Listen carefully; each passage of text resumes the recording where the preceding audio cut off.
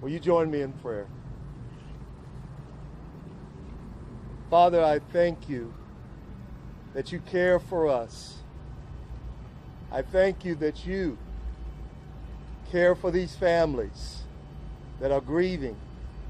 You care for these families who have loved ones that are in the hospital. You care for our community. And I ask you, Father, that you will wrap your arms around every one of these family members. I ask you to wrap your arms around our community. Give us the boldness and the courage to do whatever we need to do so that, Father, there will be change. And that, Father, we as a city, the city of Sacramento, will live as our name denotes, the city of Sacrament, a holy place. Let love prevail in this city. Let care prevail in this city. Thank you. Let us not just go about our day and forget the lives, the people who will forever be changed, including ourselves. We need your help, oh God. We need your peace. Only you can do it. So we call upon you and we trust you for it. Comfort us that we may comfort others. And we'll give you all the praise and all the glory. In Jesus' name I pray. Amen. I would like everybody in the back and the front to raise up your candles.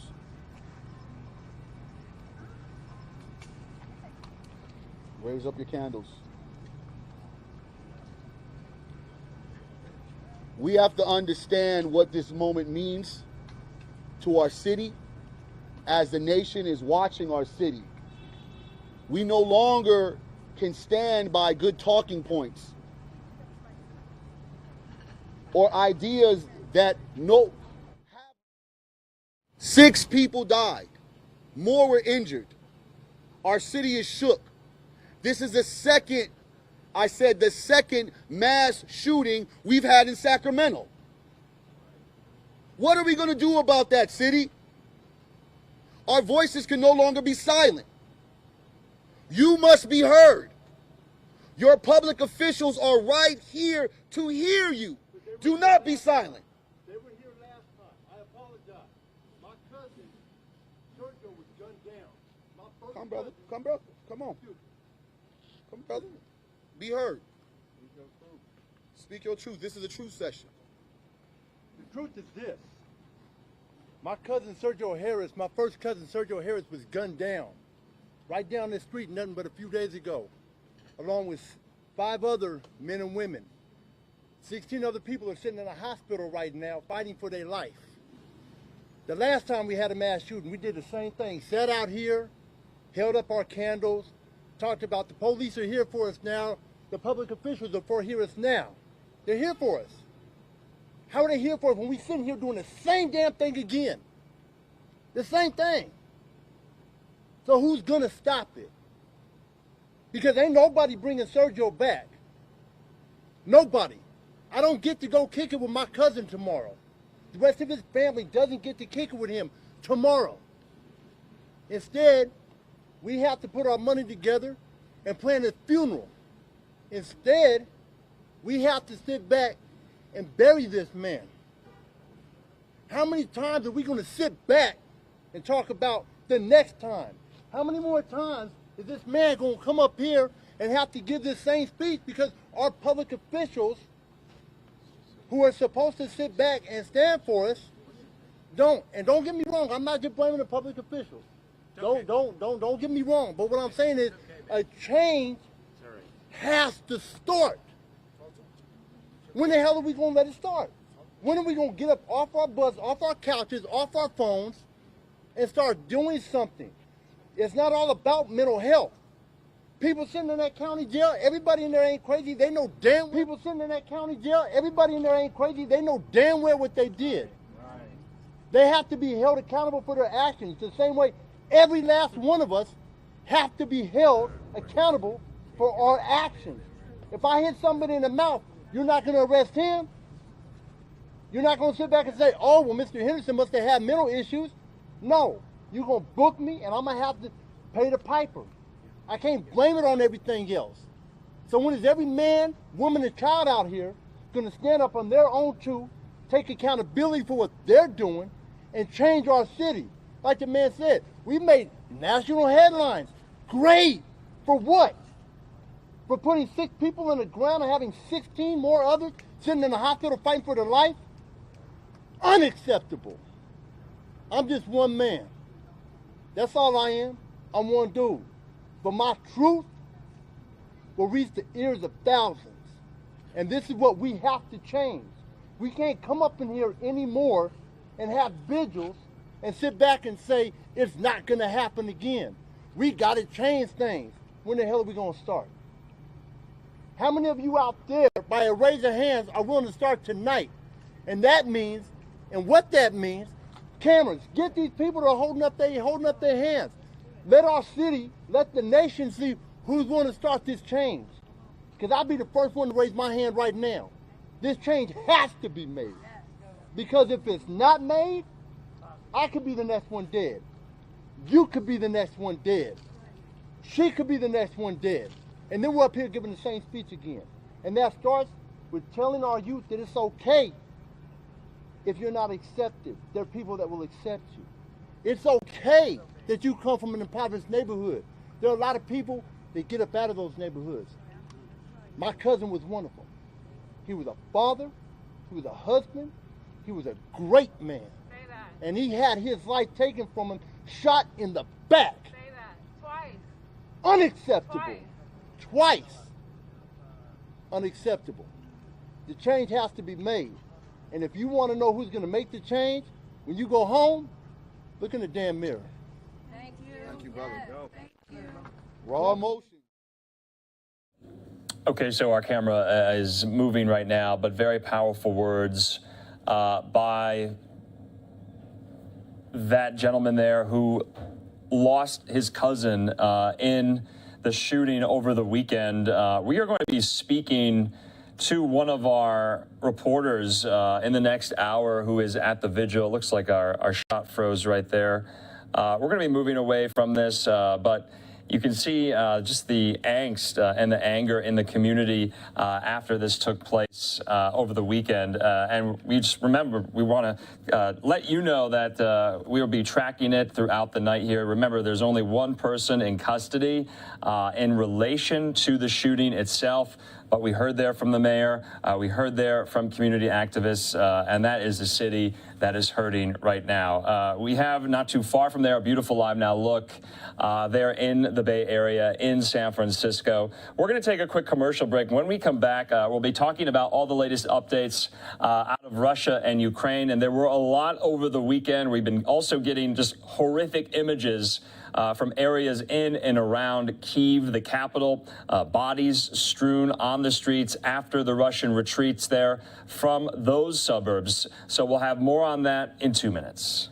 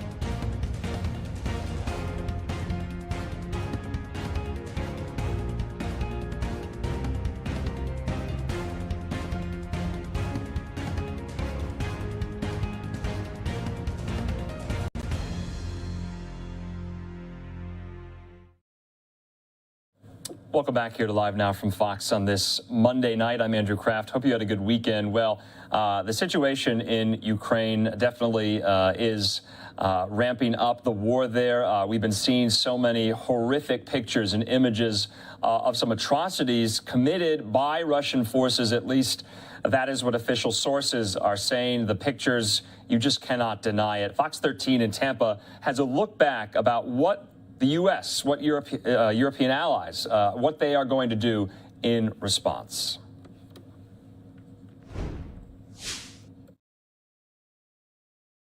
Sickening attacks on civilians. The images of bodies in the streets are driving shock and outrage around the world. Our political editor, Craig Patrick, is here with mounting evidence of war crimes and crimes against humanity. Craig. We'll start with the circumstances, and they are certainly grim. The Russian invaders we see have failed to capture the capital city of Kyiv, and with that have been pushed out of the outskirts of the capital city by the Ukrainian resistance. And though they failed to capture the capital, though, the Russian invaders certainly succeeded in carrying out a reign of terror and torture and murder that is very difficult to describe, really. And with that, of course, the images that we're about to show you are very graphic and very disturbing as well.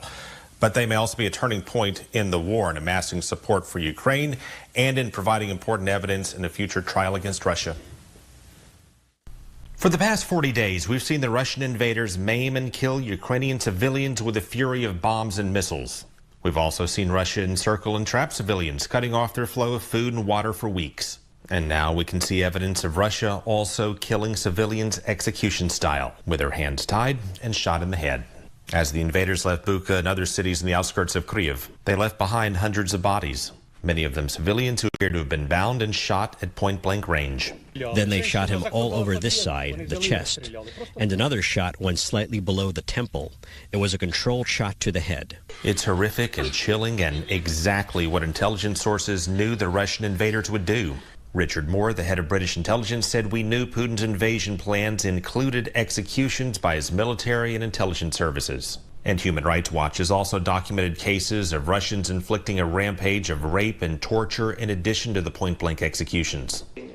Such things I don't understand, I don't comprehend. The kids who were killed and tortured, so it wasn't enough just to kill. Ukraine, the United States, EU, and UN all say it's very important to carefully document all of this, as it could be evidence in a coming international war crimes or genocide trial against Russia. He is a war criminal, but we have to gather the information. We have to continue to provide Ukraine with the weapons they need to continue the fight, and we have to gather all the detail so this can be have a war crime trial. You have several entities from the government of Ukraine to Poland to much of the media in Europe describing what we're seeing now as genocide. President Biden, when asked if he thinks it's genocide, he said no, it's a war crime. And that's where there are legal distinctions in words, although there are certainly similarities between a war crime or crime against humanity or genocide. And at this point, the Biden administration feels that it's very important to choose words carefully because it has implications for future trials. And investigations are already underway to hold Russia accountable once we get through this war. So, Craig, how is Russia responding to the discoveries in Bucha and the other communities outside the capital? By denying it, by saying it didn't happen, that Russia had nothing to do with it. And in follow-up, Russia contends that it withdrew from those areas, Bucha in particular, on March 30th, and that somehow bodies were placed there after the Russians left, perhaps killed by others. But if you look at satellite images, they clearly show those bodies had been there during the Russian occupation and had been in the streets for a matter of weeks, perhaps as a ploy to terrorize the survivors. Wow. All right, Craig Patrick, thank you. And right now, we want to be joined by national security expert Hal Kempfer to go over the latest developments in Ukraine, especially in light of these mass executions and atrocities that we've been seeing come to light, especially over the weekend. Hal, for those maybe around the world, I don't know how you could not, but maybe they hadn't been following the war very closely. Those images in Bucha, in Irpin, really shocked the conscience over the weekend. I just want to put up, Hal, an image, a satellite image for our viewers. and this is near this Orthodox church where a mass grave was identified. That's according to the U.S. company Maxar Technologies. Give us a sense of what we're looking at in this image right now. Well, what you're looking at, Andrew, is basically we call it, terrain analysis.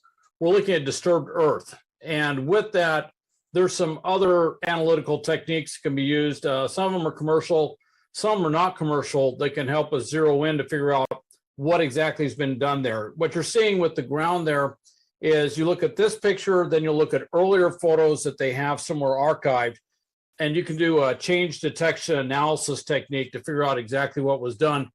And it's a very exact science. And they can tell not only what has happened to the earth in terms of broad changes, but also specifically what equipment may have been used, the size. They can do some measurements to figure out, for example, how many bodies might be buried there.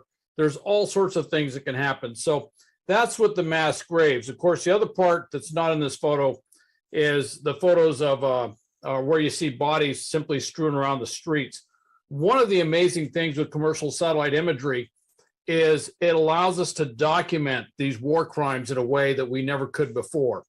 I think this really, if you want to say when did this, if you went back to when it started, we really started getting good at this, I would say, in the Balkans with the mass graves that we saw in Bosnia, Kosovo, and elsewhere. We got pretty good at using some of these techniques for analyzing things that we previously had not analyzed, which was looking for war crimes. And in that case, those were actual genocidal acts.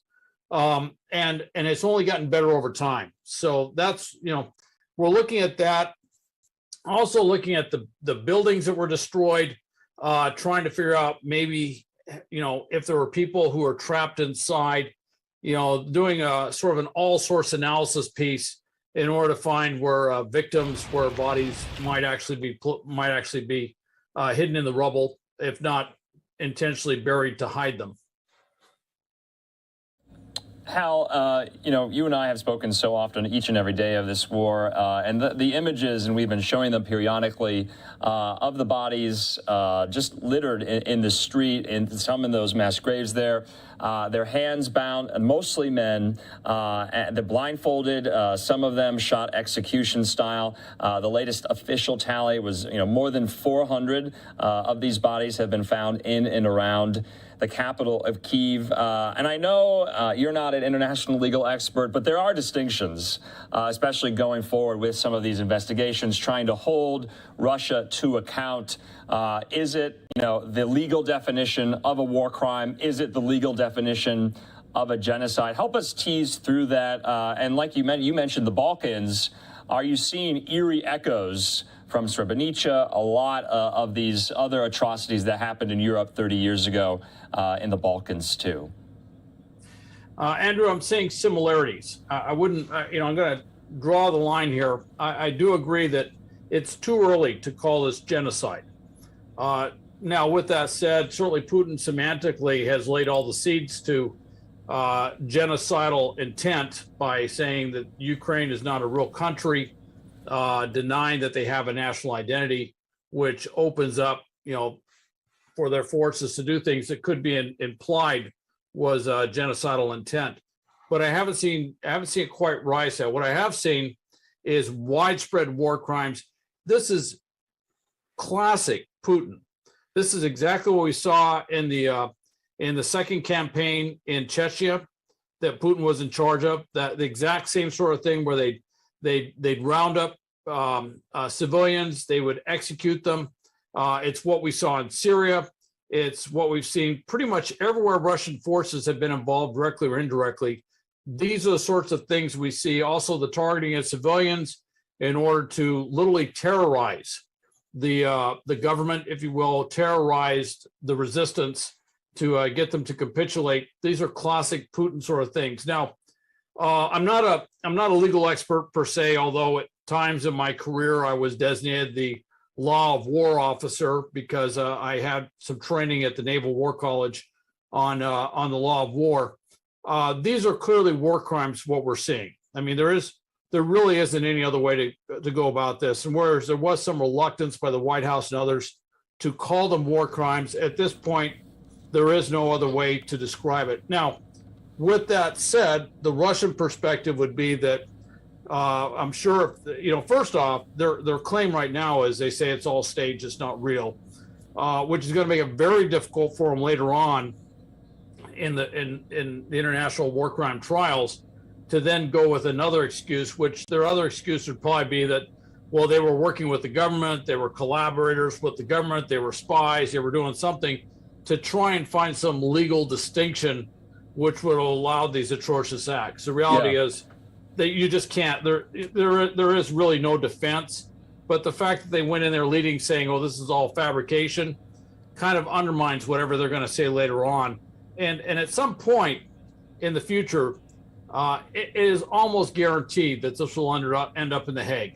Wow. In international war crime trials. Hal, help us, though, work through some of this Russian propaganda that we've been seeing, we've been hearing, especially from the Russian ambassador at the United Nations, essentially telling the world that what they're seeing is not actually what they're seeing, that we've heard just falsified reports and just really far-fetched ones, like that these bodies were put there by Ukrainian forces as a false flag pretext to blame Russian forces.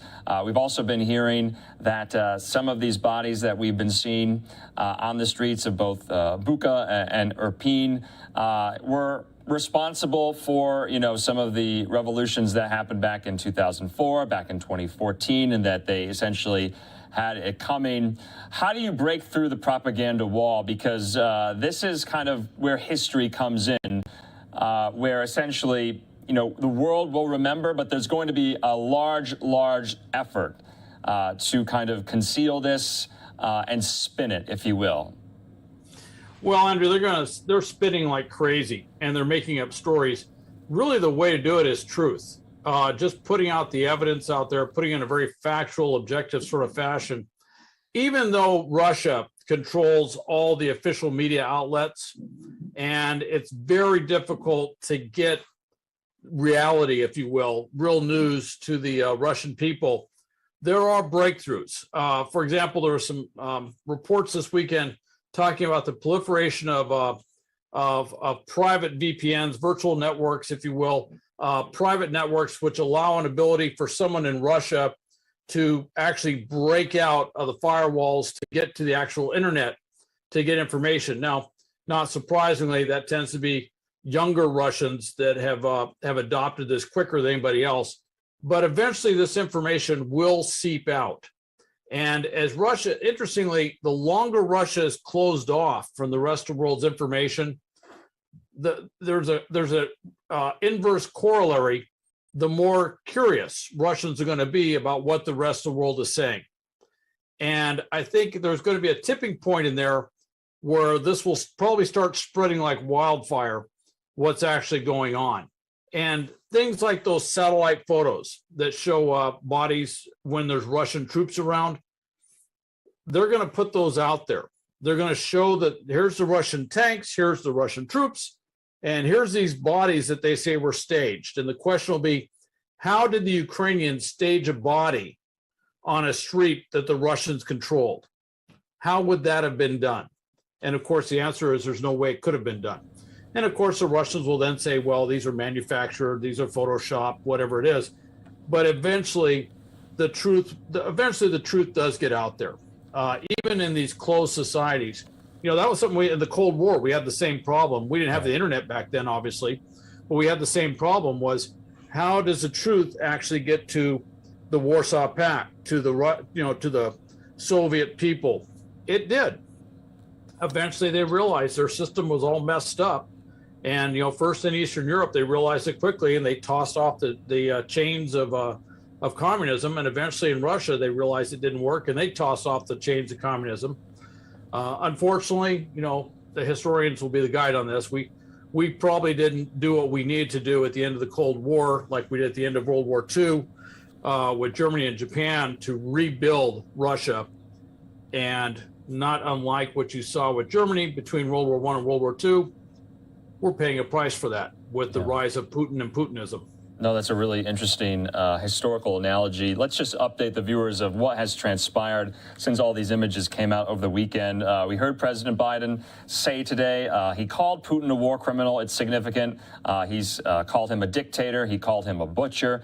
He called for him to be out of office. And then, of course, the White House kind of walked that back, but he doubled down, especially from a moral standpoint.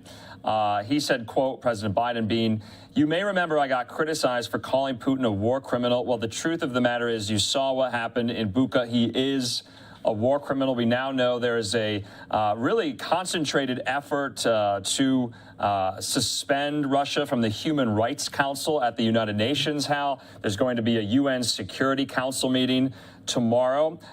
We also know that essentially Ukraine's foreign minister, Dmytro Kuleba, called for an international criminal court investigation into the Bucha massacre. And this is what I found really interesting.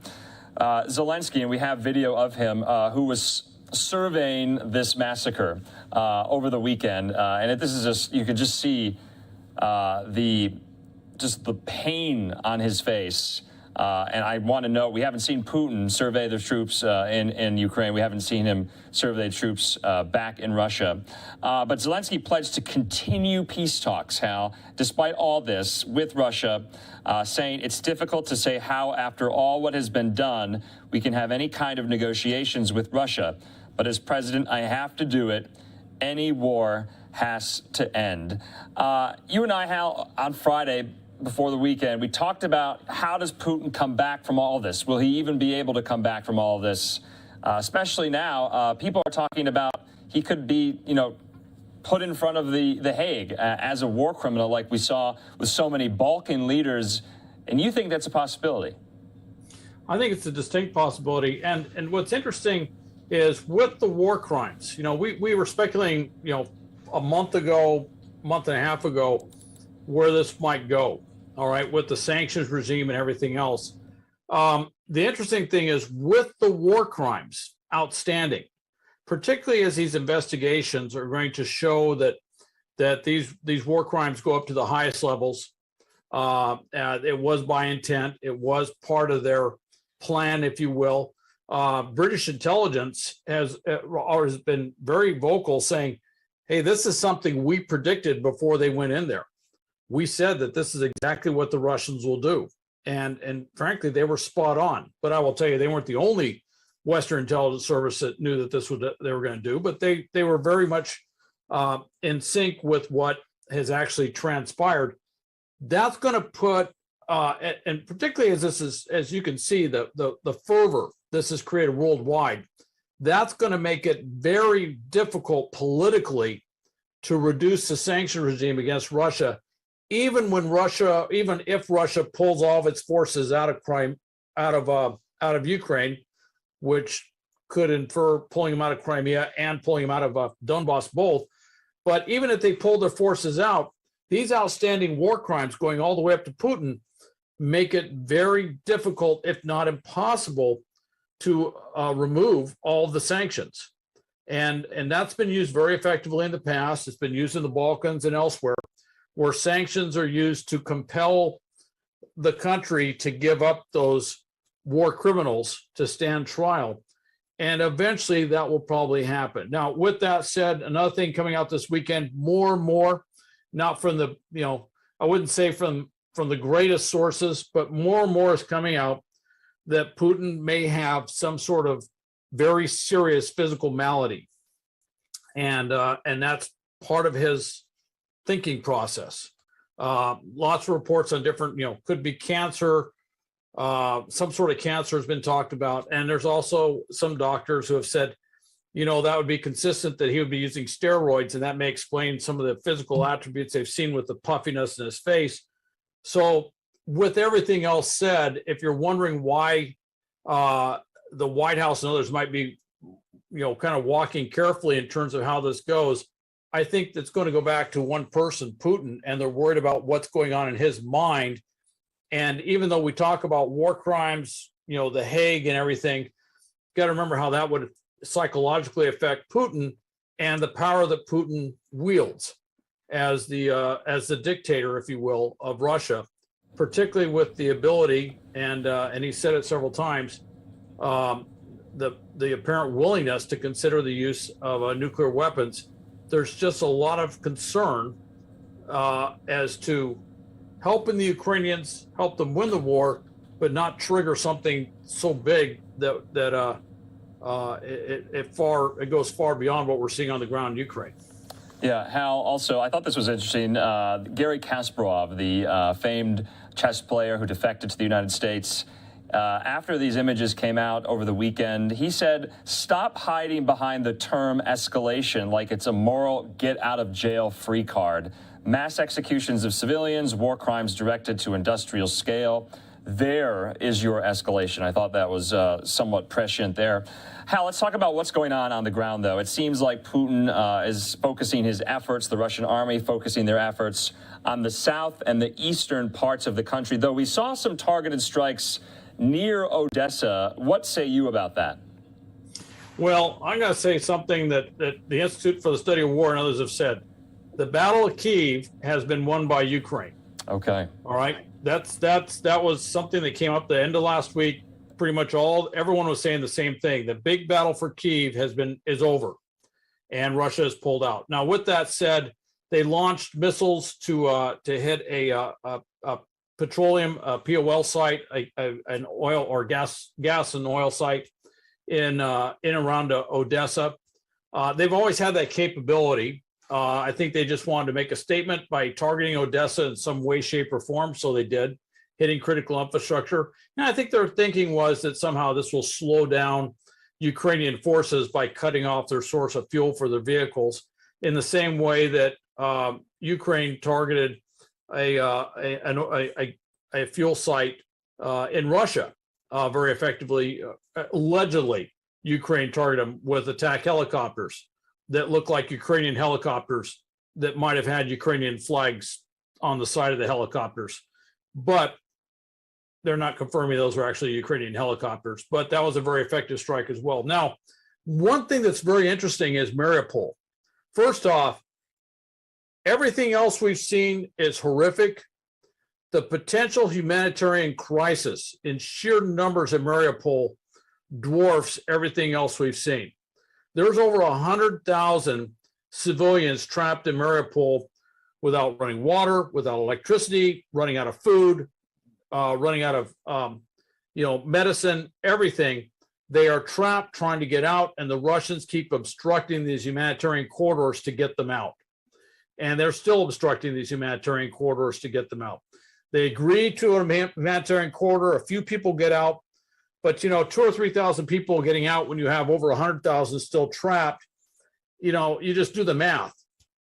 It would take over a month at that rate to get everybody out there, and they don't have a month. So that's a huge humanitarian crisis that's looming. The other thing, though, is the Ukrainian forces in Mariupol have been causing heavy attrition of the Russian forces. You may recall we talked about the problems the Russians have in urban warfare, that all their tanks and armor and everything else doesn't give them an advantage because they can't maneuver in urban terrain. So they've been having to go in there with infantry to try and clear terrain. They have been paying for that heavily to the point where the thought was those Russian forces, once they seized Mariupol, could then be diverted to attack in another direction, maybe going towards the east to help with securing that land bridge going up to Donbass. At this point, it's not clear if those Russian forces are going to be in any shape to do anything once or if they secure Mariupol. And the resistance in Mariupol has really exceeded the expectations of most experts. The other part is in Donbass to the east, where everything's supposedly shifting, and it is shifting. Yeah. But the problem with that shift is the forces that are being shifted are in no shape to fight. So it's not clear if that's going to happen or if they're going to be able to really launch an effective offensive from that direction. Hal, lastly for you, the diplomatic angle, now that it is pretty clear, especially on the part of the United States and European allies, that war crimes are being committed. We see them with our own eyes.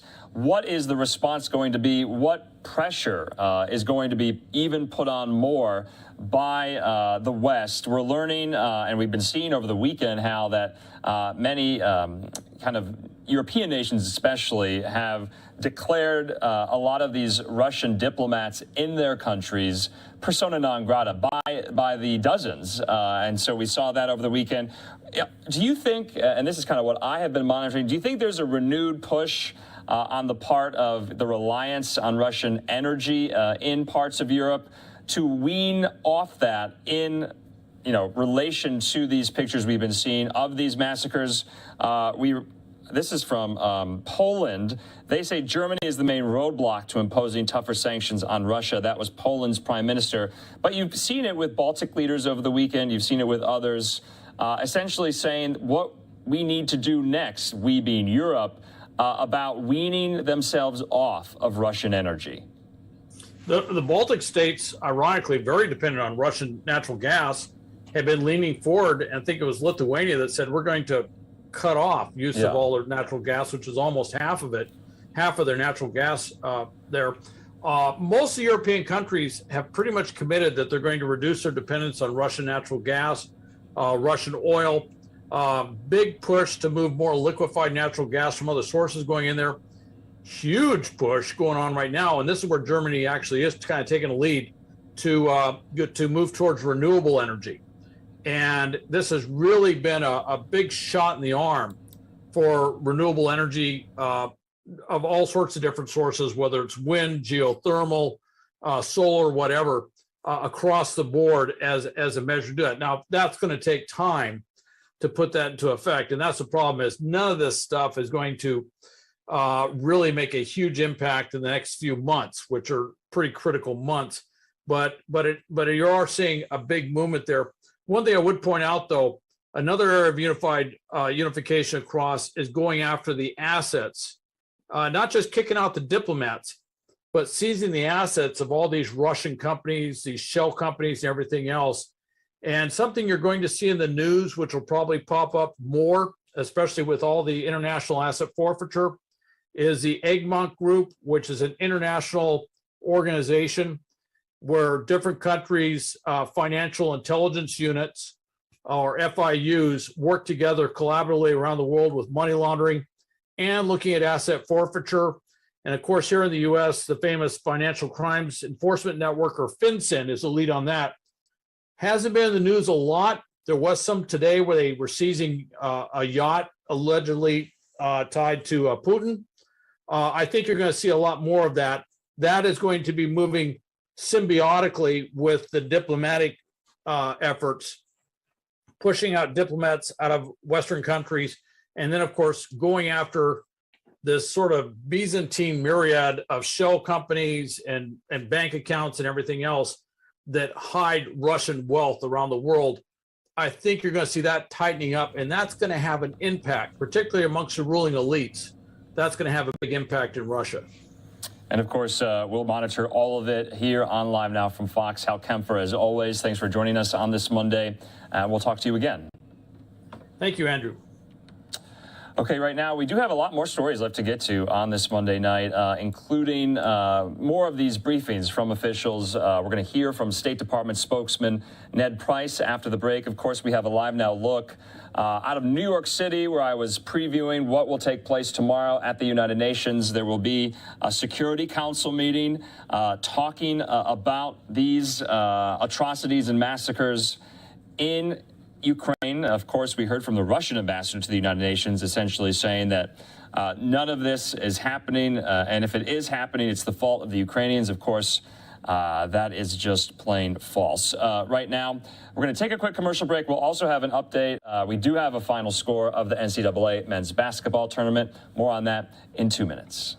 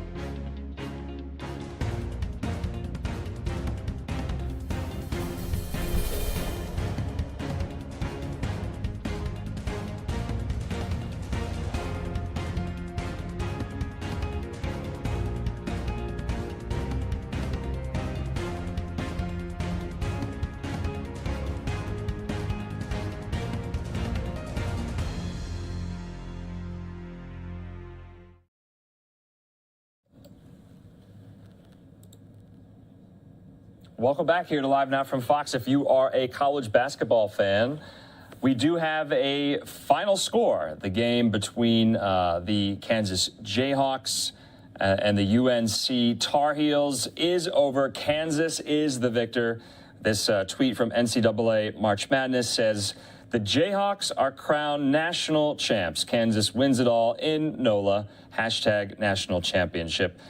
The score was 72-69, the school's first NCAA men's basketball championship since 2008. Congratulations to Kansas, to the athletes there. Congratulations also to the University of North Carolina and their players in a hard-fought battle there on the court in New Orleans tonight. And so you can imagine the campus at Kansas must be going crazy. Fortunately, we don't have any live pictures. If we do, we'll bring those to you. We were showing you some of the live pictures from some of the student watch parties in and around Raleigh, North Carolina, and there in Kansas as well. But March Madness is over. Hopefully your brackets fared somewhat well and weren't completely destroyed right at the get-go of the tournament. It's always such a fun tournament to watch. So congratulations to Kansas. Right now, we want to move on to some of these other stories. Like I was saying before the break, we want to hear from Ned Price, the State Department spokesman, talking about the situation in Ukraine and what the State Department's response is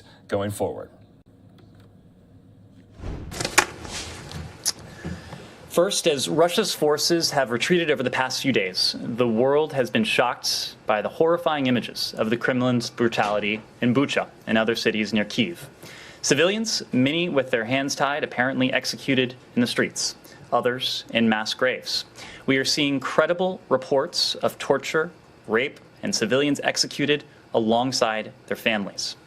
There are reports and images of a nightmare litany of atrocities, including reports of landmines and booby traps left behind by Putin's forces to injure even more civilians and slow the stabilization and recovery of devastated communities after they failed in their objective and withdrew.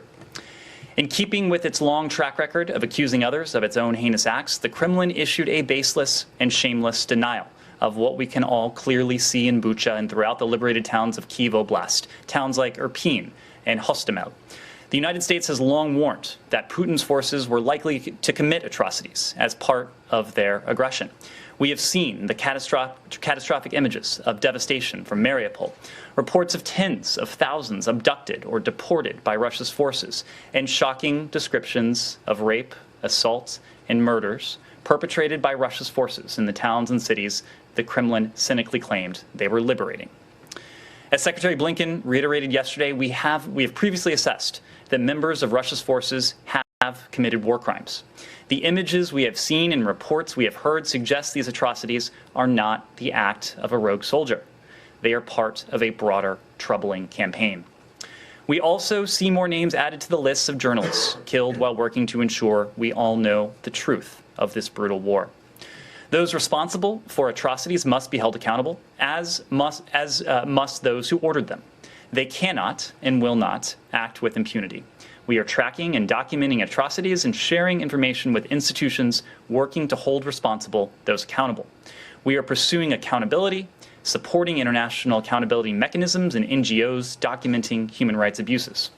Right now, at the request of the Prosecutor General of Ukraine, the United States is supporting a multinational team of international prosecutors to the region to directly support the efforts of the Prosecutor General's War Crimes Unit to collect, preserve, and analyze evidence of atrocities with a view towards pursuing criminal accountability. We must not become numb, as you heard from the Secretary yesterday, to the realities of Putin's brutality. The terrible death and destruction wrought by the Kremlin's forces is going to continue as long as Putin continues this senseless, unprovoked war. We know already this war is a strategic failure for Russia. Putin has failed to achieve his objectives and shown his weakness. The Russian Federation's military has dramatically underperformed, and Putin continues to devastate his country's economy, its financial system, and its global reputation. In spite of their failure, the Kremlin is doubling down in its brutal and indiscriminate war that it cannot and will not win. We condemn the Kremlin's long history of forcibly conscripting residents of Russia-occupied Crimea and those living in Russia-controlled areas of Ukraine. This conscription may involve even more Ukrainians, including those fleeing, who will be forced to wear the uniform of the enemy in their own country as part of the 134,000 conscripts the Kremlin intends to enlist as fodder for Putin's war machine. We have already heard credible reports, including from within Russia, of some soldiers and units in Russia's forces refusing to follow orders or intentionally making mistakes to avoid the needless killing. Ambassador Linda Thomas-Greenfield announced the United States, in close coordination with Ukraine and other member states and partners at the UN, intends to seek Russia's suspension from the UN Human Rights Council. Her words rang clear. She said, "We cannot let a member state that is subverting every principle we hold dear to continue to participate in the HRC." It's urgent to do all we can to support Ukraine. We want Ukraine to prevail, and we know it will, and for Putin's brutal and cynical war effort to utterly fail. We're continuously tightening sanctions and preparing for additional sanctions, jointly with our allies and partners. We're strengthening NATO's defense, including on its eastern flank. We are moving quickly and resolutely to get Ukraine's defenders more of the defensive systems they are so effectively using in the defense of their own country and their freedom. We're doing everything we can in coordination and unity with our allies and partners to increase pressure on Putin, to strengthen Ukraine's position on the battlefield and at the negotiating table, so that the horrors of this war will end and a free, democratic Ukraine can rebuild stronger than ever before. Next, I'm pleased to announce that earlier today, Secretary Blinken formally launched, as you know, the Bureau of Cyberspace and Digital Policy, the department's newest bureau, and a major step in realizing the Secretary's vision for the modernization of American diplomacy and the Department of State. At an event this morning, the Secretary introduced Jennifer Backus, a senior Foreign Service officer, as the Principal Deputy Assistant Secretary for the new bureau. Principal Deputy Assistant Secretary Backus will lead the Bureau as senior Bureau official until an ambassador at large is nominated and confirmed by the Senate. The CDP Bureau includes policy units focused on international cyberspace security, international communications and information policy, and digital freedom as well. Acting Deputy Assistant Secretaries Michelle Markoff and Stephen Anderson and Acting Digital Freedom Coordinator Blake Peterson are leading those three policy units respectively. The CDP Bureau will report directly to Deputy Secretary Sherman for at least the first year. As we said when the Secretary announced his intent to establish this bureau late last year, the CDP Bureau is a key piece of a broader effort to orient the State Department for a fundamentally new era in global affairs, a world in which the climate crisis, global health, and emerging technologies are increasingly at the core of our common endeavors with allies and partners and our competition with rivals and adversaries. Secretary Blinken is working to build a State Department ready to meet the tests of the 21st century. Within this department, the CDP Bureau will lead and coordinate U.S. cyber and digital diplomacy to encourage responsible state behavior in cyberspace, protect the integrity and security of the Internet, promote a competitive digital economy, and uphold democratic values. As we launch the Bureau, we remain focused on continuing to make progress to establish the Office of the Special Envoy for Critical and Emerging Technology. We are very grateful for the pioneering work of the cyber and technology diplomats who have worked for years at the department to advance U.S. foreign policy interests. And we are especially grateful for the strong bipartisan support of Congress in contributing to this legacy and in helping us shape the next chapter in U.S. cyber and digital policy diplomacy. Finally, the United States is home to more than 3.5 million Arab Americans, and the Department of State is to recognize April as National Arab American Heritage Month. Americans of Arab heritage, like their fellow citizens, represent a diverse array of cultures and traditions and are very much a part of the strong diversity of this nation. Many serve throughout the government, including here at the Department of State. Arab Americans have contributed in every field and profession, and their careers are as diverse as are their backgrounds. We mark National Arab American Heritage Month, noting these contributions and celebrate a community as old as America itself. With that, happy to turn to your questions. Right. Thanks, Ned. Two things logistically that'll be really brief. One, on your Cyberspace and Digital Policy Bureau announcement, excuse me, do you, is there anything that you can think of either off the top of your head or maybe perhaps written down there that is different about this than what the previous administration had proposed and this administration had then rejected? This is fundamentally different from what was proposed in the last administration, a proposal that was met with opposition, including from Congress, as you heard me say just a moment ago. Well, some Democrats in Congress. Well, but from important elements of Congress, absolutely. The CDP Bureau includes 3 policy units focused on, as I said before, international cyberspace security policy, international communications and information policy, and digital freedom. We're also, as you know, establishing the special envoy position as well. Both of those entities will report to the Deputy Secretary for the first year. As you know, Matt, and I believe we've discussed this previously, the last administration proposed the creation of a bureau that would have been responsible for really only the national security aspects of cyberspace security and security-related aspects of emerging technology. Their proposed CSET, the Cyberspace Security and Emerging Technology Bureau, would have been placed under the Undersecretary for Arms Control and International Security, under Dr. Jenkins in this case, and focused primarily on the security-related aspects of cyberspace. This is, as I just detailed, quite different. This merges the security, the economics, the values aspects of cyberspace into a single bureau to ensure that we have an approach across these 3 realms that is integrated and coordinated and represents the values and the interests of our blended security, economic, and human rights interests. Meanwhile, the Special Envoys team will provide expertise to develop and coordinate international policy on priority emerging technologies and drive forward the technology partnerships towards those cross-cutting objectives. Okay, so you would say that this is broader and than what had been previously proposed, and is not just adding another layer of bureaucracy. It is broader. It incorporates fundamental aspects that were not contemplated in CSET. It is given an increased priority with this building reporting directly to the Deputy Secretary for at least the first year. Secondly, you said you mentioned that you're supporting multinational something or other. I can't read my notes here. In terms of war crimes prosecutions, at the request of the Ukrainian Prosecutor General. Can you be a little bit more explicit about what that support is? Is it money? Is it people? And is this not part of what had been previously announced, or is this something new? Because, you know, over the course of the last couple of weeks, there have been additional tranches of assistance, some of which have included things somewhat like this. So. That's right. So to take a step back, since we have been discussing the atrocities and now the assessed war crimes that Russia's forces have committed in Ukraine, we have focused on shining a spotlight on what is transpiring before our very eyes, but then also on our efforts together with our allies and partners to promote and to ensure accountability for all those responsible for perpetrating these horrific crimes or atrocities in the first instance, but also anyone who may have ordered them. And there are a number of accountability mechanisms that are ongoing right now. As we mentioned, the Prosecutor General of Ukraine, this individual has a war crimes unit that has been established. He is putting together criminal cases, and we're supporting that, but that is not the only venue. We're supporting NGOs, U.S. grantees in this case. They're documenting evidence for use in court of law, in an appropriate jurisdiction, whether that's in Ukraine or elsewhere.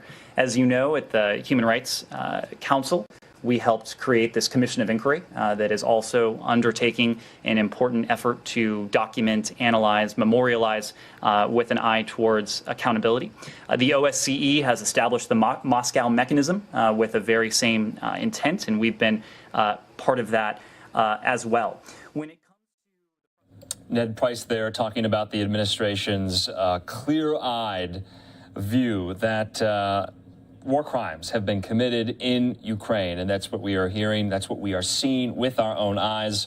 The United States will ask the UN General Assembly to suspend Russia from the Human Rights Council. That was from U.S. Ambassador to the United Nations, Linda Thomas-Greenfield today. And so we'll be on top of this story, as we always are here on Live Now from Fox. We're going to take a quick commercial break, though. When we come back, we'll be talking about immigration, especially here. Live Now is based in Phoenix, Arizona, a border state. Well, this is all coming on the heels of the Biden administration's announcement that they will end what is known as Title 42. It's a border restriction because of the pandemic.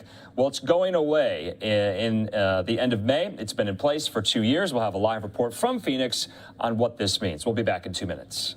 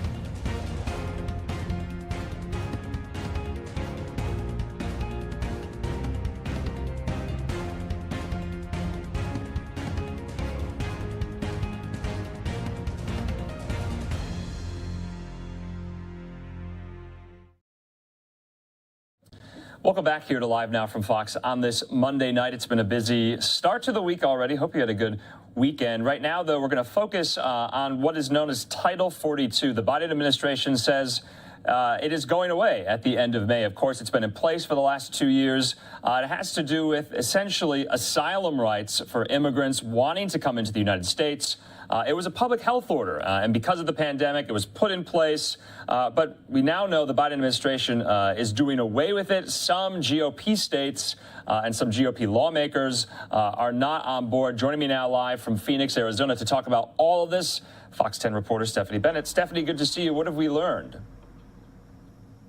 Good evening, Andrew. Yeah, the attorneys general for Arizona, Louisiana, and Missouri are all suing the Biden administration, saying they want to keep Title 42 in place. And they say if it is lifted, then that could create a potential new surge of even more migrants and also other illegal activity like human trafficking and drugs, kind of opening the doors there for that to come back through. But many argue that this policy has become more about immigration control rather than what it's for, which is stopping coronavirus from coming into the U.S.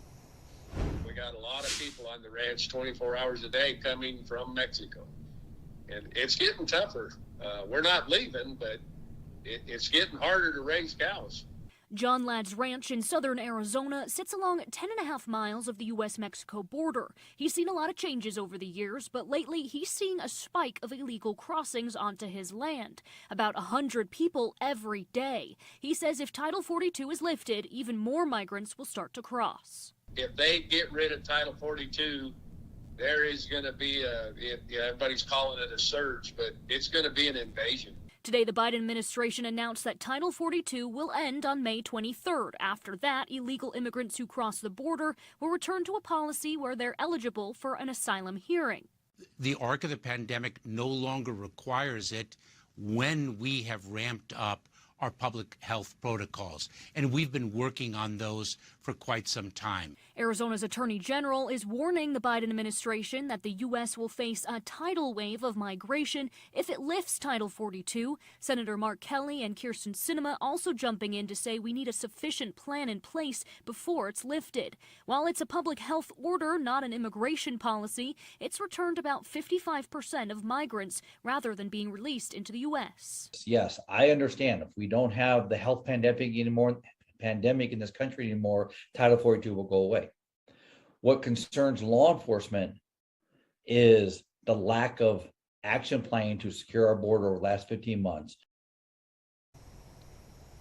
Yeah, and the DHS secretary, along with the White House, they say they do have a plan in place to address a potential migrant surge. They say they're going to be adding extra law enforcement personnel along at the borders, as well as other resources, and they'll continue to up those as needed. Andrew?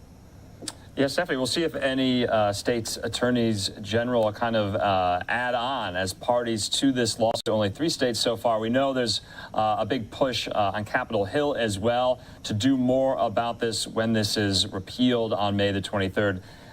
Stephanie Bennett, thanks so much live for us in Phoenix. Thank you.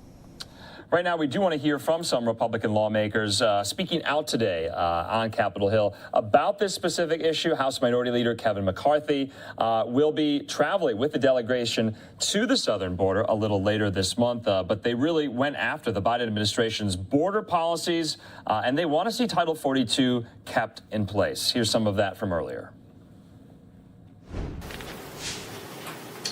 As you can hear here, these are directly on the ground. They talk about what overwhelming numbers they are seeing today, removing 55% of the people that they see come through with Title 42. That's all going away in about 6 weeks. It's going to only ask for more to come. We're already seeing mayhem down along the border. But what else are you seeing because of this? Fentanyl is now the #1 killer to Americans between the ages of 18 and 45. There is no longer a few border cities. Every city in America is now a border city. Border agents told us about, because of the overwhelming movement of people coming through and the cartel's understanding, you're getting 240 miles at a time that are unprotected. The cartel's understanding where that is, where they can move people across. You know, this isn't our first time warning about this. We went down there early last year. Just talking to the agents, we found that there were people on the terrorist watch list that were being caught. After we came forward with that, you would have thought the majority party would want to do something about protecting this nation. They weren't from Central America, they were from Yemen. Once we announced it, they stopped telling us the data of how many people on the terrorist watch list they are catching. You know, President Biden and Vice President Kamala Harris have said they would do something about this, and they have not. They've only opened it up worse. It's a fear for the entire country if you cannot defend. And these agents who are overworked, morale is low, suicide is now an issue. For the first time with this whole movement of defund the police, defund that sector and the Border Patrol agents, for the first time in 10 years, they could not meet their hiring requirements. They failed 200 short of where they are, and they're being overstretched. With that, let me bring up our ranking member, John Katko. Thank you, Leader McCarthy. I appreciate it. This briefing we had today is just confirming the nightmare that we already know is coming, and that's already here. Anytime in this country you hear of a drug overdose death, whether it be in Topeka, Kansas, or Syracuse, New York, my hometown, you have to understand that every single community is a border community in this country, and every single state's a border state, because the poison that's coming across our borders, that's much more easy to do because of the influx of immigrants, illegal aliens coming across, is making it impossible to stop, and it's killing our kids all over the country. Some of the quick stats for you. Right now, they're seeing about 8,000 members, or 8,000 aliens a day coming across. 8,000. Operational control is about 5,000. They expect once Title 42 is rescinded, it'll go up to as much as 18,000 a day. There's no way that we can control the border in any way, shape, or form if that happens. Now, I want you to do some math here, because all my colleagues will talk about some of the other things, but do this simple math. You cannot cross the border unless you pay the cartels a minimum of $4,000. So if you have 8,000 a day coming across times $4,000, that's $32 million a day, which is $1 billion a month going to cartels. So what are they doing with this money? They're investing in being able to make fentanyl themselves and not have it imported from China. They're investing in cyber criminal activity. They're creating basically states, nation states within Mexico that are criminal organizations that are further going to destabilize Mexico. And for the first time in our nation's history, we have a very good chance, because of what's going on with this president's policies, of having a destabilized nation on our border. So it's far more than just the aliens coming across. It's far more than just the drugs coming across. This is a national security issue that's going to further get worse as this time goes on this summer. It's going to get much worse when they rescind Title 42, and it's a damn shame because our country can't handle it. And next, I want you to hear from Yvette Harrell. Excuse me. Well, you know what the word of the day is? Hypocrisy. And guess what? That's been the word for over a year now, because this administration fails to hold into place the policies that actually work to help keep our nation safe. And to think that we're allowing this administration to put the health, welfare, and safety of the American people at risk. But here's what's crazy. I have people in my district, kids that are still wearing a mask to school, elementary school. Military personnel who are losing their careers in the military because of mask mandates or vaccine mandates. I have problems in the district that are related to this COVID-19 that we're all dealing with, and yet we turn a blind eye and we let whoever wants to come in our country come in with not so much as a test. This is the hypocrisy I'm talking about. It is running rampant. We invited the vice president down to our district, the border czar. She didn't come. Why? Because she doesn't care. We have met with more ambassadors in our office and probably everyone on this stage than she has, because we understand the importance. We understand the value of the American people, and what we're doing right now is unsafe, it's not smart, and there is no reason for it, because we know we can keep this border safe.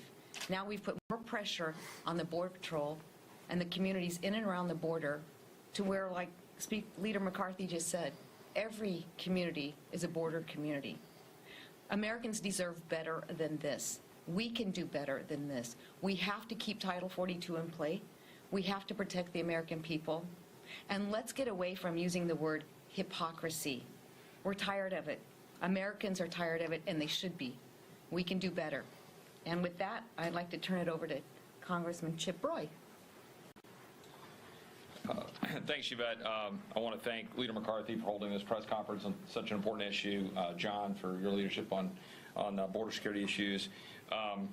You know, Yvette introduced legislation about 14 months ago to make Title 42 be required to be enforced. We filed a discharge petition a year ago. Now we're up to, I think, around 210 signatures.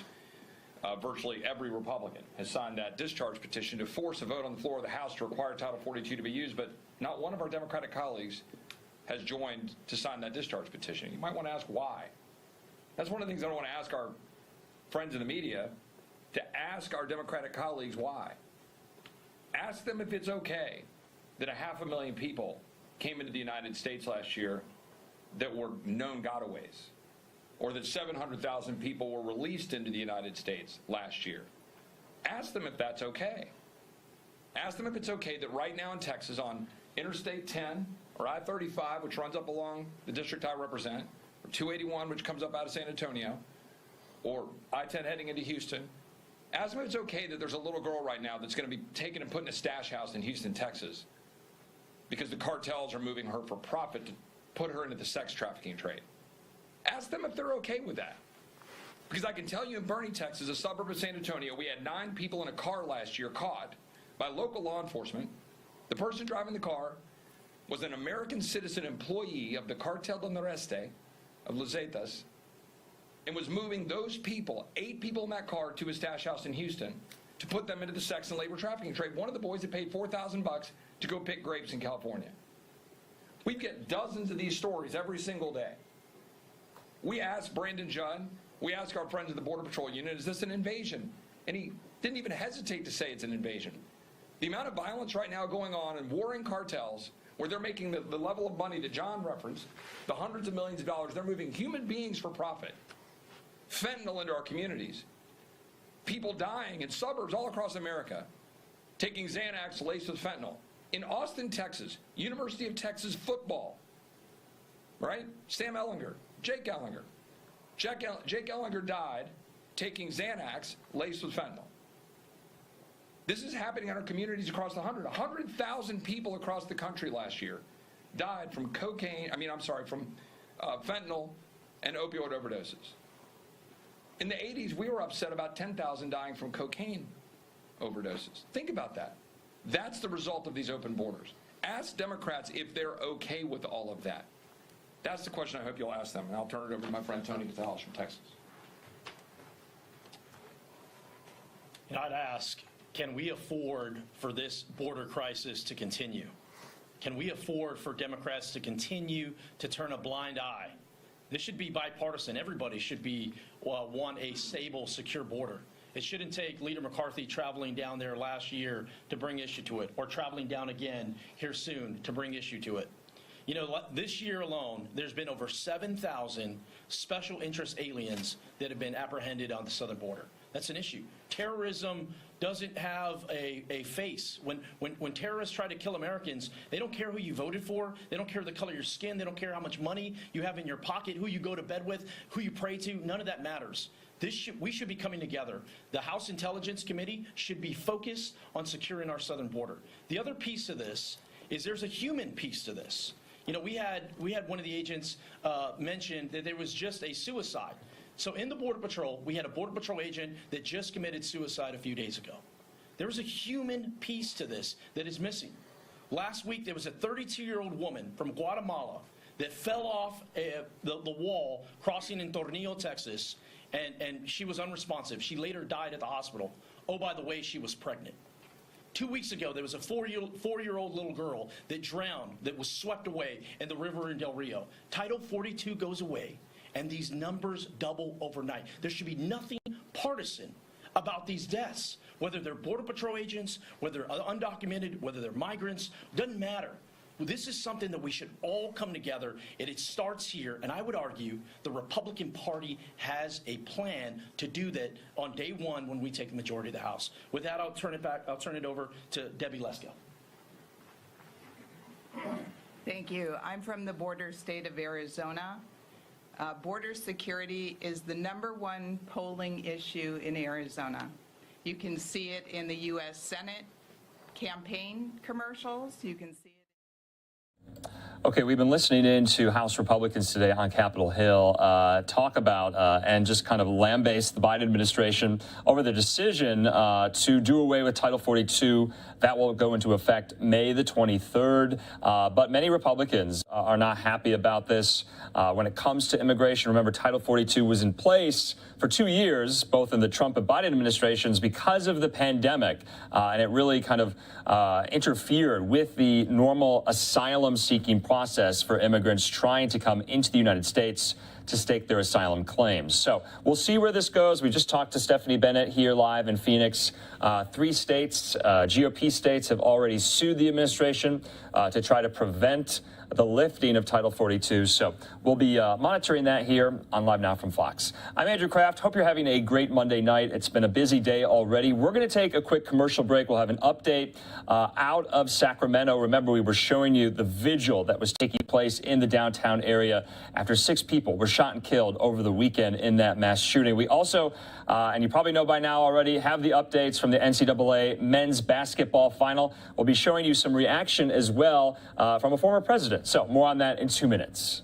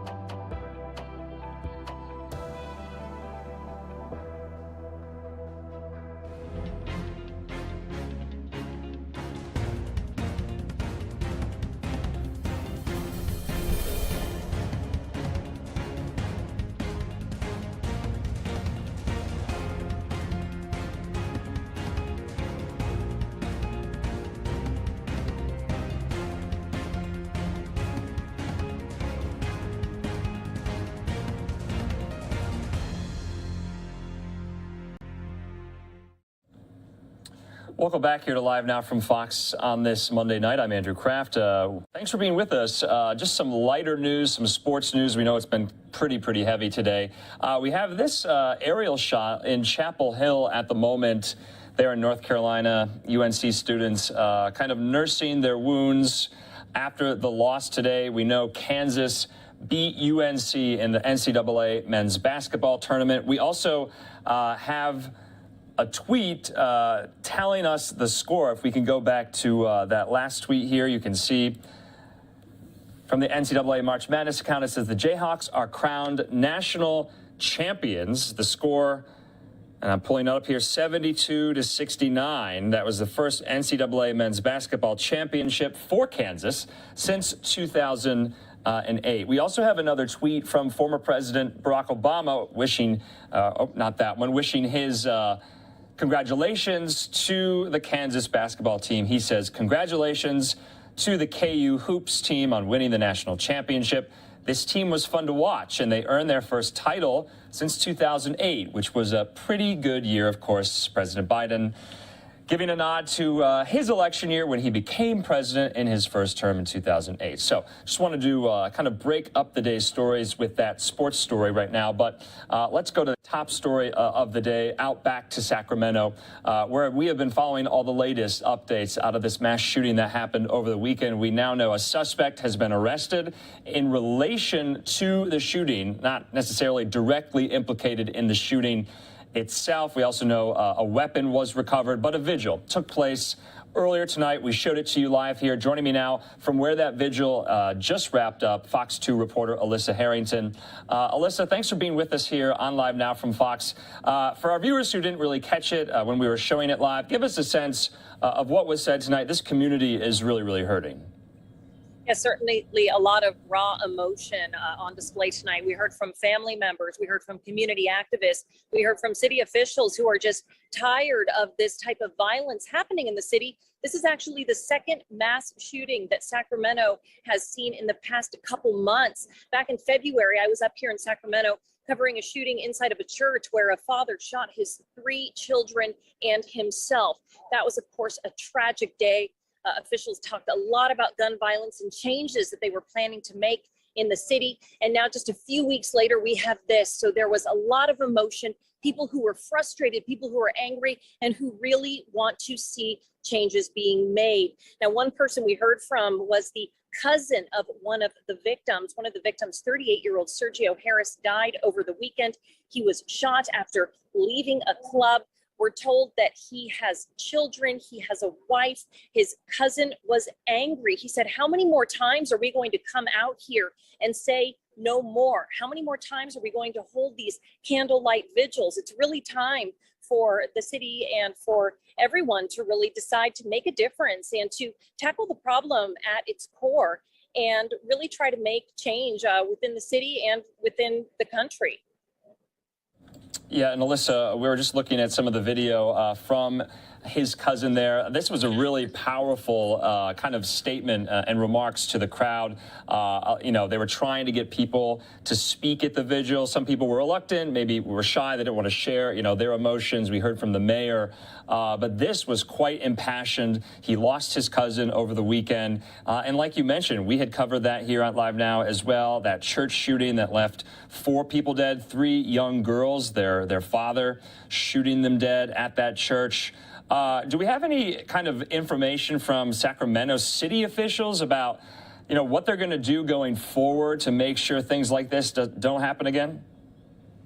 Well, you know, it's interesting because at this time, as you mentioned, they have made 1 arrest, but they are not saying that that person was responsible necessarily for the homicide, and they are saying that there were multiple shooters. So at this point, we still I think, need to learn more about who is responsible to know exactly why this happened, to know a motive. But what city officials said tonight is that they are going to start dedicating a lot of resources to tackling mental health.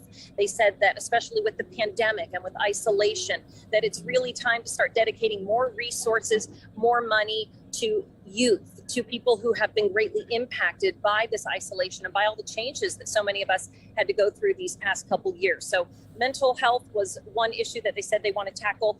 Ghost guns, another issue that they want to tackle. We know that a stolen firearm was found at the scene. So while police continue to put together pieces as to how this happened and why this happened, city officials tonight just wanted the community to know that they really are dedicating a lot of resources, of course, to this case, but also to provide the community with resources that it might need to process an event like this when it comes to mental health, for example, and also to just try to keep everyone well as we've really gone through 2 years of some pretty tough times in the pandemic. Yeah, and Alyssa, just lastly, because, we'll be on the lookout, and I'm sure you as well, for the next news conference, because officials and law enforcement have been kind of, scant on details as their investigation goes forward.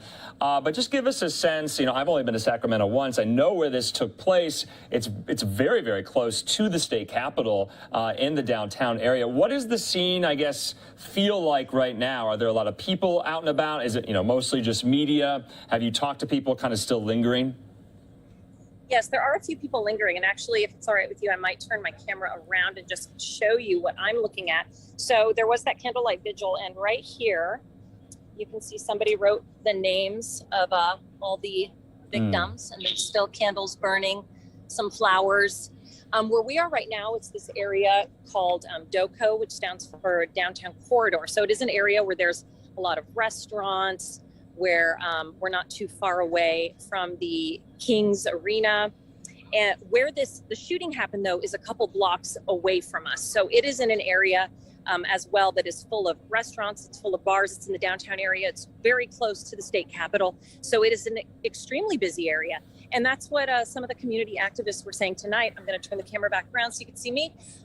They were saying, this should have never happened at all, but this certainly shouldn't have happened in an area where you were supposed to feel safe, where businesses were supposed to feel comfortable being open and inviting people in, where, people like to go and have dinners with their families. So this is obviously a huge issue for residents, city officials, and, members of the community.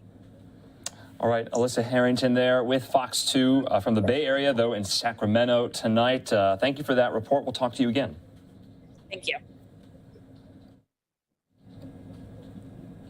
All right, we're just looking at some of this video from earlier at the Vigil tonight. We're going to take a quick commercial break. We're about almost wrapped up with our live coverage here, but as you know, we show you a lot of these events into the overnight hours, going into the early morning hours, into Tuesday, and the news never stops, not even here on Live Now from Fox. It's all live, raw, and unfiltered, as you know. So we'll be back in 2 minutes with more.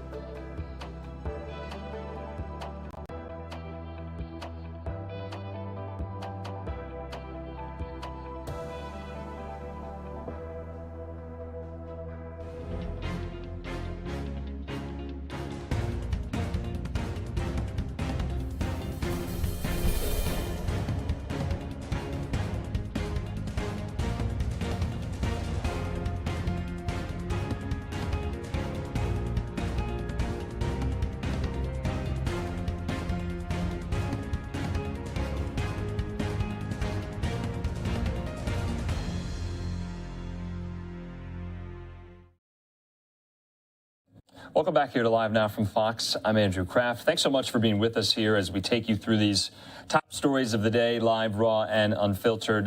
Just want to preview some of the events we'll be having for you tomorrow. Of course, there in New York City at the United Nations, they will have a Security Council meeting, an emergency session on the atrocities and massacres we have seen perpetrated by Russian forces on Ukrainian civilians. You're not going to want to miss that. We'll have it live.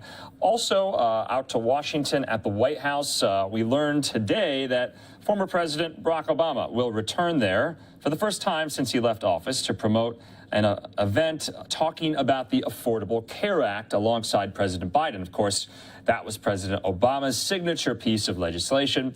It's now, I believe, 11, 12 years old. And so President Biden and President Obama will be at the White House together tomorrow to talk about that landmark achievement in healthcare legislation. It's the first time Barack Obama has been back to the White House since he left office in January of 2017. In the meantime, though, let's head into some of these top stories, press conferences, events, remarks from officials in and up and down the Biden administration, starting off with the Pentagon press briefing. Pentagon Press Secretary John Kirby taking questions from reporters on the situation in Ukraine. All right. A couple of things to go through at the top, and we'll get at your questions.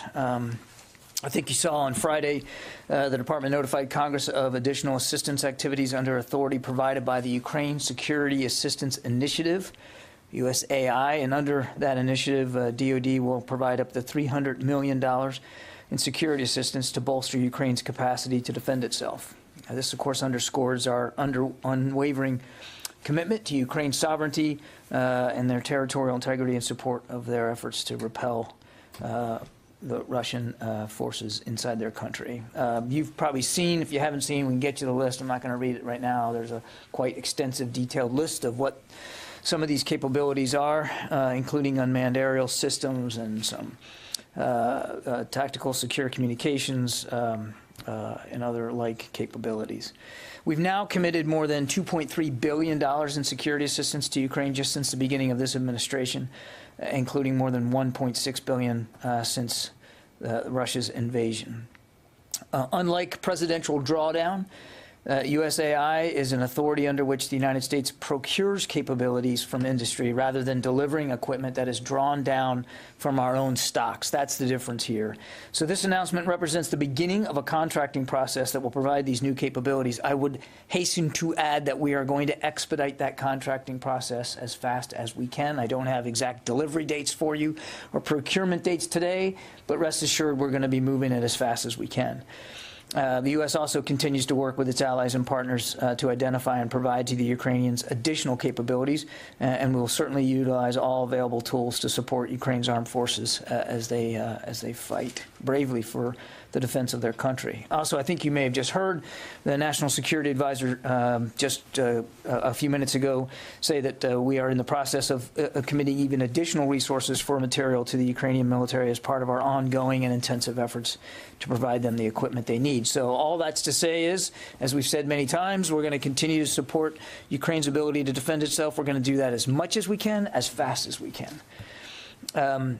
In keeping with that, today, the Secretary did speak with the Ukrainian Minister of Defense, Alexei Reznikov, to again reaffirm our support for Ukraine. He reiterated the U.S. commitment to the provision of additional defensive assistance to bolster their capacity, and he highlighted that $300 million Ukraine security assistance initiative package that I just talked about. He, of course, also expressed outrage at the apparent atrocities that were committed by Russian forces in Bucha and across Ukraine, and reiterated the U.S. commitment to using every tool available to help document and share information in an effort to hold accountable those responsible.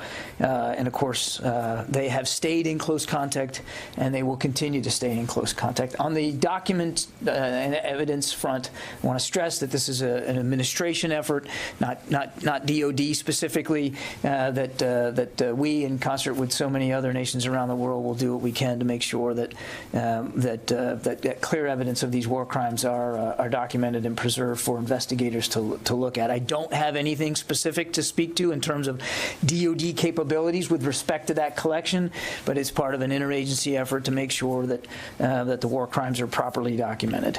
And then lastly, not lastly, I actually have two more things. An exercise to talk about over the weekend. Iceland and the U.S. Sixth Fleet kicked off the biannual exercise Northern Viking with other NATO allies in Iceland. The exercise will run through the 14th of April and demonstrates U.S. commitment to the defense of Iceland and the Greenland-Iceland-United Kingdom gap, as well as the strength of the 70-plus year defense relationship between the United States and Iceland. U.S. Navy and Marine Corps forces, including the USS Kearsarge, Amphibious Ready Group, the 22nd Marine Expeditionary Unit, P-8 Maritime Patrol Aircraft from Keflavik Air Base, and the Henry J. Kaiser class underway replenishment oiler, the USNS Patuxent, as well as sailors from Task Force 68 and the Virginia class attack submarine USS John Warner will all participate. And then finally, while we're talking about naval issues, on Friday, the DoD did release its annual Freedom of Navigation report for fiscal year 2021. I'll let you go and look at the report. I won't give you the whole details, but it reports our comprehensive global Freedom of Navigation program that seeks to challenge excessive maritime claims in order to preserve the rights, freedoms, and uses of the sea and airspace guaranteed to all nations under international law. In fiscal year 21, U.S. forces operationally challenged 37 different excessive maritime claims made by 26 different claimants throughout the world. Excessive maritime claims are inconsistent with international law as reflected in the Law of Sea of Convention, and they pose a threat to the legal foundation of the rules-based international order. And with that, we'll get to questions. Lita. John, did the minister have any specific requests for the secretary this morning that could be looked at in terms of the upcoming packages? And then more broadly, Jake Sullivan talked today about this sort of shift of focus that you all have been talking about for a while to the east. And mentioned the potential of dozens of battalion tactical groups moving that way. Have you seen evidence of battalion tactical groups actually moving toward the east at this point, or are they still in that resupply movement? Yeah, so on your first question, I won't, we put a readout of the call. I'm not going to go into any more detail than that. I think it's safe, you can safely assume that every time he has a chance to talk with Minister Reznikov, he invites the minister to offer whatever needs he might have. So that's a routine part of their discussions. Sometimes he doesn't even need to offer that. Minister Reznikov, of course, mentions in his own right the kinds of capabilities they're looking for. You can imagine that with Ukraine under attack the way it is, that those two leaders would not miss an opportunity when they're chatting with one another to talk about requirements and capabilities. But I won't get into more detail about specifics. And then on your second question, we do believe that the Russian military intends to focus their efforts on the Donbass area and the east. We do believe that as they move forces out of Kyiv and Chernihiv and places like Sumy, that they are going to put these units into a refit regimen so that they can be resupplied, maybe even reinforced with manpower, and then applied elsewhere into the country. We think that the most likely place for them to be reapplied into the fight in Ukraine is in the east, in the Donbass. We have not seen wholesale movement in that regard. We're only just now seeing more movement of forces out of Ukraine and up into the north. But too soon to say that we can see any of those battalion tactical groups being actively resupplied and then reapplied into the fight. That hasn't really happened yet. That said, Lita, we have seen efforts by the Russian military to get more aggressive and go more on the offense in the Donbass. This is on the ground as they push south from that town called Izium and try to close off Ukrainian armed forces in the Donbass, as they now focus more of their airstrike activity on the Donbass area and the JFO, the Joint Forces Operations area, as they now press the Wagner Group to put to add to their recruiting totals and then move those contractors into the Donbass. So certainly we have seen more kinetic activity, more military operations, if you will, in the Donbass. So clearly they are definitely putting a priority on that part of Ukraine. We just haven't seen that there's been, out of the forces that are repositioning out of Kyiv and Chernihiv, we haven't seen them be reintroduced back into the fight yet. Jen? Do you have any indication, John, that these recent atrocities in Bucha were carried out by the Wagner Group, the Chechens, the mercenary groups that have been sent in, or was this something that was wide scale, at the recruit level, the conscript level that is taking place in various cities? We don't know. We don't know exactly who committed these atrocities, or at what level, or what the chain of command was. But clearly, we certainly do not refute that they happened. And you talk about the difference in the kind of military aid now, going from the drawdown weapons that are already on the, off-the-shelf weapons that you can send over. Right. Will you ever be going back to that? And will there be a gap for this $300 million? Since you have to contract it, will there be a gap in flow of weapons into Ukraine because of that? We certainly don't want there to be a gap. That's why we're going to expedite this contracting process as fast as we can so that there is no gap. And we are still delivering on the $800 million drawdown that the president just most recently signed out. Shipments arrived on that drawdown package even over the course of the weekend. There'll be another one arriving in the next 24 hours. We're prioritizing the kinds of capabilities in those shipments that we know the Ukrainians need the most: Javelins, Stingers, UAVs. So all that's being prioritized. Our goal is, again, I said it before, as fast as we can, as much as we can, and just keep it going to make sure that the Ukrainians can continue to defend themselves. So our goal would be no gap. On the first part of your question, I don't want to get ahead of the White House and the president. You heard Jake Sullivan just talk a little bit ago that there'll be additional assistance to speak to in coming days, and I'll just leave it at that. So you're not out of drawdown stockpiles, and that's why you're going to this new? No, I wouldn't characterize it as we're out of Schlitz on that stuff, and now we have to go to a different route. This is just another way of getting them some security assistance. But again, I don't want to get ahead of the president or any decisions that they haven't announced yet. Thank you. Just a couple of quick follow-ups. You mentioned that the Secretary today expressed outrage about Bucha in his call with the Ukrainian Defense Minister. Is there a point in Secretary Austin's view where this building feels that there's a moral obligation to prevent war crimes in Ukraine? Are you suggesting that we haven't expressed that there's a moral obligation not to commit war crimes there or anywhere? So yes, you feel that there's a moral obligation to prevent more war crimes? There should be no war crimes, because there should be no war in Ukraine, because Vladimir Putin still had diplomatic options on the table when he decided in late February to go ahead and cross over the border and invade a sovereign neighboring country. So, look, the international community has spoken on this. The president has spoken on this. We've spoken on this. That we believe the Russians are committing war crimes in Ukraine. They need to be documented. Evidence needs to be collected. Investigations need to be completed. The United States, not just the DOD, the United States will be a participant in that process. And then my second follow is a senior administration official said that about 2/3 of the Russian troops around Kyiv were repositioning. You mentioned that about them potentially refitting and going back into Ukraine. Is there anything that could be done to prevent these forces from re-entering Ukraine?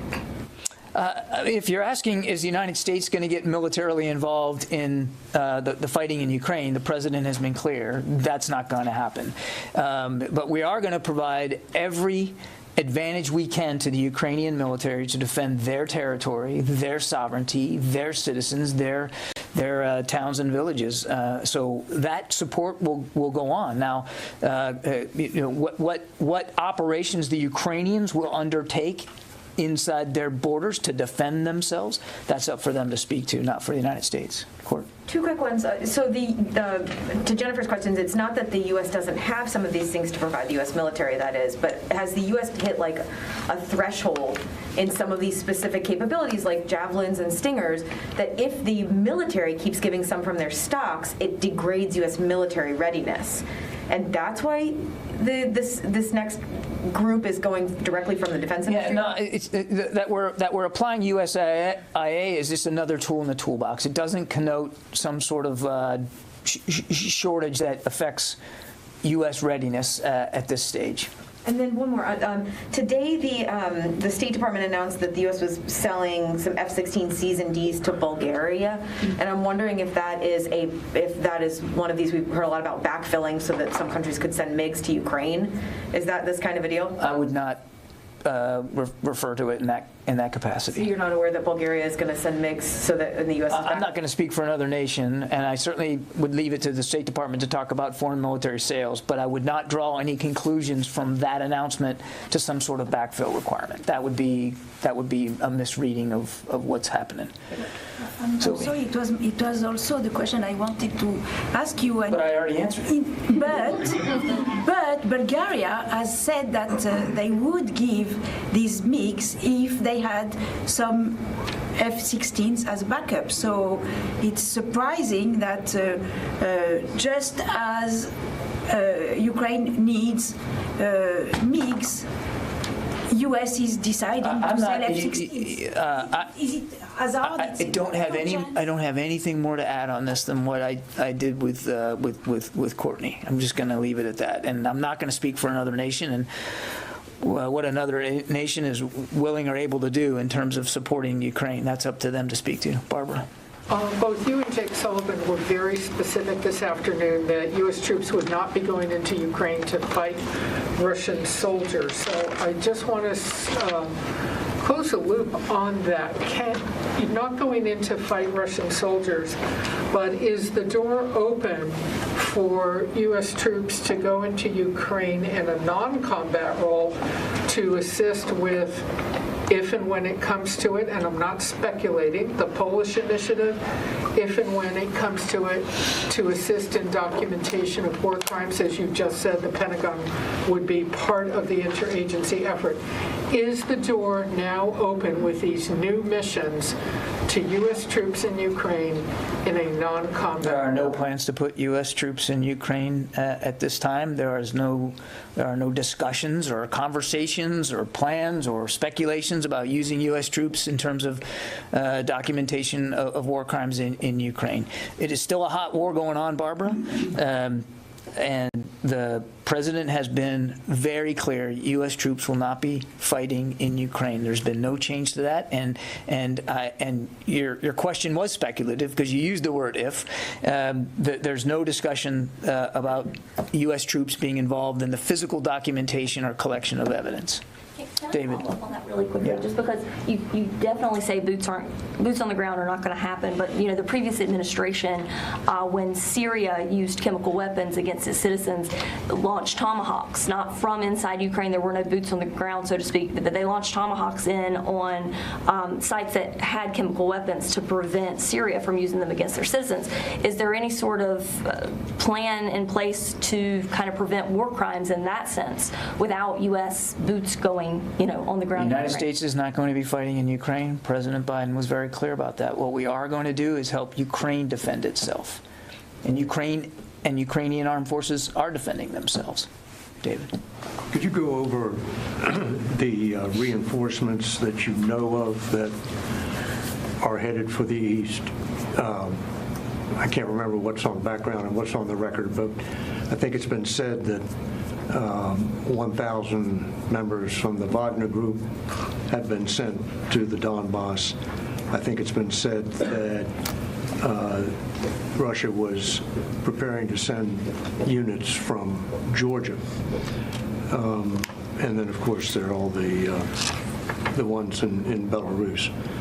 So what can you tell us about reinforcements that have actually been sent into the east? And do you know anything about reports that battalions in Georgia have refused to go? So we don't have perfect visibility into the Russian order of battle, how many troops they have everywhere they have them. They already have a sizable number of troops in the Donbass. They did from the beginning. In fact, in many cases, they never left. They've been fighting there for 8 years. We do have indications that the Wagner Group is trying to recruit fighters from mostly from the Middle East to apply them in the Donbass. And that is where the Wagner Group has been active for a lot of the last 8 years. So not a big surprise that they would be focusing on that part of Ukraine, certainly given the Russians' reprioritization of that part of the country. We have also seen indications that the Russian Ministry of Defense is looking for other ways to reinforce their manpower, bringing troops in from other places outside of Ukraine, and in fact from outside Russia. But I don't have specific information that would that speaks to a certain number or a certain timeline or even a location.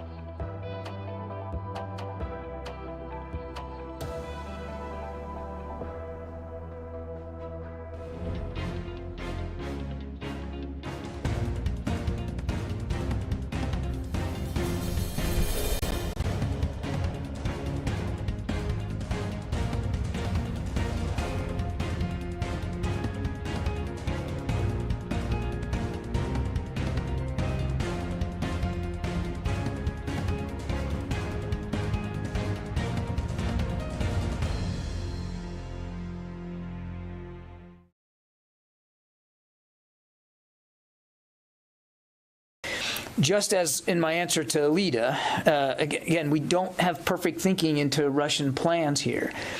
It's very clear to us, though, that they do want to prioritize the Donbass. So logically, it makes sense that if they're going to reinforce, that's probably the place they're going to reinforce the most. But David, we just aren't there yet to see anything real demonstrable when it comes to reinforcement.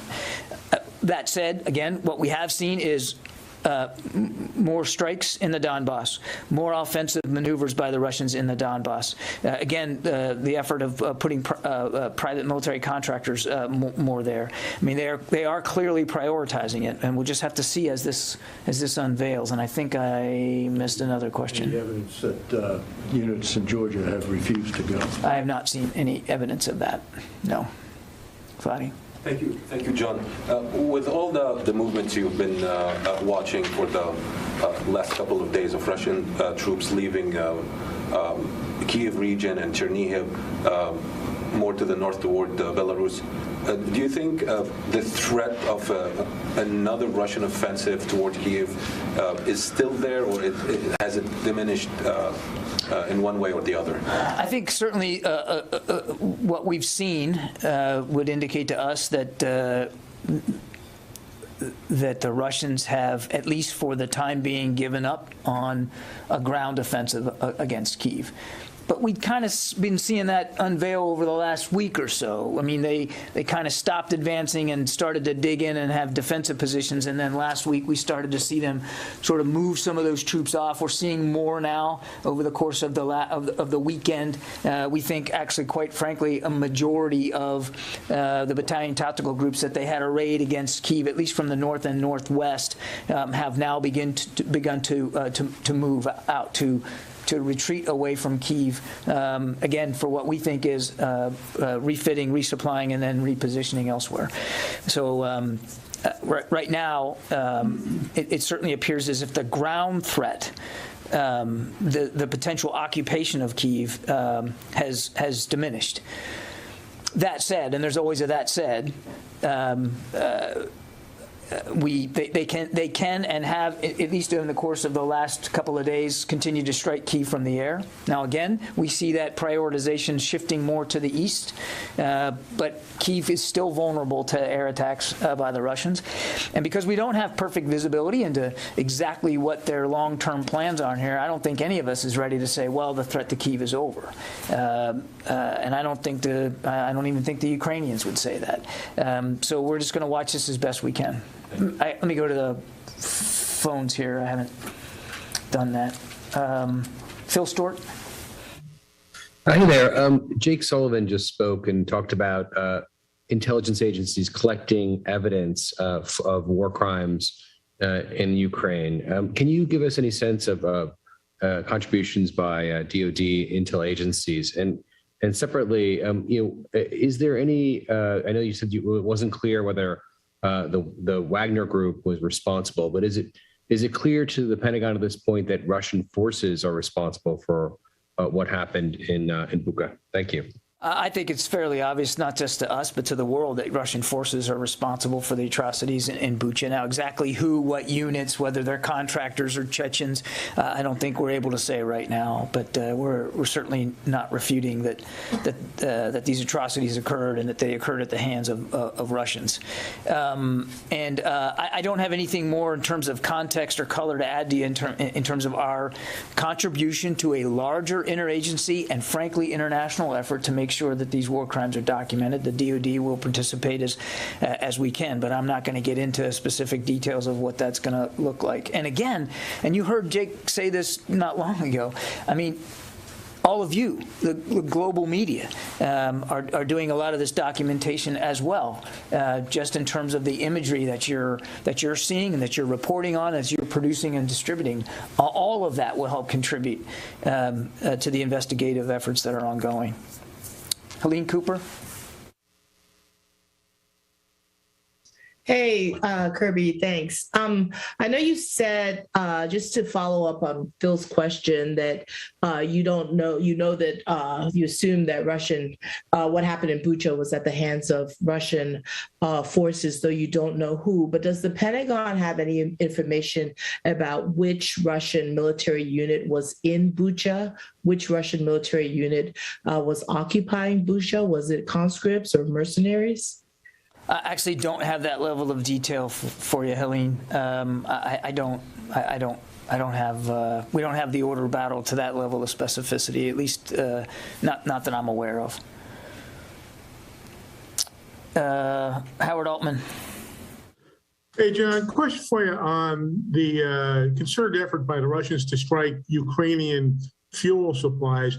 How long do you think Ukraine can hold out and continue to fuel its forces? And where do you think they can store them that they might not get hit?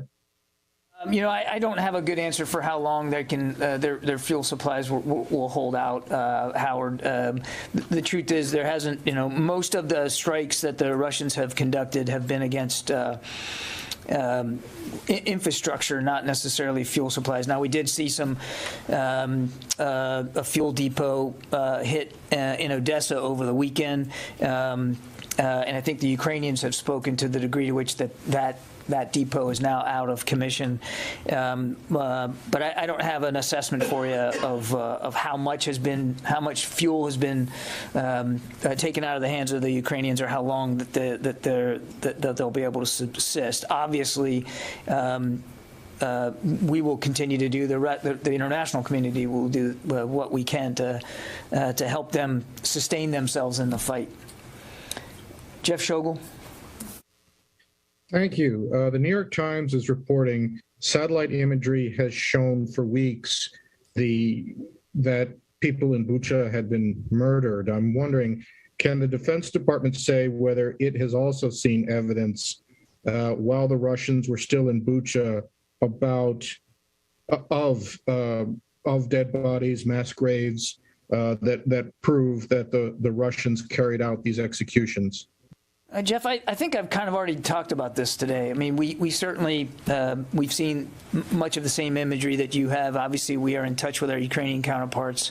We're certainly in no position to refute that these atrocities occurred, that they occurred on the scale that the Ukrainians have said they've occurred, and that Russians are responsible for that. And I think I'll just leave it at that. Elsewhere in the room, Louis. John, I have two questions. Jake Sullivan said that it appears likely that Russia is preparing to deploy dozens of battalion tactical groups. Does Russia have the capability to redirect dozens of battalion tactical groups to the Donbass? Yes. As he said? Yes. And where would those come from? I know it's pretty standard that they're going into Belarus, but I mean, at what point do they become battalion tactical groups again? Some of those units are nowhere near the original strength because of casualties and surrenders. Some of them are in better shape than others in terms of manning and, quite frankly, systems, weapons, equipment, vehicles. I can't speak for how the Russians are going to reorganize or refit, right? I mean, they could take the remnants of 2 or 3 BTGs and make a new one if they wanted to, or they could just keep the original 3 and reinforce them with new people and new stuff. We just don't know. I mean, but we do believe that as they go back across the border, whether it's Belarus or into Russia, that they will find a way to refit them, resupply them, and then reapply them into the fight. We think the most logical place for that, given what the Russians have so far shown that they're willing to do with respect to prioritizing the Donbass, that would be the place. But I couldn't give you an example of each battalion tactical group and whether or not it's going to remain a whole unit going forward or be combined with others. But just in terms of sheer manpower that they have still available to them, it's very possible that what Mr. Sullivan said is accurate, that it could be dozens of BTGs. But we just don't know. And we're just going to have to watch this and monitor it in real time, and we'll obviously keep you as apprised as we can in terms of what we know. We do think they're going to put a lot more effort into the Donbass region. And it's not just manpower. I know that's the focus today. I get that. But it's about where the airstrikes are going to go. And it's about the priority of ground operations and maneuver and artillery. One of the things we've been seeing is as they come south out of Izium, they're trying to focus that southern push more on the ability to use artillery in the Donbass. So, again, we'll have to watch this as closely as we can going forward, but it's just not perfect. We're not able to perfectly predict exactly how they're going to reform their units. The other point was that Mr. Sullivan kept describing the Russian movement as a retreat. Is that an accurate assessment of what the Russians are saying? He described it as a common sense description that on in their pell-mell, and now they have been failed and have been beaten backwards, and so therefore they're retreating. Yeah, I think that's accurate, particularly what we've been seeing over the last several days. Late last week, we'd only seen a small number of Russian units begin to move back from Kyiv. We've seen that number increase now. We think it's the majority now have begun to move out of Kyiv, and as they're moving out, the Ukrainians are attacking them. I'm not a military strategist or historian, but my understanding of a retreat is that you're moving back as you're getting pushed back, and that's what's happening. Yeah, so I think that's a very accurate description of what's going on. But he also said, and this matters just as much, if not more, what we've been saying here, that we expect they're going to reposition into Belarus or Russia, refit, resupply, and then push those troops back in. We don't believe that this is a complete withdrawal from the war effort. These guys are not going home, I guess, is the main point. Yeah, they're retreating out of Kyiv, but they're not being sent home. We see no indication of that. Yeah, real. Thank you. I want to ask you about India's purchase of S-400 missile defense system from Russia. Is there any changes in the U.S. position on acquisition of such system? And is the Biden administration open to sanctioning India if India operationalizes S-400 system? I don't have anything on the sanctions to talk to. We've been very clear with our Indian partners about our concerns over this purchase and encouraging them, as we encourage many others, not to purchase Russian equipment. We remain encouraged by India's continued diversification of their defense equipment over just the past decade. So we'll continue to have that conversation with the Indians. Yeah. Just a quick follow-up. So do you think purchasing such a sophisticated defense system from Russia is consistent with the Quad basic principle and objective of maintaining rule-based order? I think we've made it very clear to the Indians our concerns about this particular purchase. We've been very clear about that. Okay, one more. Yeah, I have actually two questions. One, you have been, of course, Sullivan as well, said that NATO has not been so united in recent memory after the invasion of Ukraine by Russia. But we start to hear some types of pushbacks from Germans and some allies about sanctioning Russian gas, and then we start to some types of slowdown among the NATO allies providing aid to Ukraine while the U.S. continue to do that. Do you think that the sense of unity in NATO is getting weaker as they go by? No. Not at all. And then the other thing, on India's purchase of S-400, you said that, well, you are encouraged by India's effort to diversification of its military or defense articles. The same case was also true for Turkey. Turkey was also trying to diversify its defense capabilities, and they purchased, of course, S-400. And we expressed the same concerns to them, and that's why we had to make a decision on the F-35, because we believe that capability, that air defense capability, was fundamentally incompatible with them also having F-35s.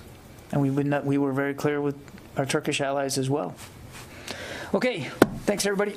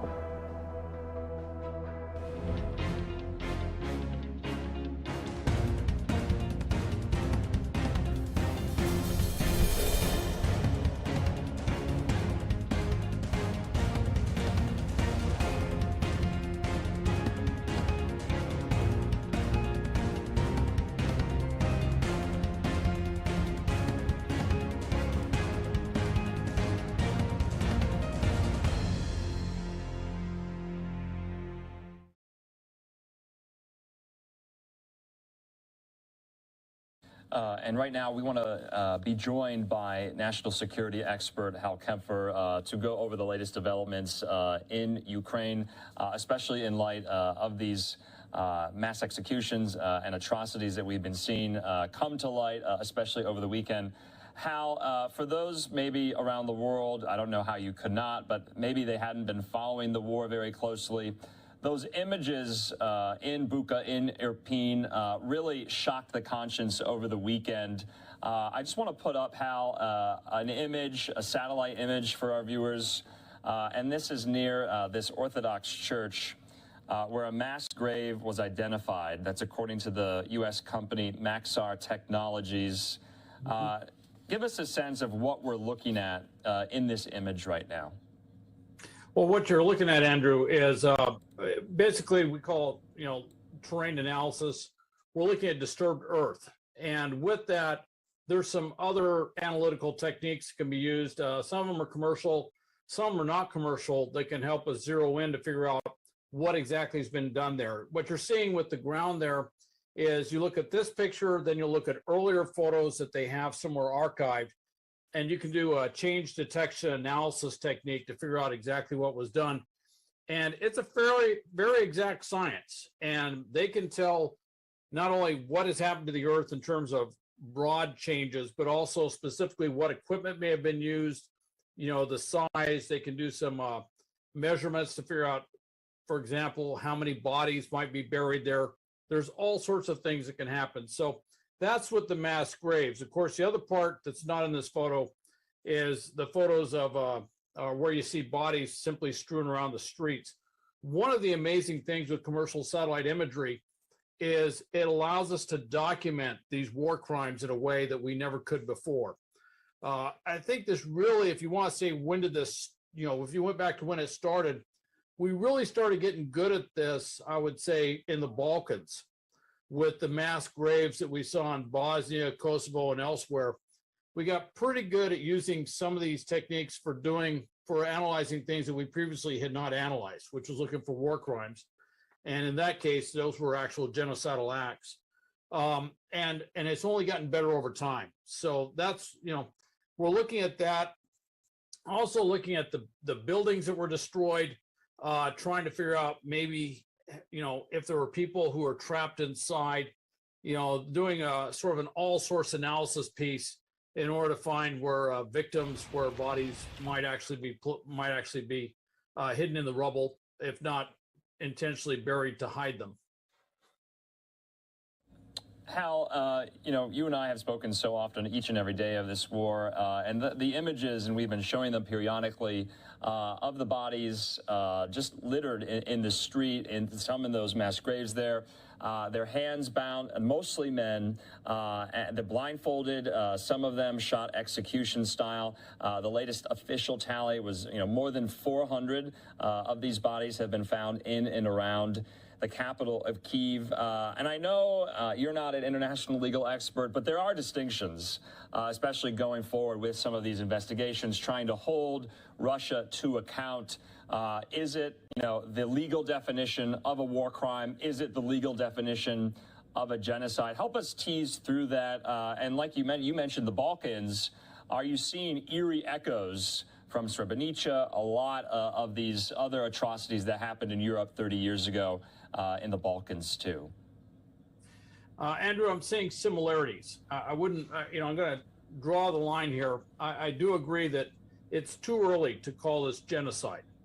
Now, with that said, certainly Putin semantically has laid all the seeds to genocidal intent by saying that Ukraine is not a real country, denying that they have a national identity, which opens up, for their forces to do things that could be implied was genocidal intent. But I haven't seen it quite rise yet. What I have seen is widespread war crimes. This is classic Putin. This is exactly what we saw in the second campaign in Chechnya that Putin was in charge of. That the exact same sort of thing where they'd round up civilians, they would execute them. It's what we saw in Syria. It's what we've seen pretty much everywhere Russian forces have been involved, directly or indirectly. these are the sorts of things we see. Also, the targeting of civilians in order to literally terrorize the government, if you will, terrorize the resistance to get them to capitulate. These are classic Putin sort of things. Now, I'm not a legal expert per se, although at times in my career I was designated the law of war officer because I had some training at the Naval War College on the law of war. These are clearly war crimes, what we're seeing. I mean, there really isn't any other way to go about this. And whereas there was some reluctance by the White House and others to call them war crimes, at this point, there is no other way to describe it. Now, with that said, the Russian perspective would be that I'm sure, first off, their claim right now is they say it's all staged, it's not real, which is going to make it very difficult for them later on in the international war crime trials to then go with another excuse, which their other excuse would probably be that, well, they were working with the government, they were collaborators with the government, they were spies, they were doing something to try and find some legal distinction which would allow these atrocious acts. The reality is that you just can't, there is really no defense, but the fact that they went in there leading saying, oh, this is all fabrication, kind of undermines whatever they're going to say later on. And at some point in the future, it is almost guaranteed that this will end up in The Hague in international war crime trials. Hal, help us, though, work through some of this Russian propaganda that we've been seeing, we've been hearing, especially from the Russian ambassador at the United Nations, essentially telling the world that what they're seeing is not actually what they're seeing, that we've heard just falsified reports and just really far-fetched ones, like that these bodies were put there by Ukrainian forces as a false flag pretext to blame Russian forces. We've also been hearing that some of these bodies that we've been seeing on the streets of both Bucha and Irpin were responsible for, some of the revolutions that happened back in 2004, back in 2014, and that they essentially had it coming. How do you break through the propaganda wall? Because this is kind of where history comes in, where essentially, the world will remember, but there's going to be a large effort to kind of conceal this and spin it, if you will. Well, Andrew, they're spinning like crazy, and they're making up stories. Really, the way to do it is truth. Just putting out the evidence out there, putting it in a very factual, objective sort of fashion. Even though Russia controls all the official media outlets, and it's very difficult to get reality, if you will, real news to the Russian people, there are breakthroughs. For example, there were some reports this weekend talking about the proliferation of private VPNs, virtual networks, if you will, private networks which allow an ability for someone in Russia to actually break out of the firewalls to get to the actual internet to get information. Now, not surprisingly, that tends to be younger Russians that have adopted this quicker than anybody else. But eventually this information will seep out. And as Russia, interestingly, the longer Russia is closed off from the rest of the world's information, there's a inverse corollary. The more curious Russians are going to be about what the rest of the world is saying.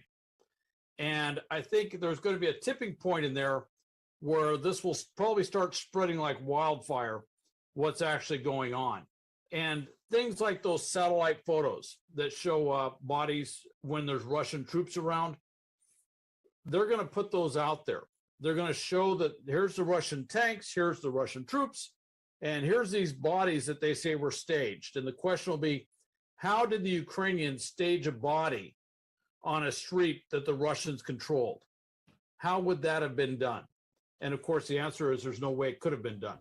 And of course, the Russians will then say, well, these are manufactured, these are Photoshopped, whatever it is. But eventually, the truth does get out there. Even in these closed societies, that was something in the Cold War, we had the same problem. We didn't have the internet back then, obviously, but we had the same problem was how does the truth actually get to the Warsaw Pact, to the Soviet people? It did. Eventually they realized their system was all messed up And first in Eastern Europe, they realized it quickly, and they tossed off the chains of communism. And eventually in Russia, they realized it didn't work, and they tossed off the chains of communism. Unfortunately, the historians will be the guide on this. We probably didn't do what we needed to do at the end of the Cold War, like we did at the end of World War II, with Germany and Japan, to rebuild Russia. And not unlike what you saw with Germany between World War I and World War II, we're paying a price for that with the rise of Putin and Putinism. No, that's a really interesting historical analogy. Let's just update the viewers of what has transpired since all these images came out over the weekend. We heard President Biden say today he called Putin a war criminal. It's significant. He's called him a dictator. He called him a butcher. He called for him to be out of office. And then, of course, the White House kind of walked that back, but he doubled down, especially from a moral standpoint. He said, quote, President Biden being, "You may remember I got criticized for calling Putin a war criminal. Well, the truth of the matter is you saw what happened in Bucha. He is a war criminal. We now know there is a really concentrated effort to suspend Russia from the Human Rights Council at the United Nations. Hal, there's going to be a UN Security Council meeting tomorrow. We also know that essentially Ukraine's foreign minister, Dmytro Kuleba, called for an international criminal court investigation into the Bucha massacre. And this is what I found really interesting. Zelensky, and we have video of him, who was surveying this massacre over the weekend. And this is just, you could just see the pain on his face. And I want to note, we haven't seen Putin survey the troops in Ukraine. We haven't seen him survey troops back in Russia. But Zelensky pledged to continue peace talks, Hal, despite all this with Russia, saying it's difficult to say how, after all what has been done, we can have any kind of negotiations with Russia. But as president, I have to do it. Any war has to end. You and I, Hal, on Friday, before the weekend, we talked about how does Putin come back from all this? Will he even be able to come back from all this? Especially now, people are talking about he could be, put in front of the Hague as a war criminal, like we saw with so many Balkan leaders. And you think that's a possibility? I think it's a distinct possibility. And what's interesting is with the war crimes, we were speculating, a month and a half ago, where this might go, all right, with the sanctions regime and everything else. The interesting thing is with the war crimes outstanding, particularly as these investigations are going to show that these war crimes go up to the highest levels. It was by intent. It was part of their plan, if you will. British intelligence has been very vocal, saying, hey, this is something we predicted before they went in there. We said that this is exactly what the Russians will do. And frankly, they were spot on. But I will tell you, they weren't the only Western intelligence service that knew that they were going to do, but they were very much in sync with what has actually transpired. That's going to put, and particularly as you can see, the fervor this has created worldwide, that's going to make it very difficult politically to reduce the sanction regime against Russia, even if Russia pulls all of its forces out of Ukraine, which could infer pulling them out of Crimea and pulling them out of Donbass both. But even if they pull their forces out, these outstanding war crimes going all the way up to Putin make it very difficult, if not impossible, to remove all of the sanctions. And that's been used very effectively in the past. It's been used in the Balkans and elsewhere, where sanctions are used to compel the country to give up those war criminals to stand trial. And eventually that will probably happen. Now, with that said, another thing coming out this weekend, more and more, not from the, I wouldn't say from the greatest sources, but more and more is coming out that Putin may have some sort of very serious physical malady. And that's part of his thinking process. Lots of reports on different, could be cancer, some sort of cancer has been talked about. And there's also some doctors who have said, that would be consistent that he would be using steroids, and that may explain some of the physical attributes they've seen with the puffiness in his face. So with everything else said, if you're wondering why the White House and others might be, kind of walking carefully in terms of how this goes, I think that's going to go back to one person, Putin, and they're worried about what's going on in his mind. And even though we talk about war crimes, the Hague and everything, got to remember how that would psychologically affect Putin and the power that Putin wields as the dictator, if you will, of Russia, particularly with the ability, and he said it several times, the apparent willingness to consider the use of nuclear weapons. There's just a lot of concern as to helping the Ukrainians, help them win the war, but not trigger something so big that it goes far beyond what we're seeing on the ground in Ukraine. Yeah, Hal, also, I thought this was interesting. Garry Kasparov, the famed chess player who defected to the United States, after these images came out over the weekend, he said, stop hiding behind the term escalation like it's a moral get-out-of-jail-free card. Mass executions of civilians, war crimes directed to industrial scale. There is your escalation. I thought that was somewhat prescient there. Hal, let's talk about what's going on the ground, though. It seems like Putin is focusing his efforts, the Russian army focusing their efforts on the south and the eastern parts of the country, though we saw some targeted strikes near Odessa. What say you about that? Well, I'm going to say something that the Institute for the Study of War and others have said.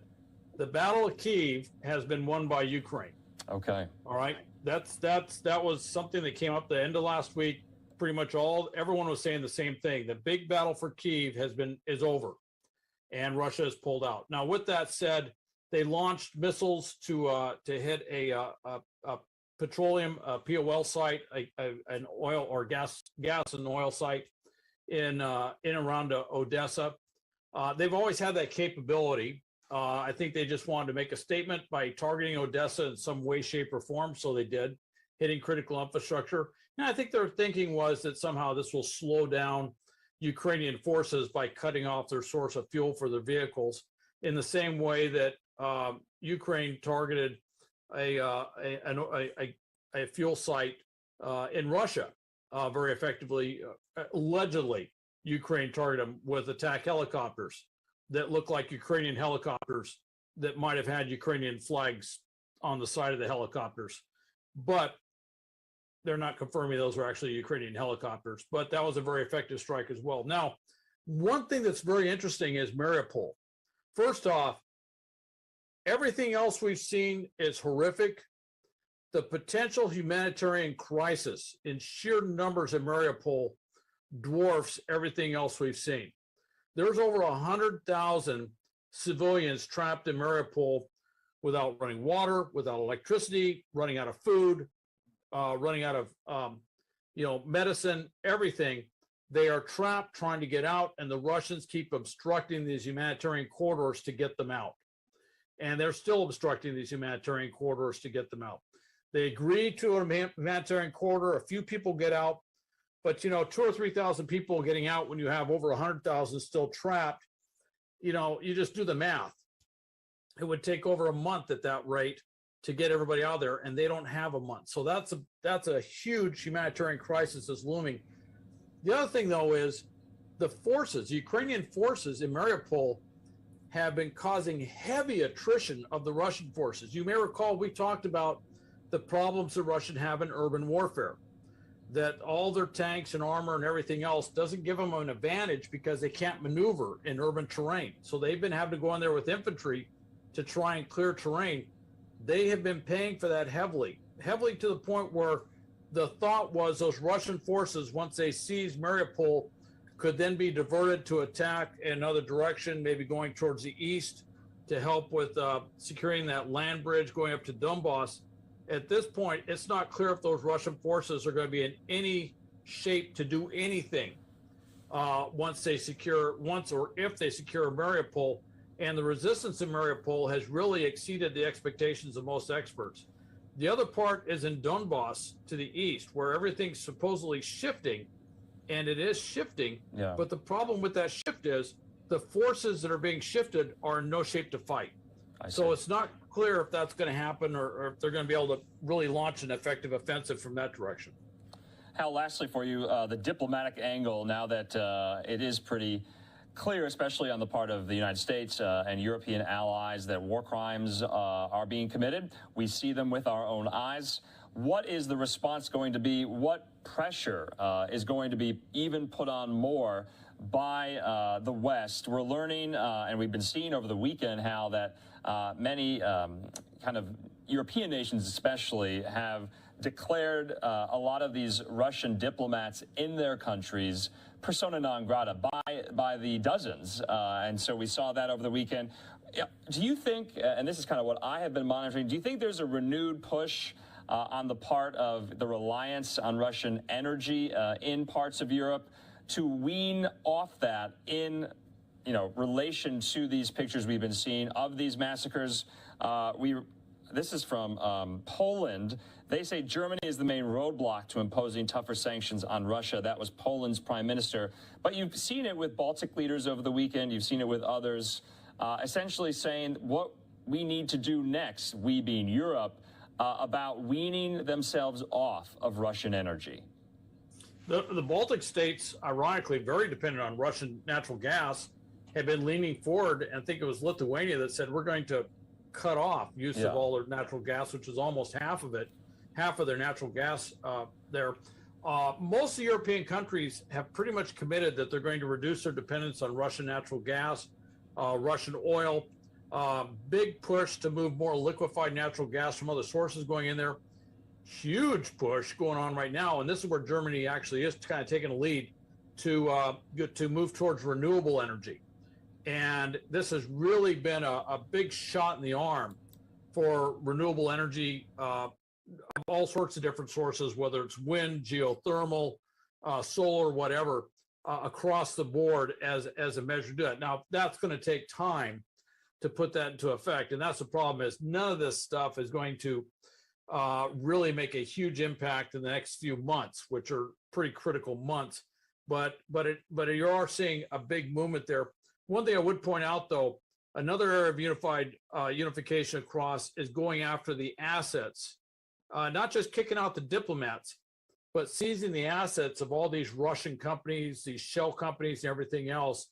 And something you're going to see in the news, which will probably pop up more, especially with all the international asset forfeiture, is the Egmont Group, which is an international organization where different countries' financial intelligence units, or FIUs, work together collaboratively around the world with money laundering and looking at asset forfeiture. And of course, here in the US, the famous Financial Crimes Enforcement Network, or FinCEN, is the lead on that. Hasn't been in the news a lot. There was some today where they were seizing a yacht allegedly tied to Putin. I think you're going to see a lot more of that. That is going to be moving symbiotically with the diplomatic efforts, pushing out diplomats out of Western countries, and then, of course, going after this sort of Byzantine myriad of shell companies and bank accounts and everything else that hide Russian wealth around the world. I think you're going to see that tightening up, and that's going to have an impact, particularly amongst the ruling elites. That's going to have a big impact in Russia. And of course, we'll monitor all of it here on Live Now from Fox. Hal Kempfer, as always, thanks for joining us on this Monday. We'll talk to you again. Thank you, Andrew.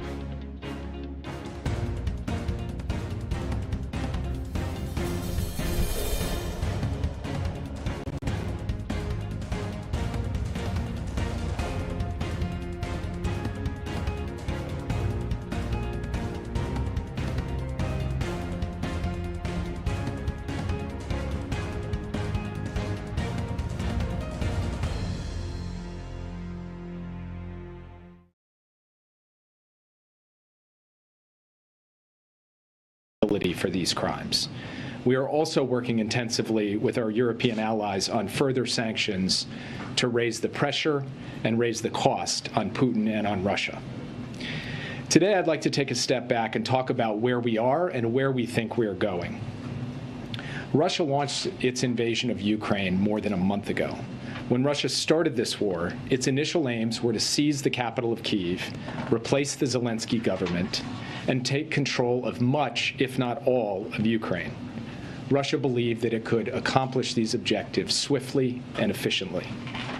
But Russia did not account for the strength of the Ukrainian military and the Ukrainian people, or the amount or effectiveness of military assistance provided by the United States and its allies and partners. The Ukrainian people, backed resolutely by the United States and other nations, have held firm. Kyiv and other cities still stand. The Ukrainian military has performed exceptionally well, and many Ukrainian civilians have joined local militias in addition to using nonviolent means to resist. Vladimir Putin also believed that the West would not hold together in support of Ukraine. Russia was surprised that President Biden and the United States were so effective in rallying the world to prepare for and respond to the invasion. And after President Biden reinforced and reinvigorated Western unity at a series of summits in Brussels just 11 days ago, the Russians have now realized that the West will not break. At this juncture, we believe that Russia is revising its war aims. Russia is repositioning its forces to concentrate its offensive operations in eastern and parts of southern Ukraine rather than target most of the territory. All indications are that Russia will seek to surround and overwhelm Ukrainian forces in eastern Ukraine. We anticipate that Russian commanders are now executing their redeployment from northern Ukraine to the region around the Donbass in eastern Ukraine. Russian forces are already well on their way of retreating from Kyiv to Belarus, as Russia likely prepares to deploy dozens of additional battalion tactical groups, constituting tens of thousands of soldiers, to the front line in Ukraine's east. We assess Russia will focus on defeating Ukrainian forces in the broader Luhansk and Donetsk provinces, which encompasses significantly more territory than Russian proxies already controlled before the new invasion began in late February. Russia could then use any tactical successes it achieves to propagate a narrative of progress and mask or try to discount or downplay prior military failures. In order to protect any territory it seizes in the east, we expect that Russia could potentially extend its force projection and presence even deeper into Ukraine beyond Luhansk and Donetsk provinces. At least, that is their intention and their plan. In the south, we also expect that Russian military forces will do what they can to try to hold the city of Kherson, to enable their control of the water flow to Crimea, and try to block Mykolaiv so that Ukrainian forces cannot proceed to retake Kherson. In the north, Russia will likely keep pressure on Kharkiv. During this renewed ground offensive in eastern Ukraine, Moscow will likely continue to launch air and missile strikes across the rest of the country to cause military and economic damage, and frankly, to cause terror, including against cities like Kyiv, Odessa, Kharkiv, and Lviv. Russia's goal in the end is to weaken Ukraine as much as possible. Russia still has forces available to outnumber Ukraine's, and Russia is now concentrating its military power on fewer lines of attack. But this does not mean that Russia will succeed in the east. So far, Russia's military has struggled to achieve its war aims, while Ukraine's military has done an extraordinary and courageous job demonstrating its will to fight and putting its considerable capabilities to use. The next stage of this conflict may very well be protracted. We should be under no illusions that Russia will adjust its tactics, which have included and will likely continue to include wanton and brazen attacks on civilian targets. And while Moscow may be interested now in using military pressure to find a political settlement, if this offensive in the east proves to gain some traction, Russia could regenerate forces for additional goals, including trying to gain control of yet more territory within Ukraine. Now, as the images from Bucha so powerfully reinforce, now is not the time for complacency. The Ukrainians are defending their homeland courageously, and the United States will continue to back them with military assistance, humanitarian aid, and economic support. We know that military assistance is having a critical impact on this conflict. Ukrainians are effectively defending themselves with U.S.-produced air defense systems and anti-tank systems, such as Stingers and Javelins, as well as radar systems that give the Ukrainians early warning and target data, and multiple other forms of arms and munitions. The administration is working around the clock to fulfill Ukraine's main security assistance requests, delivering weapons from U.S. stocks where they are available, and facilitating the delivery of weapons by allies where allied systems better suit Ukraine's needs. This is happening at what the Pentagon has described at an unprecedented pace. Last Friday, we announced an additional $300 million in security assistance, bringing the U.S. commitment to $1.65 billion in weapons and ammunition since Russia's invasion, and $2.3 billion since the beginning of the administration. The latest package includes laser-guided rocket systems, Puma unmanned aerial systems, armored high-mobility multi-purpose wheeled vehicles, and more. Material is arriving every single day, including today, from the United States and our allies and partners. And we will have further announcements of additional military assistance in the coming days. We are working with the Ukrainians, as I said, to identify solutions to their priority requests. In some cases, that means sourcing systems from other countries because the U.S. either doesn't have the system or doesn't have a version that could effectively be integrated into the fight. Sorts of systems like this include longer-range anti-aircraft systems, artillery systems, and coastal defense systems. So let's take coastal defense systems as an example.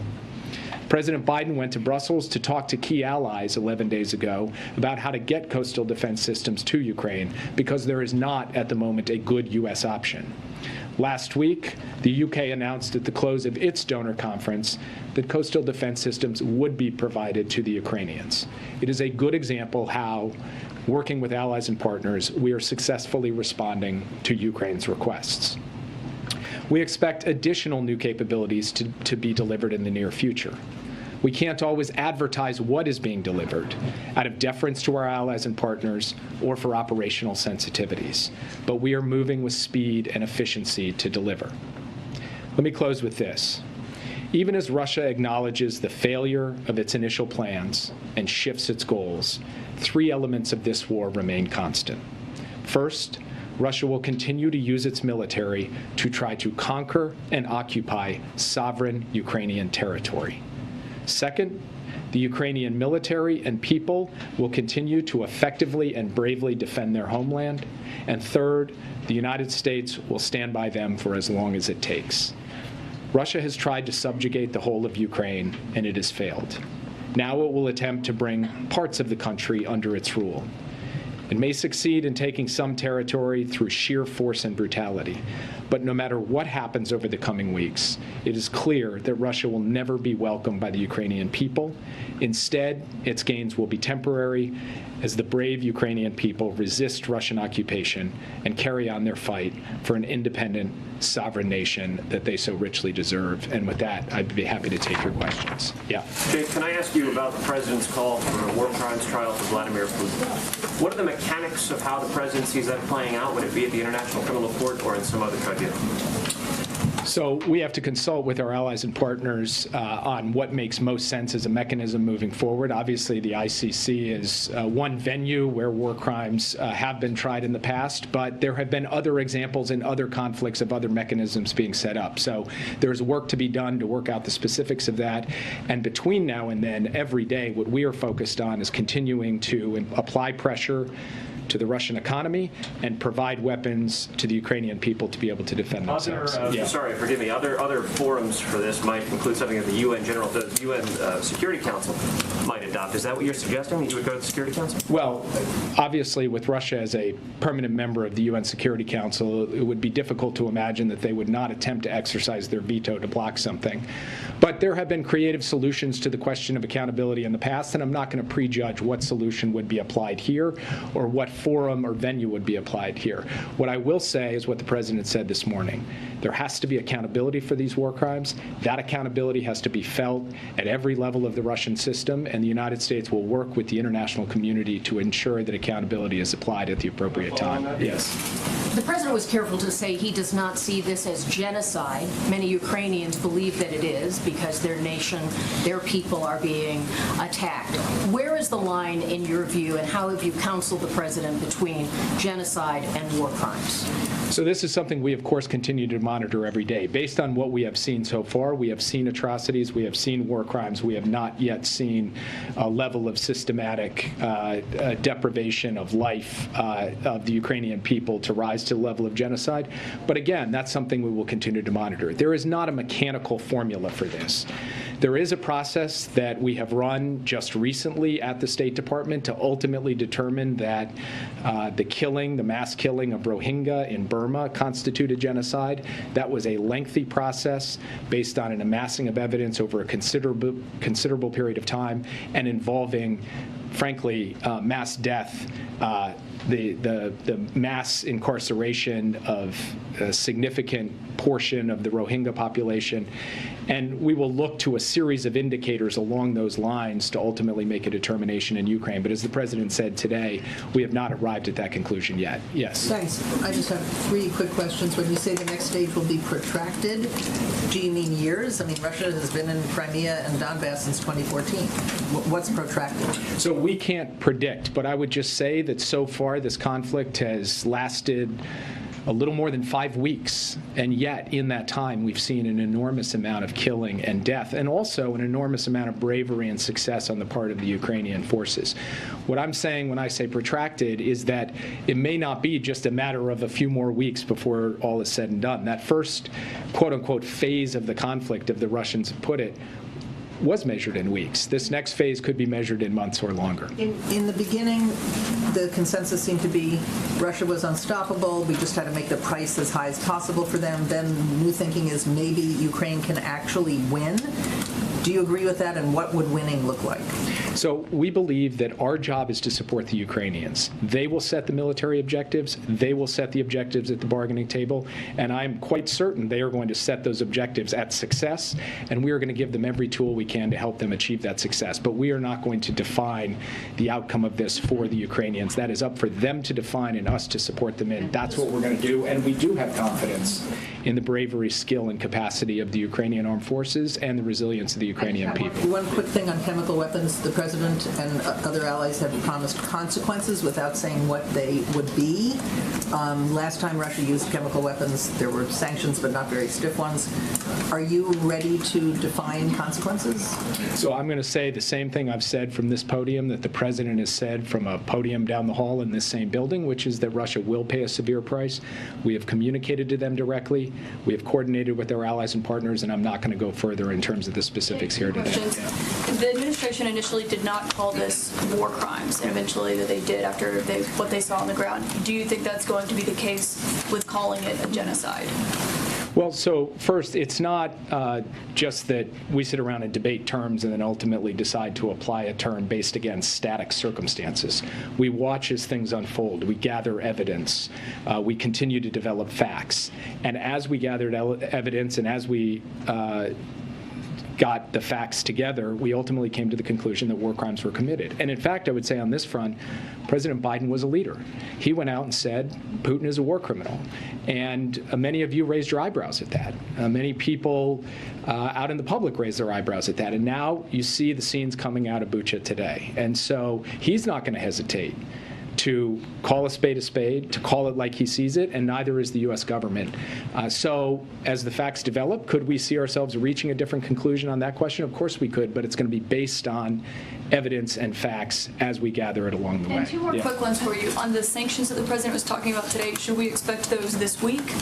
Or what's the timing? You can expect further sanctions announcements this week, and we are coordinating with our allies and partners on what the exact parameters of that will be. But yes, this week we will have additional economic pressure elements to announce. Thank you. And my last question quickly, you keep using the word retreat instead of reposition.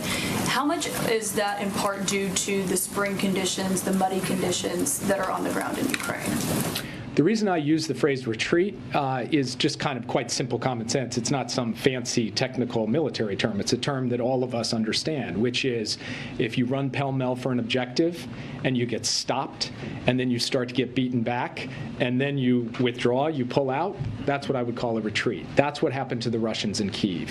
They attacked Kyiv, they failed, they started to get beaten backwards by the Ukrainian military, and they ultimately retreated back across the border into Belarus. Now, with those forces, as I said in my opening comments, they are not intending to stand pat. They are going to reposition those forces to go after a different objective, a scaled-down objective, but nonetheless a dangerous and disturbing objective, which is to conquer and occupy territory in eastern Ukraine. And now it's our job to help the Ukrainian people have the tools they need to be able to stymie that objective. That is what we're intent on doing at this time. I know you're not willing to call it a genocide, but does the U.S. government have information that you can that you can use to independently corroborate Ukraine's allegations about atrocities in Bucha? So we have obviously got access to a lot of the information that you all have. We also have information that the Ukrainians have provided us directly, and we will also work with fact finders, independent fact finders as we go forward to get to a level of documentation that allows us to help build very strong dossiers of evidence for war crimes prosecutions, and that is what we intend to do. Now, on the question of the genocide determination, obviously we will continue on a daily basis to have consultations with the Ukrainians to reach determinations, and if at some point we reach the judgment that there in fact has been a level of atrocity, a level of killing, a level of intentional activity that rises to meet our definition of genocide, we'll call it for what it is. We have never hesitated to call out the Russians for what they have done in Ukraine, and we will not start now. Sorry, one quick question on France, Jake. They've suggested that a hefty EU-wide tariff should be imposed as opposed to a blanket ban on Russian energy imports into the EU. Does the U.S. support that, and will that be part of what you're planning to do next in terms of sanctions? We are having conversations.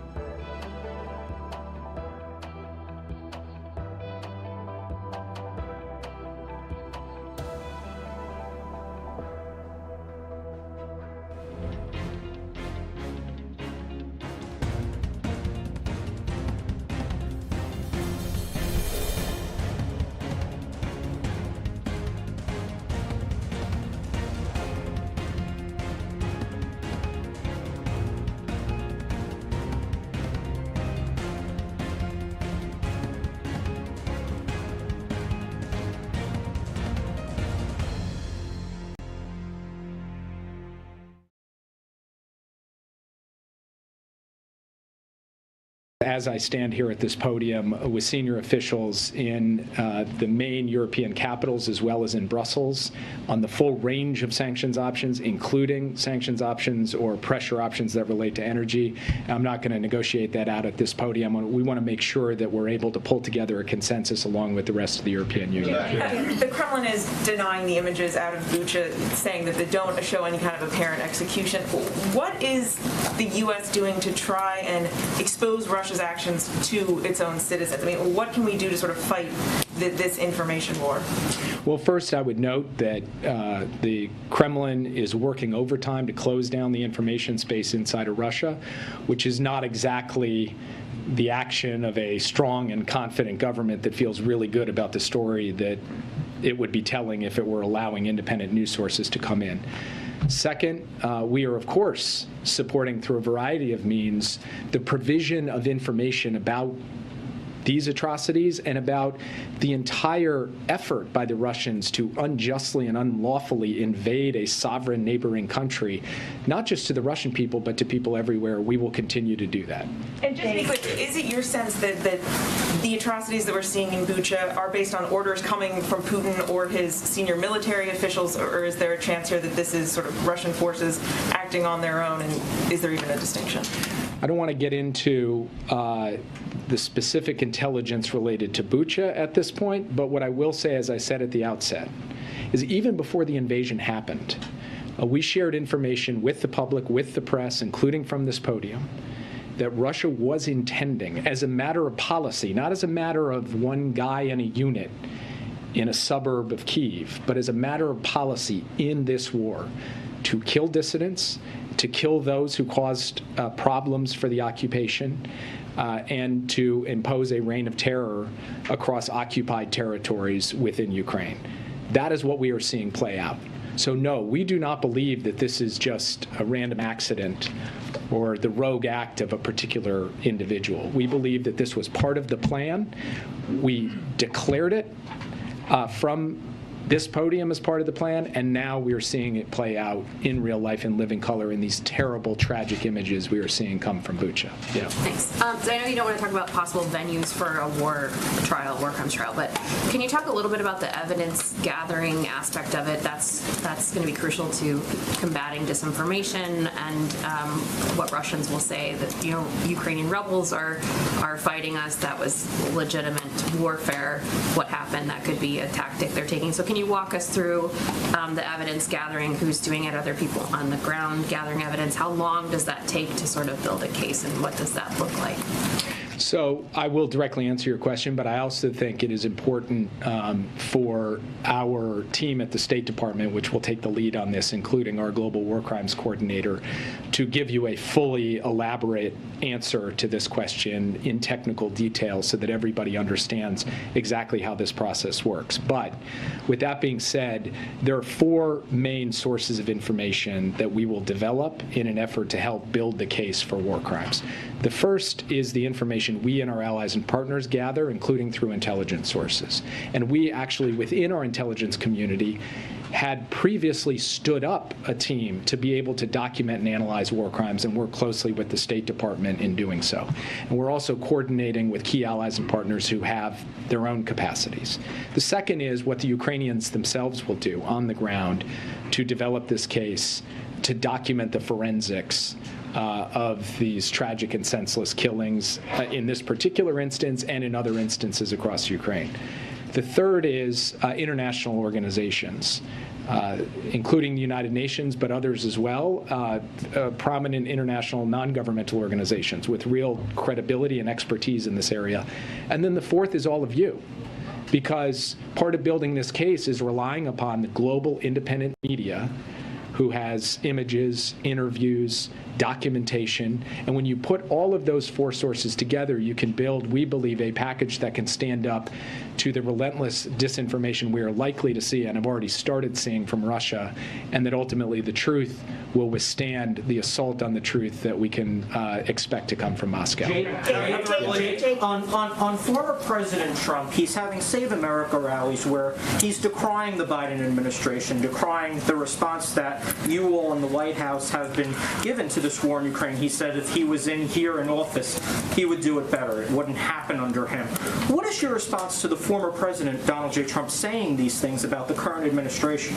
I don't have a response to the former president. We are focused on getting the job done, getting the support to the Ukrainian people that they need, applying unprecedented pressure to the Russian economy, and building a form of Western unity that no one could reasonably have expected and that we have sustained through the early weeks of the war and will sustain for the period ahead. And I'll leave the commentary on what the former president said to others. Do you think you're doing enough? Thank you very much. Thanks, Jake. To follow up on what you said about Ukraine setting terms for any potential resolution, President Zelensky said on Face the Nation that with regard to any potential peace agreement, the important thing in this agreement are security guarantees, but he also said the U.S. has not provided any yet.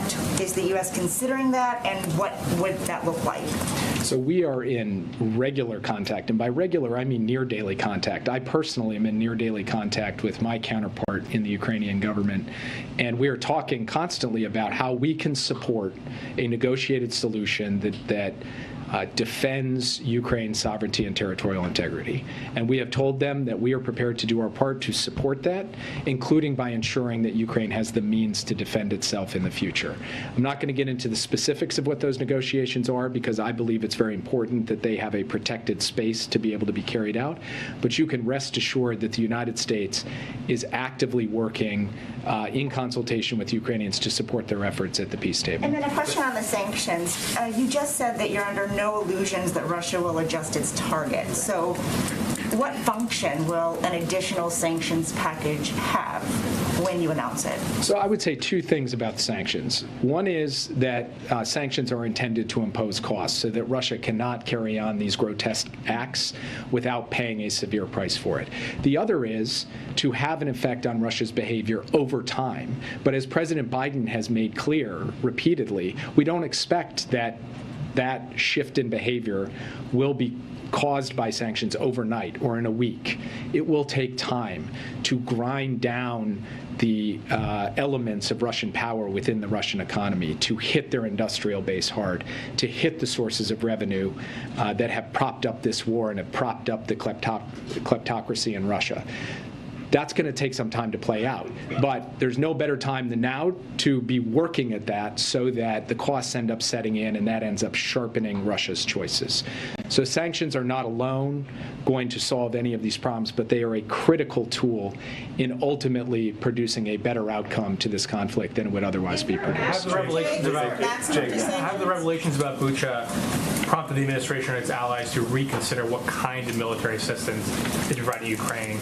Are tanks now part of potential transfers that could be provided to the Ukrainian military?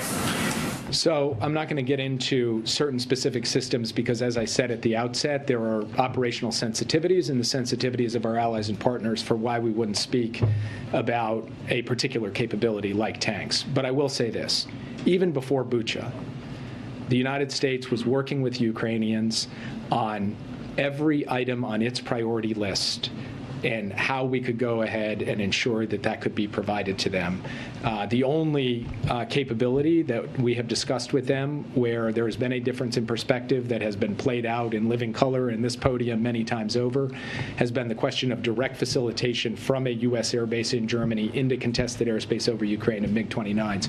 Otherwise, before Bucha, we were working with them on a wide range of capabilities, including some capabilities that people here were writing we weren't prepared to provide. That wasn't right.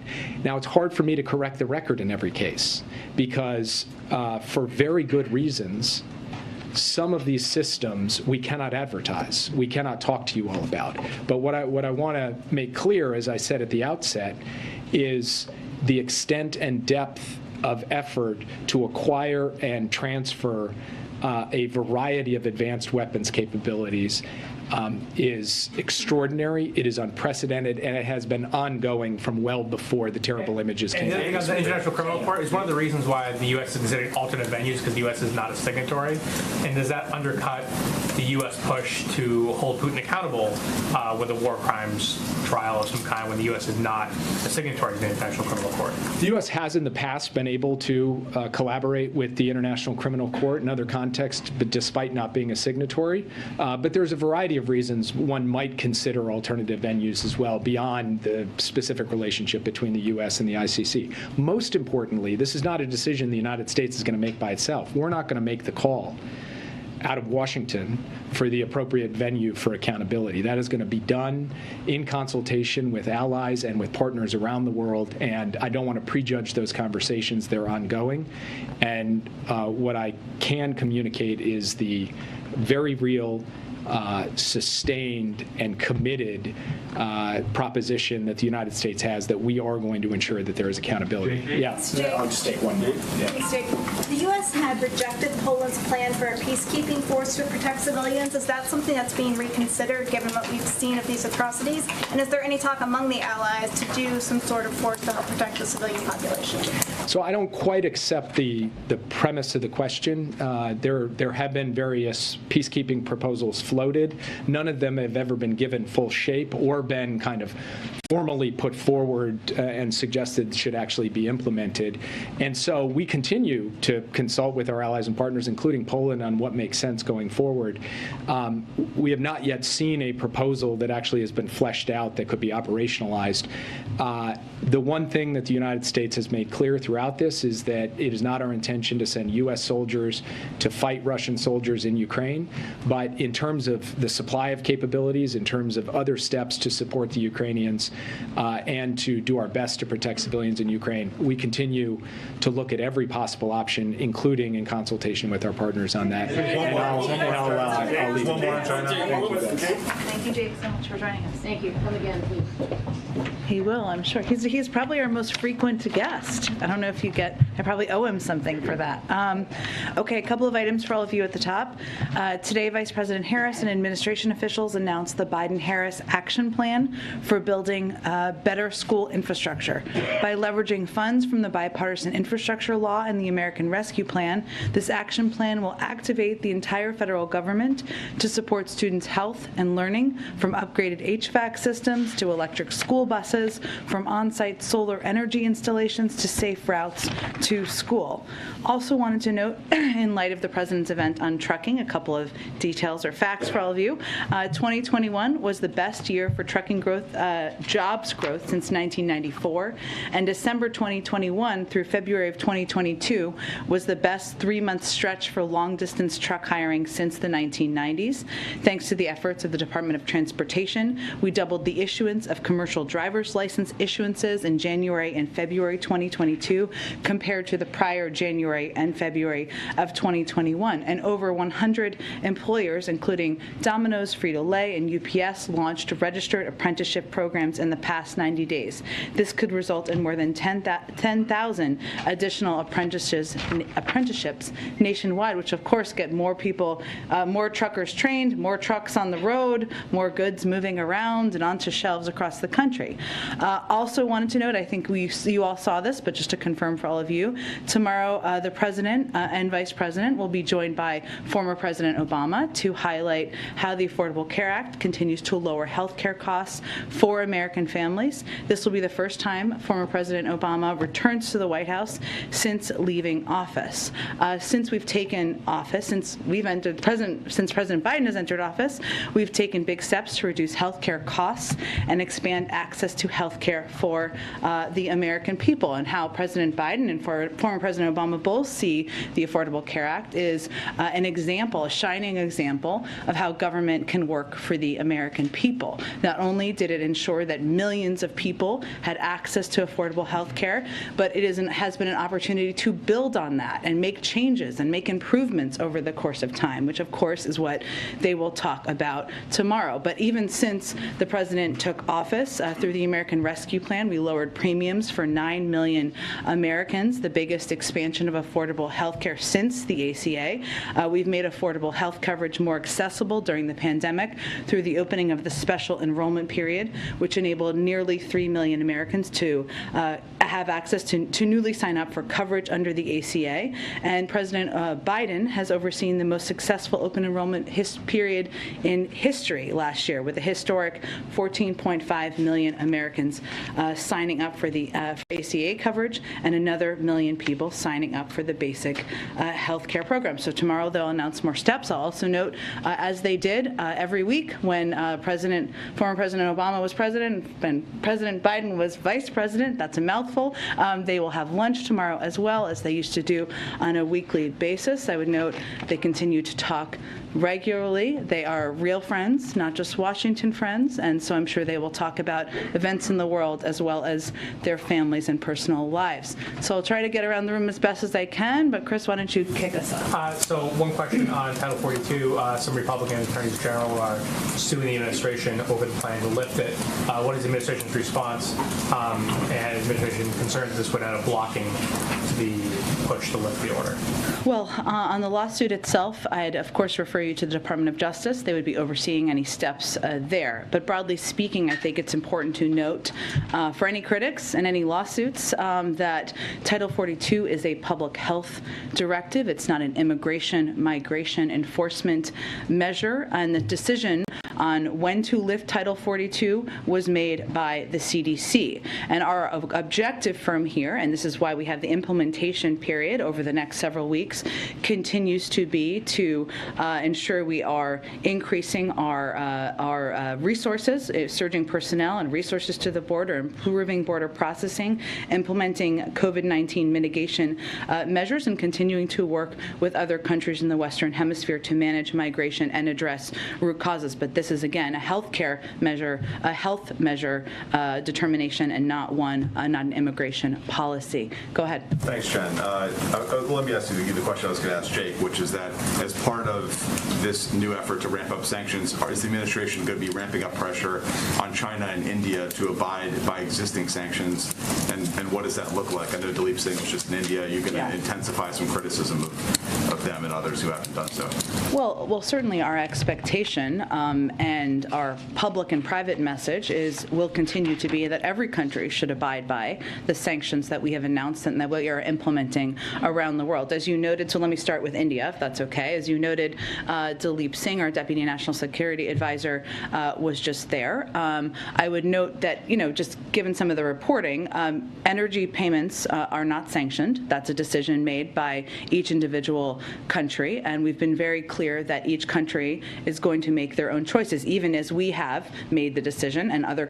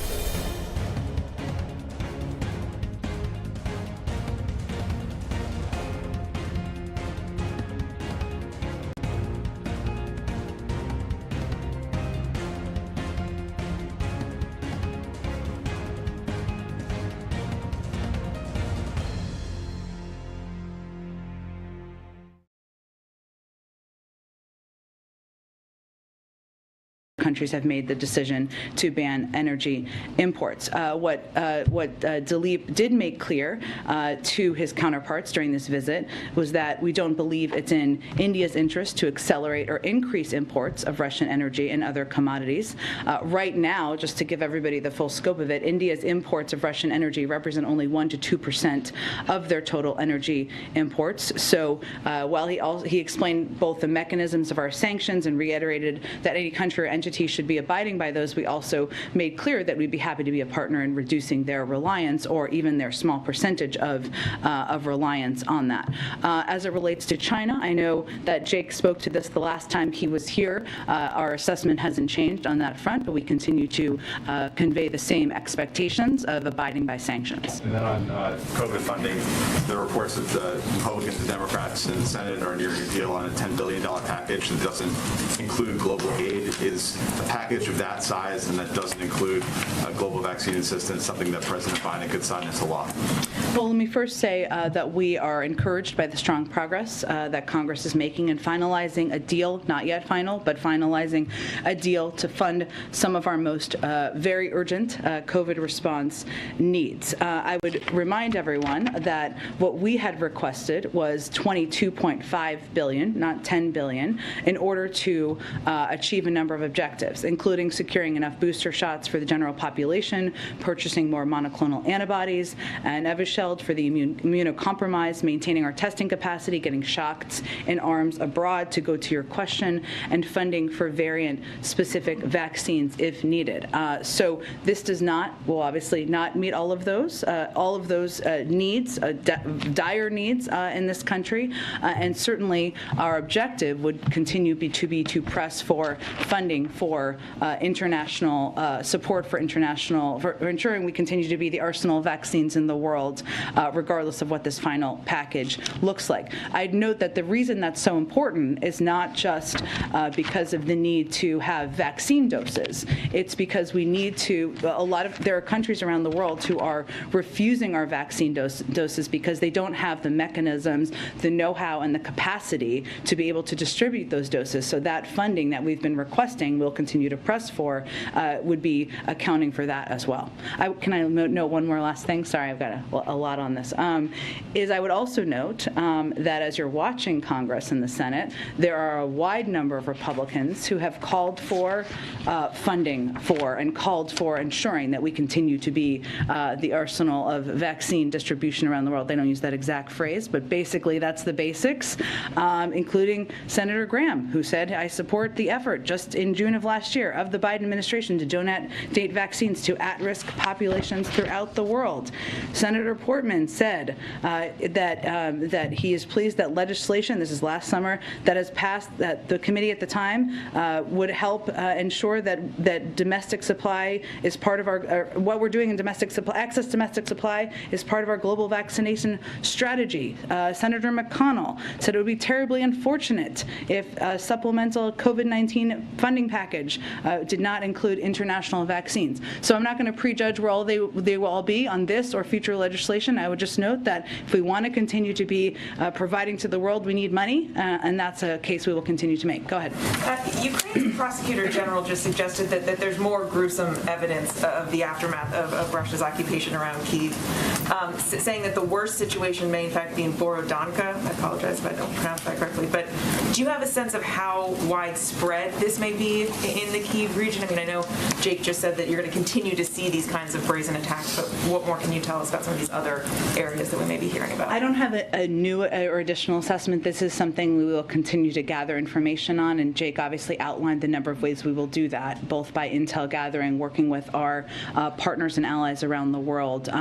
But I would also note, Mary, to go back to your earlier question, that the fact that we're seeing these horrific images from Bucha around the now around the world, thanks to all of your broadcasts and many global broadcasters. I mean, we have access. There's access to this area. There's not access to a lot of the areas around Mariupol and other areas of Ukraine where we have not even begun to see the impact of the atrocities and the impact of what, as Jake said, President Putin and the Russians made clear they were intending to do from the outset of the war. So while I don't have additional assessment, I would just note that we should brace ourselves for what we may see as we gain greater access and learn more about what atrocities they've implemented. Go ahead. Thank you. The U.S. ambassador to the UN says that tomorrow she's going to go to New York and seek Russia's suspension from the Human Rights Council. Is that the direction of the president? Yes. The president does not believe. He believes it's ludicrous for Russia to be a member of the Human Rights Council. And certainly the ambassador spoke to this today, and while she was on her overseas trip, and she will continue to make the case in her role when she returns to New York. Why not seek to permanently expel them? From the Human Rights Council? I would point you to our UN ambassador on what specific steps, but obviously removing them would be the next appropriate step in the process. Go ahead. Thank you, Jen. So President Biden is talking about putting Putin on a wartime trial. Does he expect Putin to turn himself in to stand trial, or does he think somebody's going to have to go into Russia and arrest him?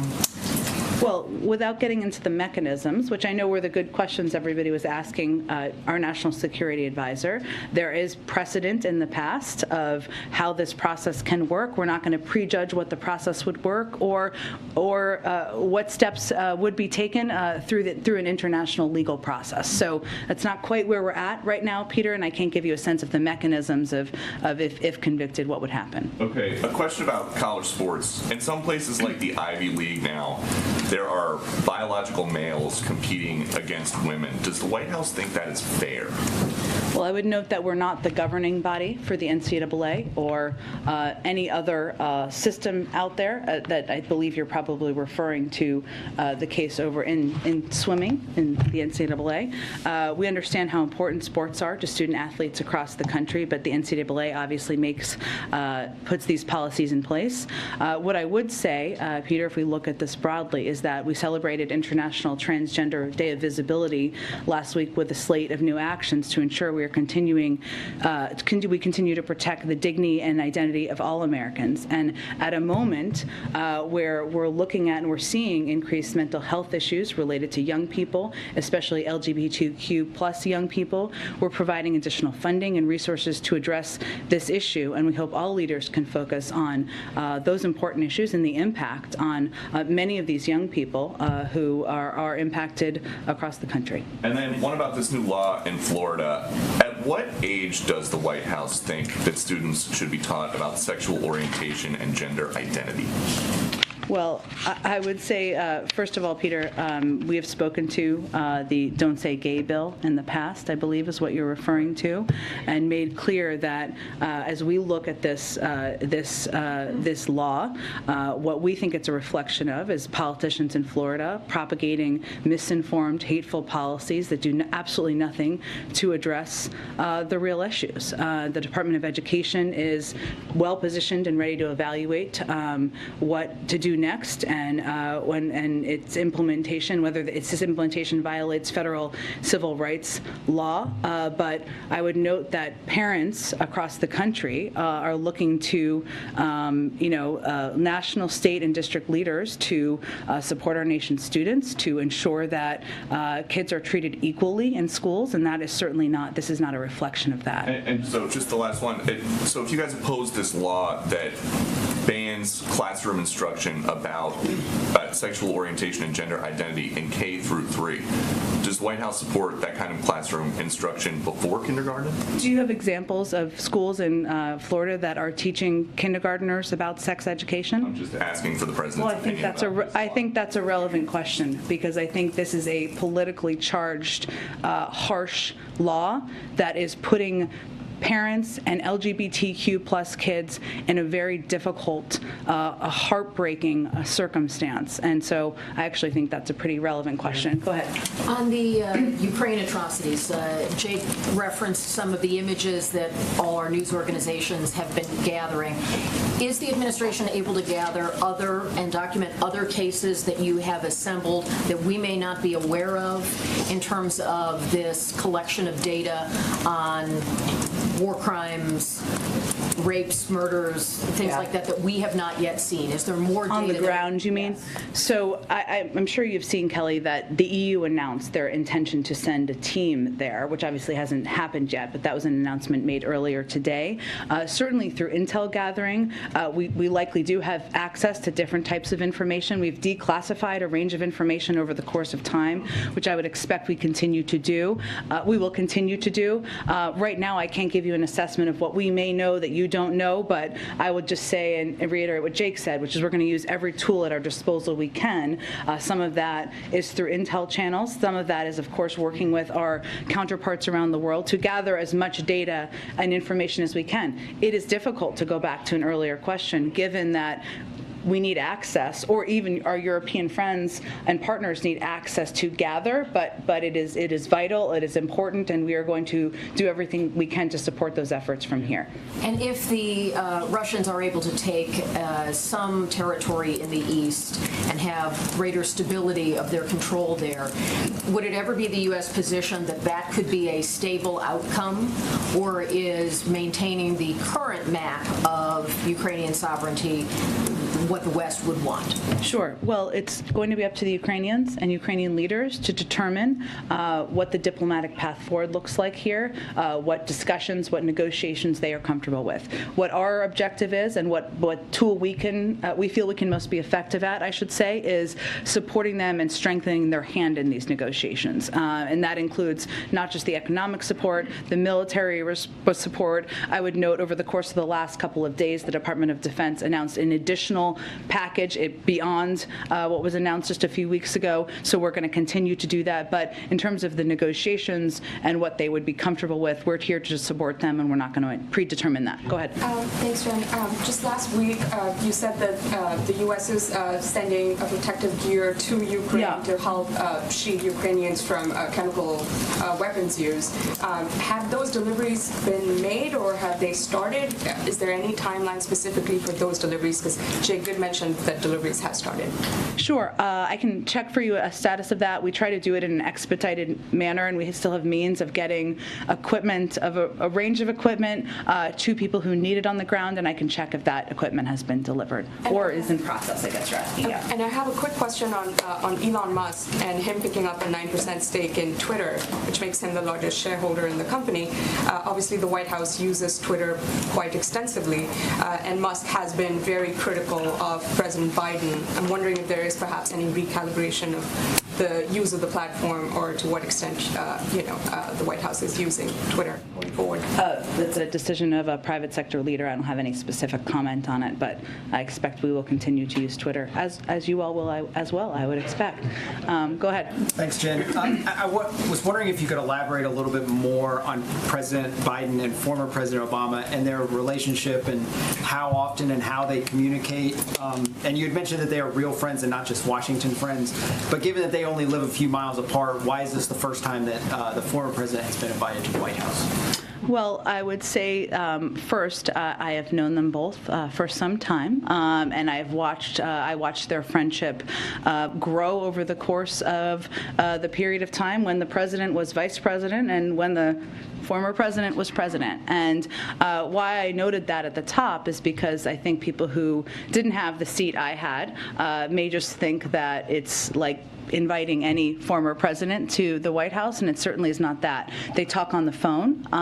They do that on a regular basis. I'm not going to give you the number of times they've had conversations, but I would note they consult on a range of issues, but also about their families and things happening in their personal lives. And it's not a relationship of obligation. It's one where they developed a deep and close friendship through the course of their time serving together, and that has continued. And tomorrow is, of course, exactly the right time to have the former president come here, given this is one of the proudest accomplishments that they worked on together, they shared together, and it is emblematic of their shared view and belief that government can work for people, and it can work for the American people. And this is an example of building on a success from more than 10 years ago and making it better over time. So, and I suspect that former President Obama will be back when there is a a portrait unveiling and perhaps for other engagements here as well in the future.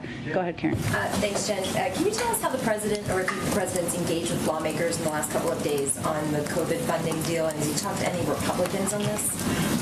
I'm not going to give you an outline or a detail of people he's spoken to. I will note that it's rare that I am in the Oval Office on any given day where he doesn't just pick up the phone and call a member of Congress, often a Republican, at least when I'm in there, to talk to them about a range of priorities. This is clearly a huge focus for the president because of the dire need we have at this moment to get this funding through, and the fact that we are already at a point where we have had to halt, delay a range of programs and purchases that we feel are imperative. I would note that on the global side, we already need to stop plans to expand the global vaccination initiative to more countries. We'll also have to immediately scale back our global efforts to provide life-saving tools. This is a little bit of what I mentioned earlier, like oxygen systems, antiviral pills, things that can cut death rates by 90% for the unvaccinated.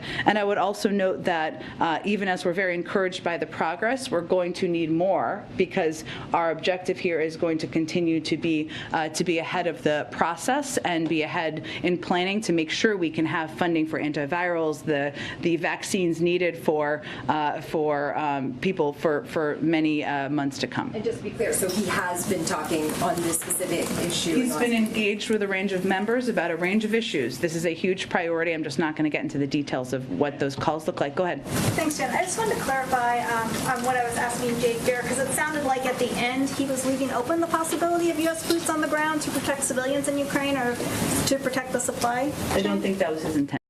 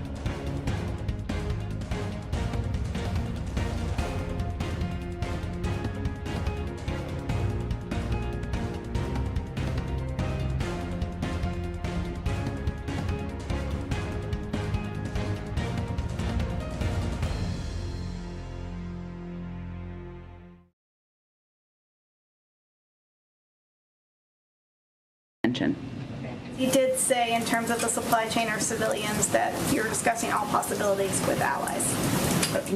Nothing has changed about the president's view about boots on the ground. Go ahead. So the jobs report came out on Friday. Inflation is at 7.9%. It shows average hourly wages went up 5.6%. I wonder what the level of concern is for the president and the White House that people will stop spending because the stuff they want is more expensive, and that leads us to a recession. Well, I would say on the latter part of your question that what we know is that the economy is strong. Our recovery has been strong, and that continues to be. While we of course are monitoring progress and where we have concern, including rising costs and obviously the need to continue to address inflation. That continues to be our assessment, which is even as there are challenges we need to continue to address, means that we have a strong basis that we are building from. I would remind you also that the unemployment rate is 3.6%, and the president created more jobs last year than any president in American history. So those fundamentals are also backed up by data. And obviously what we're trying to do, as you know from following this closely, there are a couple of areas that are impacting rising costs more than others, right? Including the price of gas, including the price of automobiles and the impacts on the car industry of the lack of the chip shortages. So what we're also trying to do is take steps to address each area where we see rising costs. And obviously the president's announcement on Thursday to do a historic release from the Strategic Petroleum Reserve, where we've seen already a small reduction in the price of gas and the price of oil come down by several dollars, is an effort to bring down costs that are impacting people's pocketbooks, checkbooks, et cetera. I'm concerned about consumers stop spending. We, of course, continue to assess, but I don't have any projection of that at this point in time. One more thing on the wealth tax. Elon Musk tweeted out last week that Tesla and SpaceX would have died if such a tax existed in 2008 after the Great Recession. With the push for EVs and space exploration, what's the White House level of concern that a wealth tax could stifle innovation? Well, I would first say that, right now, America's teachers and firefighters pay a higher tax rate than billionaires. I don't even think Elon Musk probably thinks that's fair. I don't know who thinks that's fair. It's not fair, and that should not be the case. And so what this proposal does, and why the president supports it, in his view, is it fixes that. And this would close an unfair tax loophole and promote economic growth by encouraging productivity, enhancing investments. And really what it does, to get into the nitty-gritty of it, is, right now the super wealthy, billionaires, I think everyone considers them super wealthy, are able to access the value of their assets even if they never sell them in order to finance lavish consumption. And right now, billionaires with unrealized gains borrow against their assets during their life at ultra-low interest rates. And when they die, they get a step up in basis and no taxes paid on the appreciation of their asset. In other words, their income is never taxed. That's not fair. And I think what the president's trying to do, and what many senators and others support, is closing that. Why that should impact a lack of innovation, I think there should be more explanation on. This is trying to make the system more fair. Go ahead. Oh, sorry, Vigil, I'll come back to you. Go ahead in the middle. Thank you, Jen. 18 U.S. senators have written President Biden urging him to designate Cameroon for TPS. Is that something he's willing to do?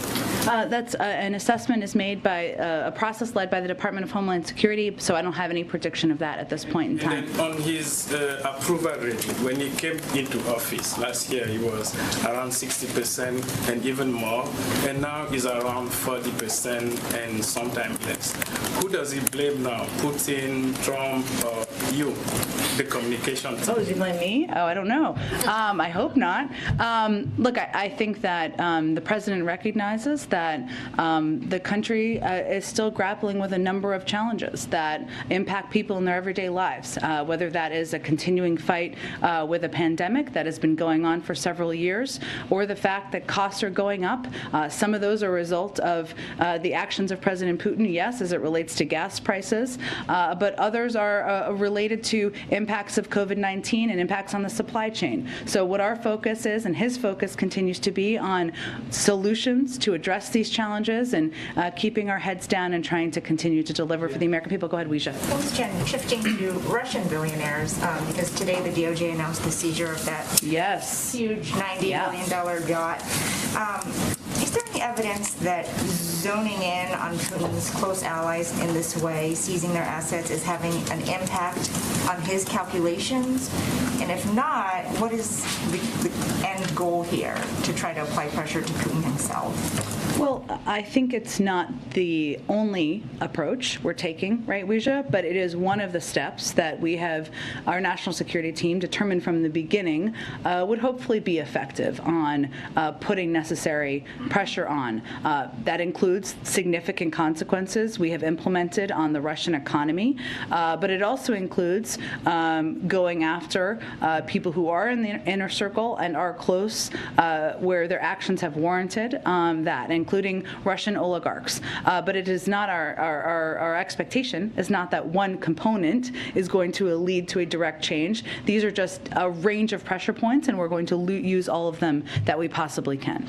So what is the hope that this particular action will take? Because we're seeing so many images of yachts around the world being seized, other assets being seized. Well, again, it's one of several actions we're taking, and I think if you look at the totality of it and the pool of the actions, the Russian economy has been on a downward spiral. There are businesses, private sector businesses around the world have pulled their business and their investments out of Russia. They are isolated from the world. The oligarchs are isolated from the world. All of these are meant to be consequences and meant to, of course, impact the calculation over the longer term.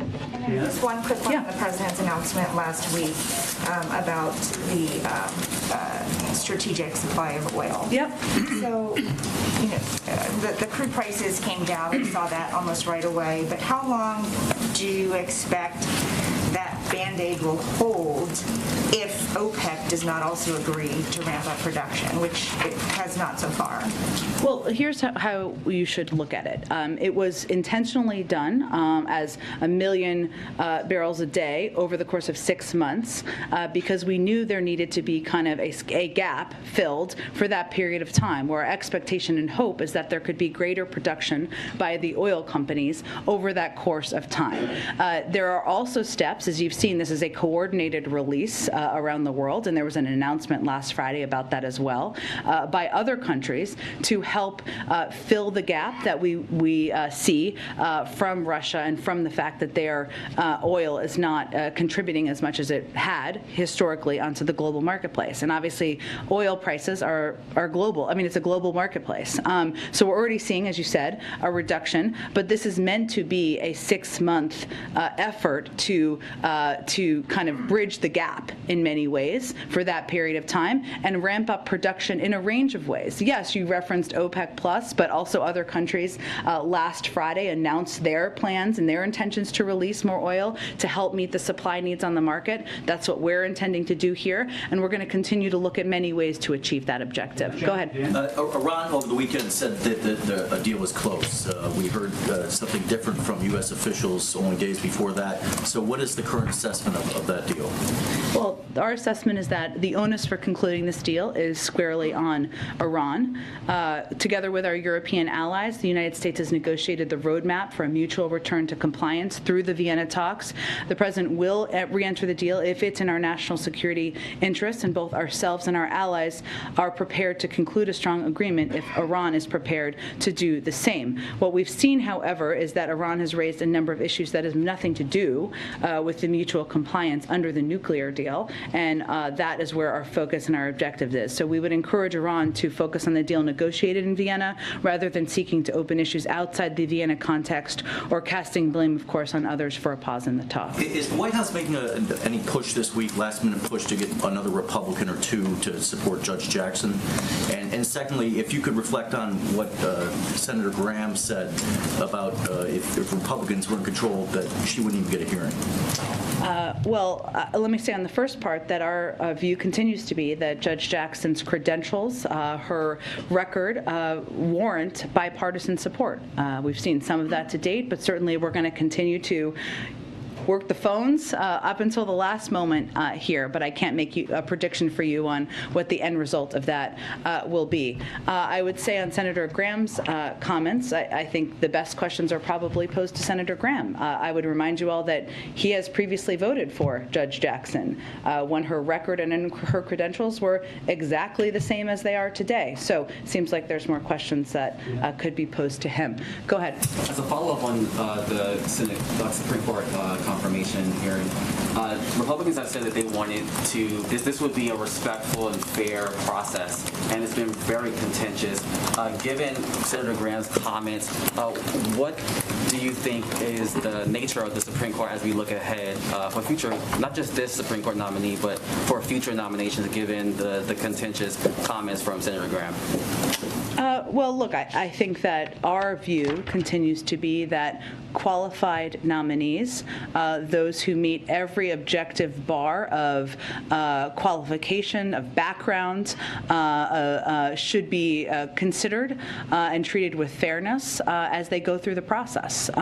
That's how President Biden is going to continue to operate, and that's how we would expect every member of the Senate to continue to operate. So obviously his comments are disappointing, but our focus needs to continue to be on supporting Judge Jackson and her path to the Supreme Court.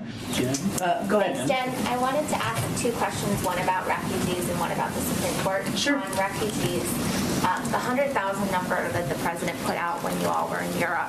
Yep. Can you talk about how you arrived at that number and what preparations are being made at this point to accept those refugees? I haven't seen the State Department really put out a lot of detail yet. Yeah, I expect we'll have more soon, and I think the understandable questions are kind of the prioritization and how the process will work and what the models will be. All very good questions, and we're just working through the final pieces of the policy process at this point in time. In terms of the number, it doesn't mean we will reach that number. As you know, while there have been a startling number of refugees, individuals who have been kicked out of their homes because of the Russian invasion of Ukraine, the vast majority of them want to stay in neighboring countries, and that continues to be our expectation. But this is just an effort for us to play a role beyond the historic amount of humanitarian assistance and support we're providing to neighboring countries to ensure that we can find a pathway for those who want to come to the United States to come here too. But we're still finalizing the policy details, and hopefully we'll have more soon on that for you. I wanted to ask one more on the Supreme Court. Yep. President Biden was asked last week about Justice Clarence Thomas. I believe he said something, or he said it was up to the Justice Department or the January 6th committee on whether Justice Clarence Thomas would recuse himself from any of those cases, those being the January 6th cases. Judicial ethics mean that the Supreme Court justice generally makes his own decision on recusals. Does the president still agree with the view of the Justice Department or January 6th committee should decide? Has he taken a position at this point on whether Justice Thomas should recuse himself? That's a decision up to the Supreme Court. We don't have an additional position from here. Go ahead.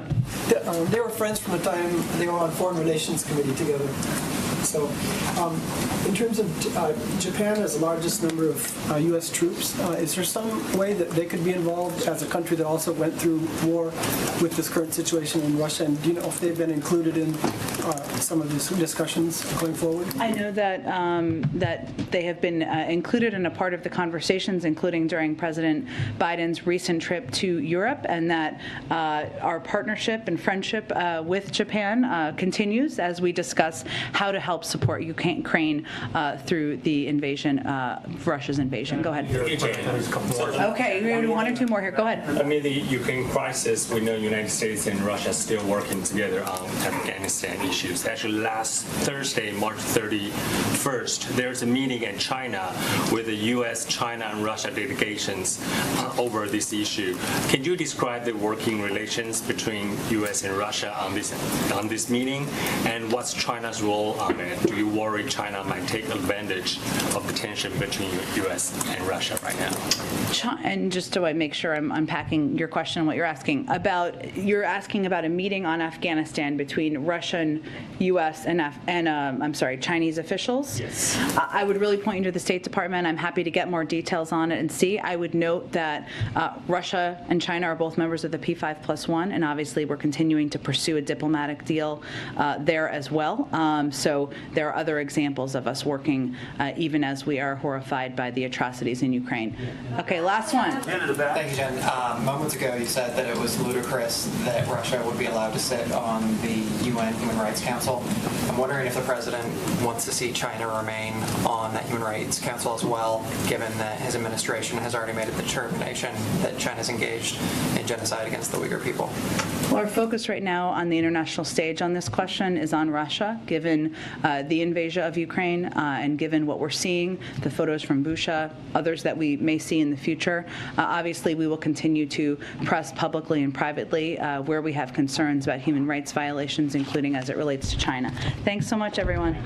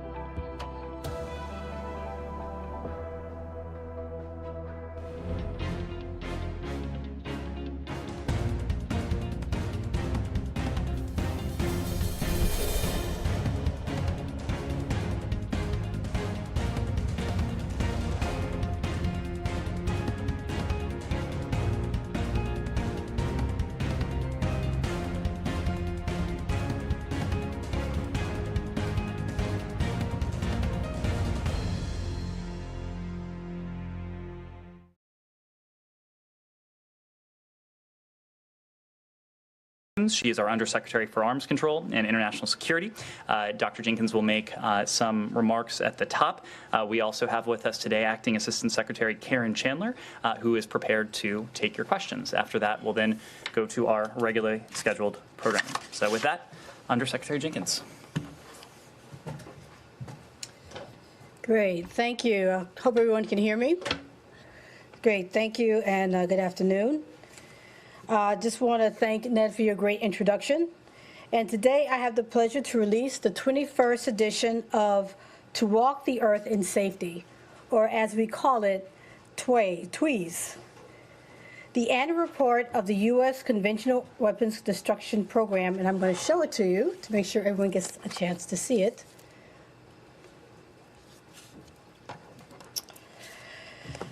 This 2021 edition of TWEES highlights many of the ways communities and individuals around the world have overcome the adversity of post-conflict challenges, thanks to the generous support of the American people and the hard work of our implementing partners. Our partners tirelessly find and destroy landmines, impoverished explosive devices, and unexploded ordnances, or UXO, as what they're often called. They also destroy or secure small arms, light weapons, and ammunition that could be at risk of proliferation. It is a hard job with an amazingly big payoff. As an example, when Sukriti and Tan Navin, a married couple of 10 years, lost their urban-based jobs amidst the COVID-19 pandemic, they moved back to their family land in Cham Kerchek, village of Cambodia.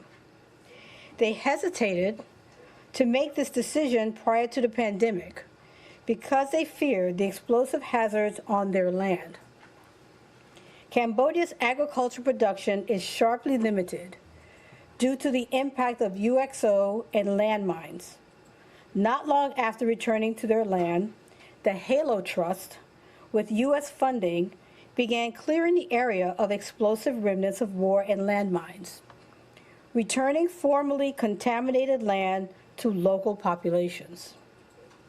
Sook and Ten are now planting cashew trees and thriving economically. This is just one of many examples of how the conventional weapons destruction program is fostering human security and economic prosperity across the globe. So as you go through this 21st edition, we call your attention to the human interest stories in each of the 6 regional chapters. These stories about people who have been positively affected by our programs provide tangible evidence of the success of the United States efforts to improve security, including food and economic security, in a way that no dry statistics can. The United States is the world's single largest financial supporter of conventional weapons destruction, or CWD. We have invested more than $4.2 million in more than 100 countries and territories since 1993 to promote international peace and security by addressing humanitarian hazards from landmines and unexploded ordnances in post-conflict countries. We have also partnered with nations to reduce the possibility that non-state actors such as criminals and terrorists could acquire small arms, light weapons, and ammunition by securing or destroying excess munitions. In 2021 alone, the United States funded conventional weapons destruction in 62 countries with more than $265 million. With this funding, our CWD programs have accomplished a great deal. For example, they provided thousands of life-saving explosive ordnance risk education sessions globally, returned more than 140 million square meters of land, equivalent to more than 26,000 football fields, for sale and productive use, destroyed over 2,500 metric tons of munitions and 267,781 pieces of small arms ammunition, and destroyed more than 25,000 anti-personnel and anti-tank mines. The Department of State, Department of Defense, and the U.S. Agency for International Development work together with foreign governments, private companies, international organizations, and non-governmental organizations to reduce excess small arms and light weapons stockpiles, implement best practices for properly securing and storing conventional weapons, and carry out humanitarian mine programs. My remarks would not be complete without addressing the ongoing tragedy in Ukraine and what we are doing to help the people in Ukraine. Unfortunately, Putin's premeditated, unprovoked, and unjustified further invasion, starting on February 24th of this year, has already undone our earlier progress while exposing exponentially more Ukrainian civilians to the threat of explosive remnants of war. The Russian Federation's bombing and shelling of civilian apartment blocks, grocery stores, hospitals, schools, and even a nuclear power plant is making this situation catastrophic. Since 2014, the U.S.-funded community outreach through our explosive ordnance risk education programs has prevented countless injuries in Ukraine.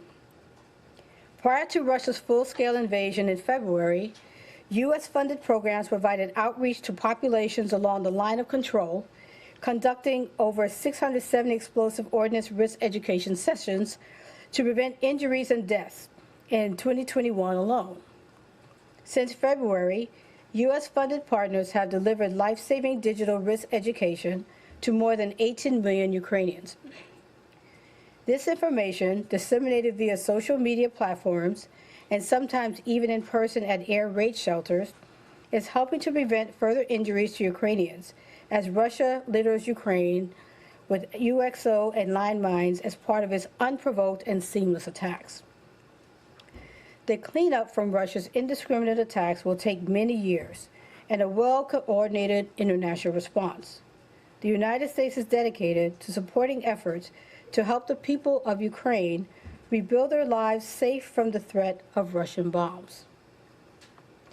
In conclusion, when we recount our progress in 2021, we need to remember that our successes are not just about things, such as landmines, UXO, and small arms. The top priority for the U.S. Conventional Weapons Destruction Program is people. This is reflected in To Walk the Earth in Safety, this year's annual report. The American taxpayer can be proud to assist in this accomplishment. Finally, the United States commitment to conventional weapons destruction is grounded in over 25 years of bipartisan congressional support, combined with the experience and determination of our implementing partners. Together, we have worked with host governments as well as communities at the local level to create a resilient program that has evolved and adapted along with the threat from explosive remnants of war. I hope you enjoy reading the stories in this report.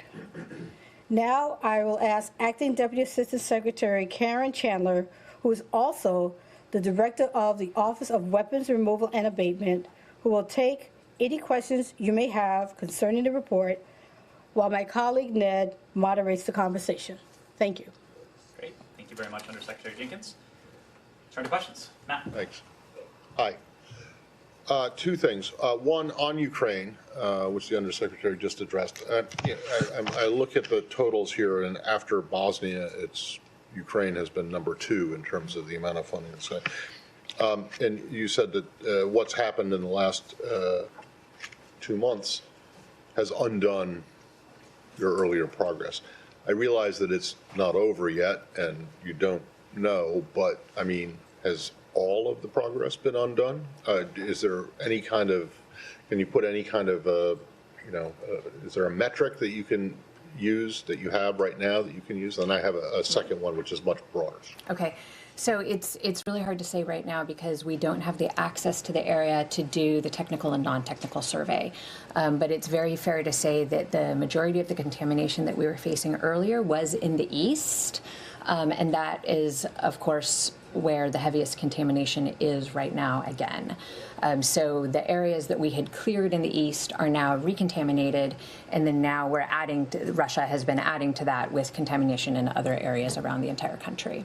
Okay, so, I mean, your estimate, I think, is going to be that it's going to take substantially more resources to clean up after this is finished. Yes, it will take very substantial resources. And then my broader one is just on landmine policy, particularly anti-personnel landmine policy in general.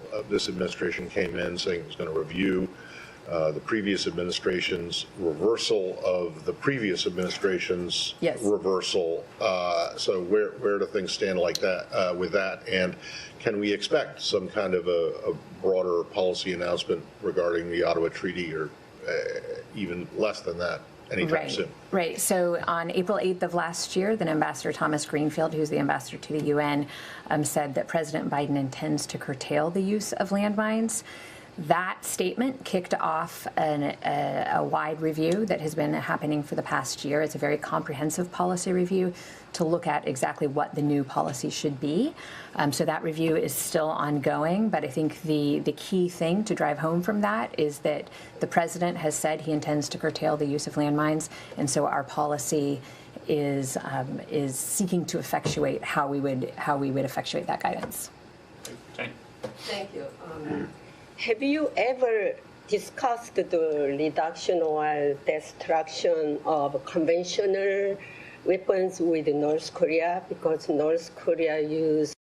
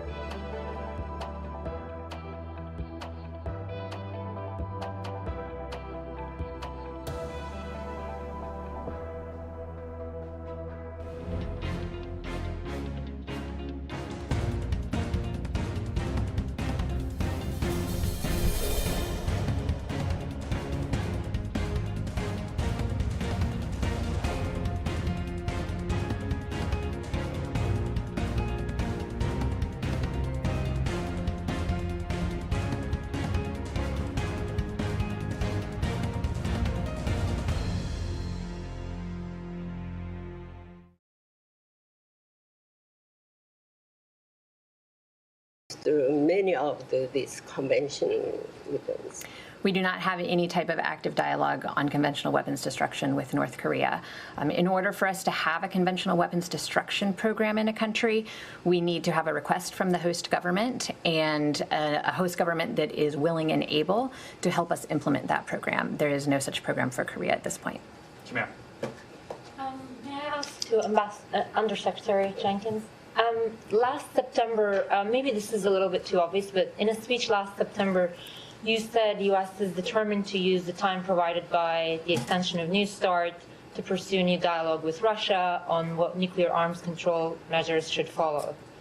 Obviously, things have changed dramatically, but is it now fair to say U.S. determination or U.S. effort is completely halted and completely off the table since you guys are not engaging with Russians on this? Thanks for the question. I think what you could say is that right now we're not able to have a dialogue with Russia because of the situation that we're facing, where they, went into Ukraine and, in the unprovoked way in which they did. So you can say that we're not having that conversation. However, there remains work going on in the U.S. to when that time comes that we can start engaging them again. The interest is not going away. We still have important things to address, including another START treaty. But right now, we're just not in a position where we can have those kind of discussions. Any other questions for our guest speakers? Okay. Thank you both very much. Congratulations. Thank you. Thank you. Thank you.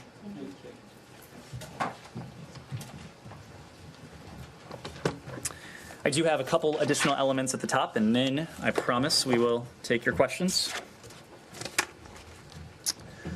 First, as Russia's forces have retreated over the past few days, the world has been shocked by the horrifying images of the Kremlin's brutality in Bucha and other cities near Kyiv. Civilians, many with their hands tied, apparently executed in the streets, others in mass graves. We are seeing credible reports of torture, rape, and civilians executed alongside their families. There are reports and images of a nightmare litany of atrocities, including reports of landmines and booby traps left behind by Putin's forces to injure even more civilians and slow the stabilization and recovery of devastated communities after they failed in their objective and withdrew. In keeping with its long track record of accusing others of its own heinous acts, the Kremlin issued a baseless and shameless denial of what we can all clearly see in Bucha and throughout the liberated towns of Kyiv Oblast, towns like Irpin and Hostomel. The United States has long warned that Putin's forces were likely to commit atrocities as part of their aggression.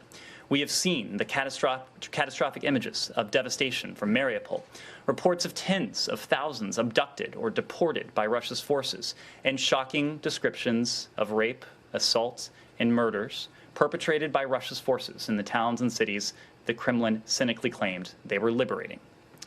As Secretary Blinken reiterated yesterday, we have previously assessed that members of Russia's forces have committed war crimes. The images we have seen and reports we have heard suggest these atrocities are not the act of a rogue soldier. They are part of a broader, troubling campaign. We also see more names added to the lists of journalists killed while working to ensure we all know the truth of this brutal war. Those responsible for atrocities must be held accountable, as must those who ordered them. They cannot and will not act with impunity. We are tracking and documenting atrocities and sharing information with institutions working to hold responsible those accountable. We are pursuing accountability, supporting international accountability mechanisms and NGOs documenting human rights abuses. Right now, at the request of the Prosecutor General of Ukraine, the United States is supporting a multinational team of international prosecutors to the region to directly support the efforts of the Prosecutor General's War Crimes Unit to collect, preserve, and analyze evidence of atrocities with a view towards pursuing criminal accountability. We must not become numb, as you heard from the Secretary yesterday, to the realities of Putin's brutality. The terrible death and destruction wrought by the Kremlin's forces is going to continue as long as Putin continues this senseless, unprovoked war. We know already this war is a strategic failure for Russia. Putin has failed to achieve his objectives and shown his weakness. The Russian Federation's military has dramatically underperformed, and Putin continues to devastate his country's economy, its financial system, and its global reputation. In spite of their failure, the Kremlin is doubling down in its brutal and indiscriminate war that it cannot and will not win. We condemn the Kremlin's long history of forcibly conscripting residents of Russia-occupied Crimea and those living in Russia-controlled areas of Ukraine. This conscription may involve even more Ukrainians, including those fleeing, who will be forced to wear the uniform of the enemy in their own country as part of the 134,000 conscripts the Kremlin intends to enlist as fodder for Putin's war machine. We have already heard credible reports, including from within Russia, of some soldiers and units in Russia's forces refusing to follow orders or intentionally making mistakes to avoid the needless killing. Ambassador Linda Thomas-Greenfield announced the United States, in close coordination with Ukraine and other member states and partners at the UN, intends to seek Russia's suspension from the UN Human Rights Council. Her words rang clear. She said, "We cannot let a member state that is subverting every principle we hold dear to continue to participate in the HRC." It's urgent to do all we can to support Ukraine. We want Ukraine to prevail, and we know it will, and for Putin's brutal and cynical war effort to utterly fail. We're continuously tightening sanctions and preparing for additional sanctions, jointly with our allies and partners. We're strengthening NATO's defense, including on its eastern flank. We are moving quickly and resolutely to get Ukraine's defenders more of the defensive systems they are so effectively using in the defense of their own country and their freedom. We're doing everything we can in coordination and unity with our allies and partners to increase pressure on Putin, to strengthen Ukraine's position on the battlefield and at the negotiating table, so that the horrors of this war will end and a free, democratic Ukraine can rebuild stronger than ever before. Next, I'm pleased to announce that earlier today, Secretary Blinken formally launched, as you know, the Bureau of Cyberspace and Digital Policy, the department's newest bureau, and a major step in realizing the Secretary's vision for the modernization of American diplomacy and the Department of State. At an event this morning, the Secretary introduced Jennifer Backus, a senior Foreign Service officer, as the Principal Deputy Assistant Secretary for the new bureau. Principal Deputy Assistant Secretary Backus will lead the Bureau as senior Bureau official until an ambassador at large is nominated and confirmed by the Senate. The CDP Bureau includes policy units focused on international cyberspace security, international communications and information policy, and digital freedom as well. Acting Deputy Assistant Secretaries Michelle Markoff and Stephen Anderson and Acting Digital Freedom Coordinator Blake Peterson are leading those three policy units respectively. The CDP Bureau will report directly to Deputy Secretary Sherman for at least the first year. As we said when the Secretary announced his intent to establish this bureau late last year, the CDP Bureau is a key piece of a broader effort to orient the State Department for a fundamentally new era in global affairs, a world in which the climate crisis, global health, and emerging technologies are increasingly at the core of our common endeavors with allies and partners and our competition with rivals and adversaries. Secretary Blinken is working to build a State Department ready to meet the tests of the 21st century. Within this department, the CDP Bureau will lead and coordinate U.S. cyber and digital diplomacy to encourage responsible state behavior in cyberspace, protect the integrity and security of the internet, promote a competitive digital economy, and uphold democratic values. As we launch the Bureau, we remain focused on continuing to make progress to establish the Office of the Special Envoy for Critical and Emerging Technology. We are very grateful for the pioneering work of the cyber and technology diplomats who have worked for years at the department to advance U.S. foreign policy interests. And we are especially grateful for the strong bipartisan support of Congress in contributing to this legacy and in helping us shape the next chapter in U.S. cyber and digital policy diplomacy. Finally, the United States is home to more than 3.5 million Arab Americans, and the Department of State is proud to recognize April as National Arab American Heritage Month. Americans of Arab heritage, like their fellow citizens, represent a diverse array of cultures and traditions and are very much a part of the strong diversity of this nation. Many serve throughout the government, including here at the Department of State. Arab Americans have contributed in every field and profession, and their careers are as diverse as are their backgrounds. We mark National Arab American Heritage Month noting these contributions and celebrate a community as old as America itself. With that, happy to turn to your questions. Thanks, Ned. Two things logistically that'll be really brief. One, on your Cyberspace and Digital Policy Bureau announcement, excuse me, do you, Is there anything that you can think of, either off the top of your head or maybe perhaps written down there, that is different about this than what the previous administration had proposed and this administration had then rejected? This is fundamentally different from what was proposed in the last administration, a proposal that was met with opposition, including from Congress, as you heard me say just a moment ago. Well, from some Democrats in Congress. Well, yes. from important elements of Congress, absolutely. The CDP Bureau includes 3 policy units focused on, as I said before, international cyberspace security policy, international communications and information policy, and digital freedom. We're also, as you know, establishing the special envoy position as well. Both of those entities will report to the Deputy Secretary for the first year, as you know, Matt, and I believe we've discussed this previously. The last administration proposed the creation of a bureau that would have been responsible for really only the national security aspects of cyberspace security and security-related aspects of emerging technology. Their proposed CSET, the Cyberspace Security and Emerging Technology Bureau, would have been placed under the Undersecretary for Arms Control and International Security, under Dr. Jenkins in this case, and focused primarily on the security-related aspects of cyberspace. This is, as I just detailed, quite different. This merges the security, the economics, the values aspects of cyberspace into a single bureau to ensure that we have an approach across these 3 realms that is integrated and coordinated and represents the values and the interests of our blended security, economic, and human rights interests.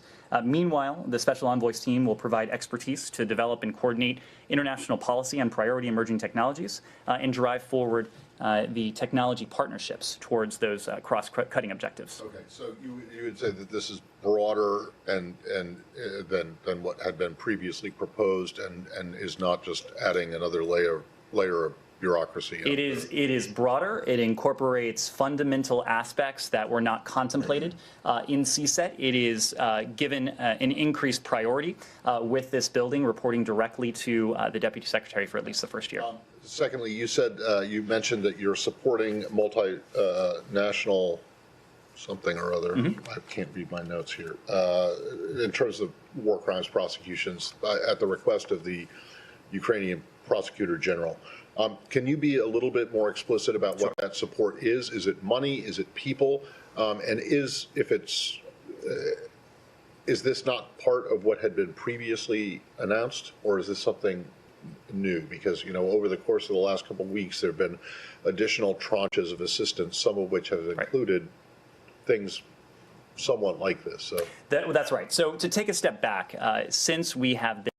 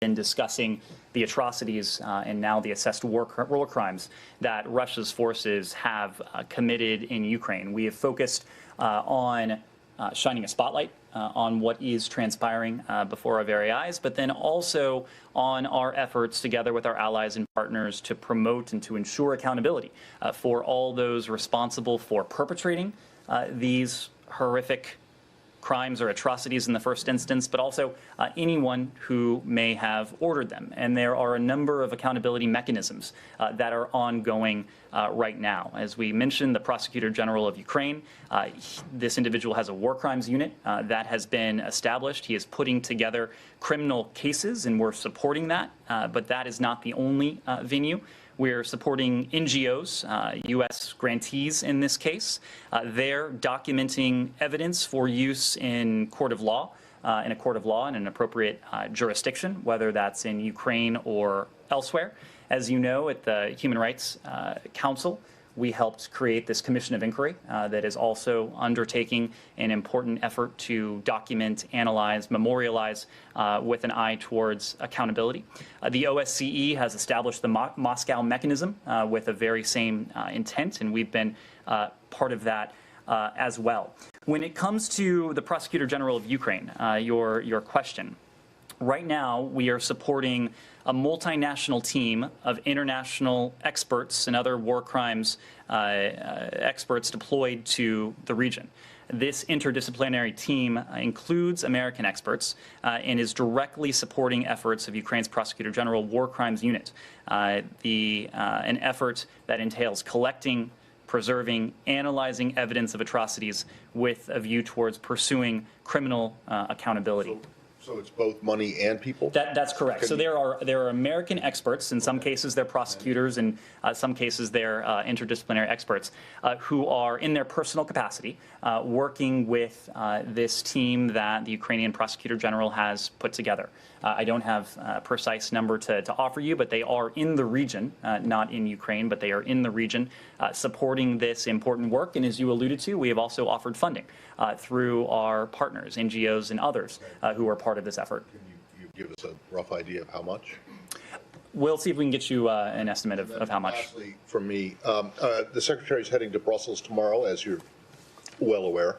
And I am just curious as to, this is the annual spring NATO foreign ministers NAC meeting, and but obviously it's taking place amidst a crisis for the alliance, but also for Ukraine.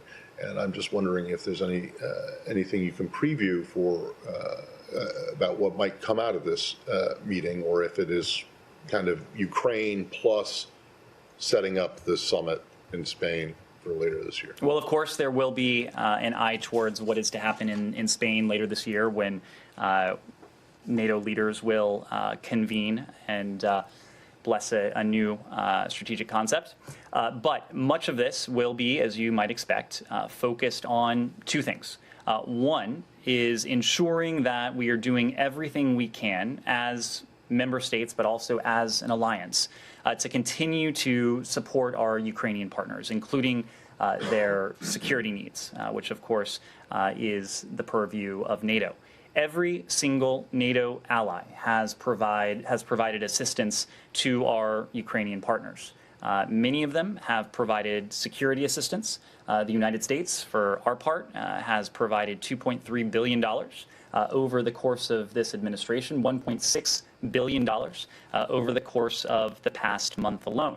And many of our fellow NATO allies have provided their own share of significant security assistance to our NATO partners. So this will be an opportunity for ministers to discuss, to convene what it is that our Ukrainians need. Of course, we're in close dialogue with them. As you know, Secretary Blinken has an opportunity to speak to his foreign minister counterpart, Foreign Minister Kuleba, quite regularly. The Secretary of Defense, I believe today, just spoke to his Ukrainian counterpart. Many of our NATO allies are just as actively engaged with their foreign minister and defense minister counterpart in Ukraine. So we'll have an opportunity to compare notes, what more we might be able to do, marry that with the needs we recognize that the Ukrainians have. The second element of this, and much of this is coordinated not through NATO, but through individual member states and through other groupings, multilateral groupings, is to discuss what more we can do to not only hold to account and to continue to put pressure on the Kremlin, on the Russian Federation, on the cronies and oligarchs who are continuing to support this war effort. But when it comes to NATO, there will also be a discussion as to any additional measures that may be needed to reassure, to reinforce the eastern flank. And as you know, there have been a number of moves announced before the Russian invasion began in late February, a number of moves announced after, and it will be an opportunity again for the ministers to convene to discuss the important issue of NATO reassurance. Humera.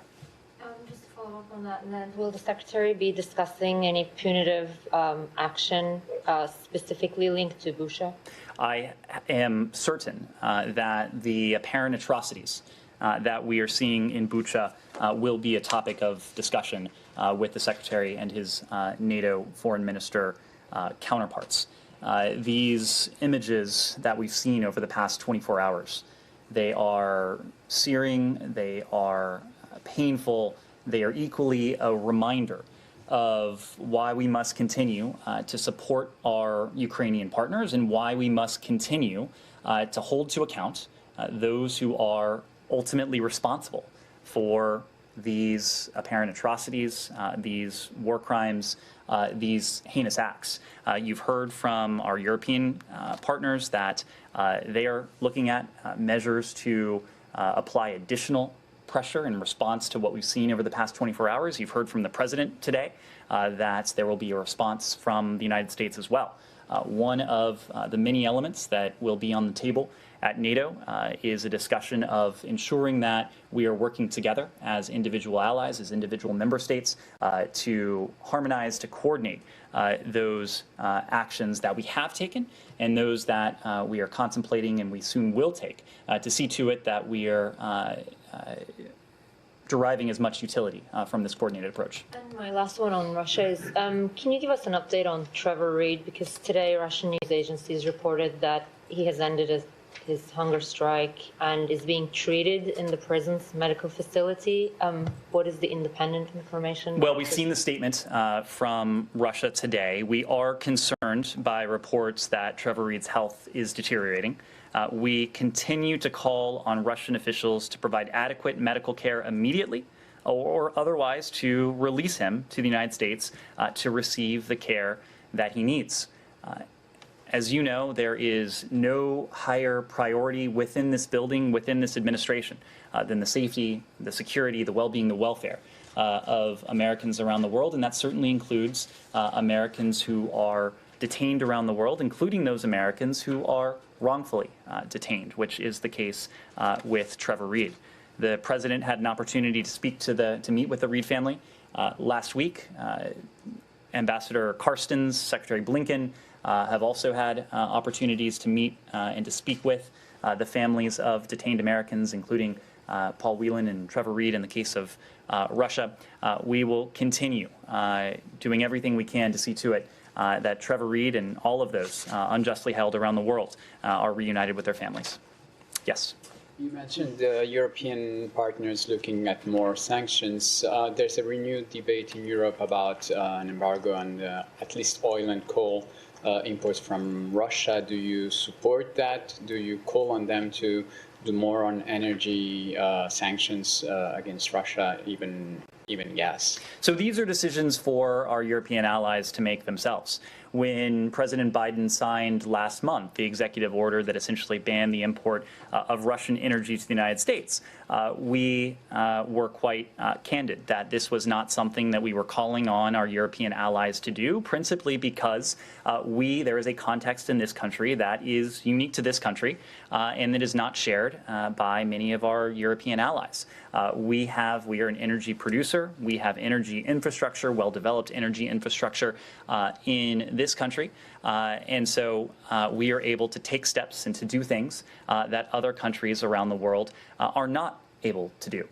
In the place of that, what we did do and what came in the wake of the President's visit to Europe was the establishment of a joint U.S.-EU energy task force to look at both the near-term needs of our European allies, the ability to surge energy supplies, including supplies of liquefied natural gas, and to ensure stability in global energy markets, and to ensure a steady supply of global energy, while over the longer term, discussing what we will need to do collectively, individually as allies, to further build resilience, and in some cases to decrease reliance on Russian energy. Part and parcel of that will be the longer-term transition to renewables, away from fossil fuels, away from the energy sources that Moscow has in recent years, in the case of Ukraine and elsewhere, sought to weaponize to enact their malign agenda. Over time, it is our goal to see to it that Moscow is no longer in a position to do that. We have been able to take steps to do that. A number of our allies and partners around the world have been able to take steps to do that, and we're working with our allies and partners to build that resilience and that capacity. Just to follow up on the prosecutor's team, you said there were American people in the region, but not in Ukraine. Is there any plan to send a team in Ukraine, in Bucha or elsewhere, to document and to find evidence about this? Right now, the team of Americans are working closely with NGOs and other partners, American grantees in this case, who are doing that work along with the Ukrainian Prosecutor General's office of documenting, of memorializing that. This is work that the team of American experts and prosecutors is able to do from outside of Ukraine. Yes? Do you have any update on expelling Russia from the Human Rights Council, and any updates too on transferring tanks, S-300 systems, and MiG-29 to Ukraine? So Ambassador Thomas Greenfield, as we spoke about at the top, announced today that the United States, in close coordination with other member states, including, of course, Ukraine, intends to seek the suspension of Russia from the UN Human Rights Council. In her comments, the ambassador called on those member states who have already acted, now twice in this case,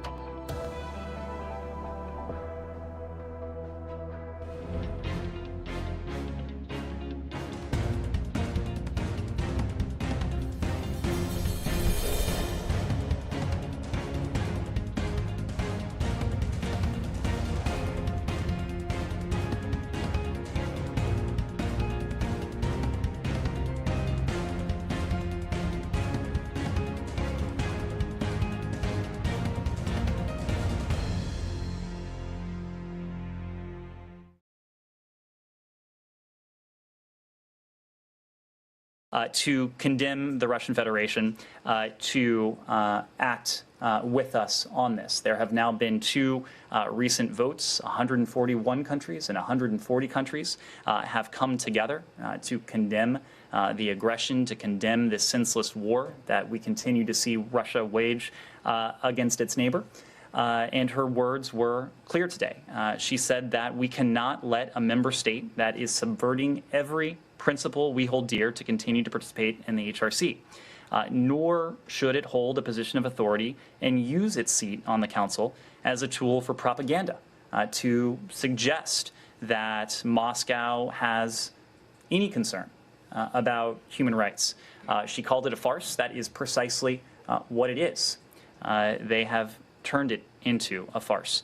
President Biden, Secretary Blinken, and Ambassador Thomas Greenfield, they have all said that according to information that is currently available to us, we believe Russia's forces have committed war crimes in Ukraine, and the action of voting to suspend a state's membership on the Council is rare, it's extraordinary, we recognize that, but we also recognize that the international community must stand in clear defiance and condemnation of Russia's horrific conduct, and we believe it will do so once again in the General Assembly. Do you have the votes necessary to expel them out, do you think? It is something we are discussing with Ukraine, with other member states in the UN system. Twice now in recent weeks, we've seen the vast majority of the UN's member states stand up in clear contravention of what Russia is doing. It is something that we'll continue to discuss, but as we've heard, there has been widespread, strong condemnation of this conduct, and this would be the next natural step. And do you have anything on the tanks, the 300 and the MiG-29? What we've said is that we are providing our Ukrainian partners, together with our allies and partners, many of whom are doing the same, with precisely what they need to take on the threat they are facing from Russia. So you have heard us speak to any number of systems, surface-to-air systems, anti-aircraft systems, anti-tank systems, broader anti-armor systems, unmanned aerial systems, including drones, including the Switchblade drones that the Department of Defense has spoken to. We have provided a litany of those systems and assets that we are providing to Ukraine, in addition to the lump sum of $2.3 billion that has been allocated over the course of this administration, including $1.6 billion in the last month alone. There are some systems and capabilities that we're speaking to publicly, but we can what we're doing is ensuring that our Ukrainian partners have precisely those systems that they need, and in many cases, those on which they're already trained. Yes? Off-topic, cyber-related question. Sure. Last week, the Bradley International Airport in Connecticut was hit with a cyber attack. A Russian group was ID'd as likely to have carried that out. Has state or the interagency seen any other attacks on U.S. critical infrastructure since then? Is that something you could...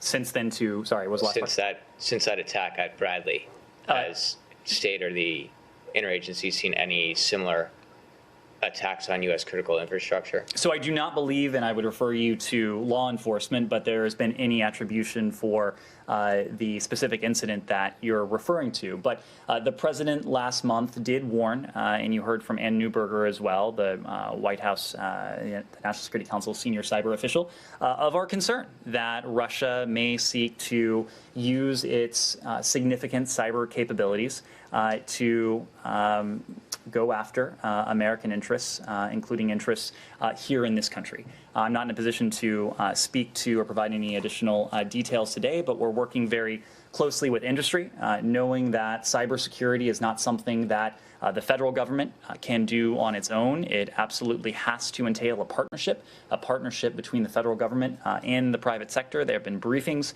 with the private sector. The president has very publicly encouraged the private sector to ensure that its cyber defenses are up to date and that they are moving full speed ahead. So we'll continue to do that, and if we have any additional information to share, we will. Jenny. Thank you, Nate. On the North Korean human rights issues, how do you evaluate current South Korean government absence from the recent UN Security Council resolutions on human rights in North Korea? Well, we will let the South Korean government speak to its its votes. We have spoken very clearly about our deep concern for the human rights situation in the DPRK.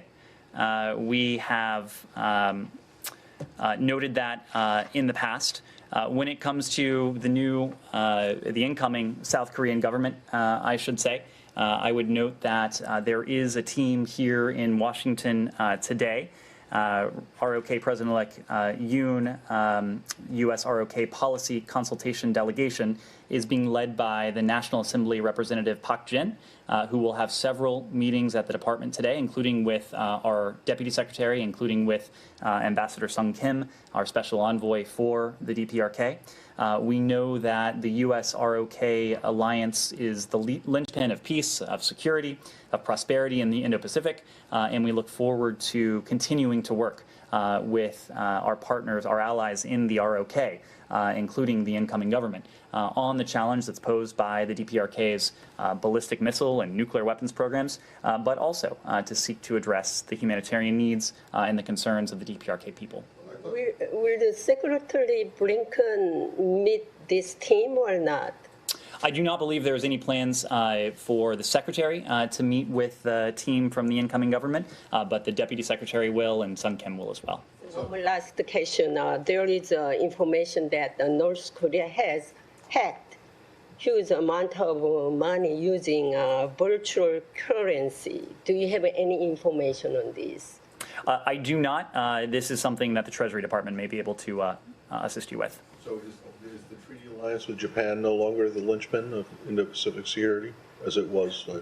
Or are they both? Are they're two? There's the cornerstone and there's a linchpin, and there's been no change in our policy. Thank you, Ned. Two questions, one on North Korea and one on Hong Kong. First, you mentioned Ambassador Sung Kim. He's supposed to have a meeting with his Chinese counterpart. Could you just say, is the U.S. satisfied with China as a partner in denuclearization of the Korean Peninsula recently? China was not part of the joint statement out of the UN after the March 24 ICBM launch. Can you preview at all what Ambassador Kim will be discussing with his Chinese counterpart? Will he be seeking Chinese support for new UN Security Council resolution against DPRK? And then on Hong Kong, do you have any comment on Carrie Lam's announcement that she won't seek a second term? So I can confirm that Ambassador Sung Kim will be meeting with his PRC counterpart today in Washington. As you know, we coordinate closely in the first instance with our allies, the ROK and Japan, on a coordinated approach to the DPRK's nuclear weapons and ballistic missile programs. But it's also important that we consult with those countries that are in a position to wield leverage over the DPRK, including in some cases in ways that we are not. And the PRC is certainly one of those countries. We believe that all countries, again, especially those countries that may have ties with the DPRK that the United States, Japan, the ROK do not, to use that relationship in a way that is constructive and in a way that moves us towards our collective goal of the complete denuclearization of the Korean Peninsula. So this will be a topic of discussion when Ambassador Sung Kim meets with his PRC counterpart. It is something that we do from time to time to ensure that we are coordinated as can be, and to see to it that the measures of accountability that we have put forward at the UN, in the international system more broadly, are enacted, and that all countries around the world are doing what they need to do to ensure those measures have the appropriate effectiveness. On Carrie Lam, so we have seen the reports today. In general, as you've heard from us before, we condemn the PRC's continuing assault on Hong Kong's autonomy, its protected rights and freedoms, and the way of life. The PRC's degradation of Hong Kong's electoral system is eliminating, as you've heard us say, what remains of Hong Kong's political pluralism. U.S. policy towards Hong Kong has been consistent and will not waver. We support a peaceful, prosperous, and stable Hong Kong that enjoys its promised high degree of autonomy. promised by the PRC. The United States has an enormous stake in Hong Kong's future, from the enduring personal, cultural, and educational ties between the people in the United States and Hong Kong to our significant business presence there as well. I would note when it comes to Carrie Lam that the Department of the Treasury sanctioned her in August of 2020 for being involved in developing, adopting, or implementing the national security law. Yes, sir. Questions about Georgia, of course. A few hours ago, this morning, the main intelligence directorate of Ministry of Defense of Ukraine released an intelligence report saying that the Russians are establishing a channel for smuggling sanctioned goods, including the military weaponry, through the territory of Georgia with the consent of the political leadership of the country. In addition to that, the statement mentioned that the representative of the Georgian intelligence services received a directive from the political leadership not to hinder the activities of smugglers. So, two questions. Does the State Department also track the same report? Do you have anything to support Ukrainian intelligence on that? And secondly, can you explain more broadly what would be the consequences for those countries who try to help Belarus or Russia to bypass those Western sanctions? Thank you. So I'm not in a position to substantiate or to speak to the allegation you mentioned. We've talked about this last week, but the people of Georgia have relatively fresh memories of what it means to be on the receiving end of Russian aggression, including Russian attempts to wrest away sovereign territory. We have seen the people of Georgia, the government of Georgia, stand with the international community, including in important votes in the UN in opposition to what we are seeing the Kremlin undertake in Ukraine. We've been in close contact with our colleagues in Georgia on the ongoing situation and will continue to be in close contact with them. Without speaking to any particular country, we have made the point that those countries who seek to circumvent the sanctions that the United States and our allies and partners around the world have enacted, or those countries who otherwise seek to support the war effort, the Kremlin war effort, by providing Russia with financial backing, with supplies, with weapons, they will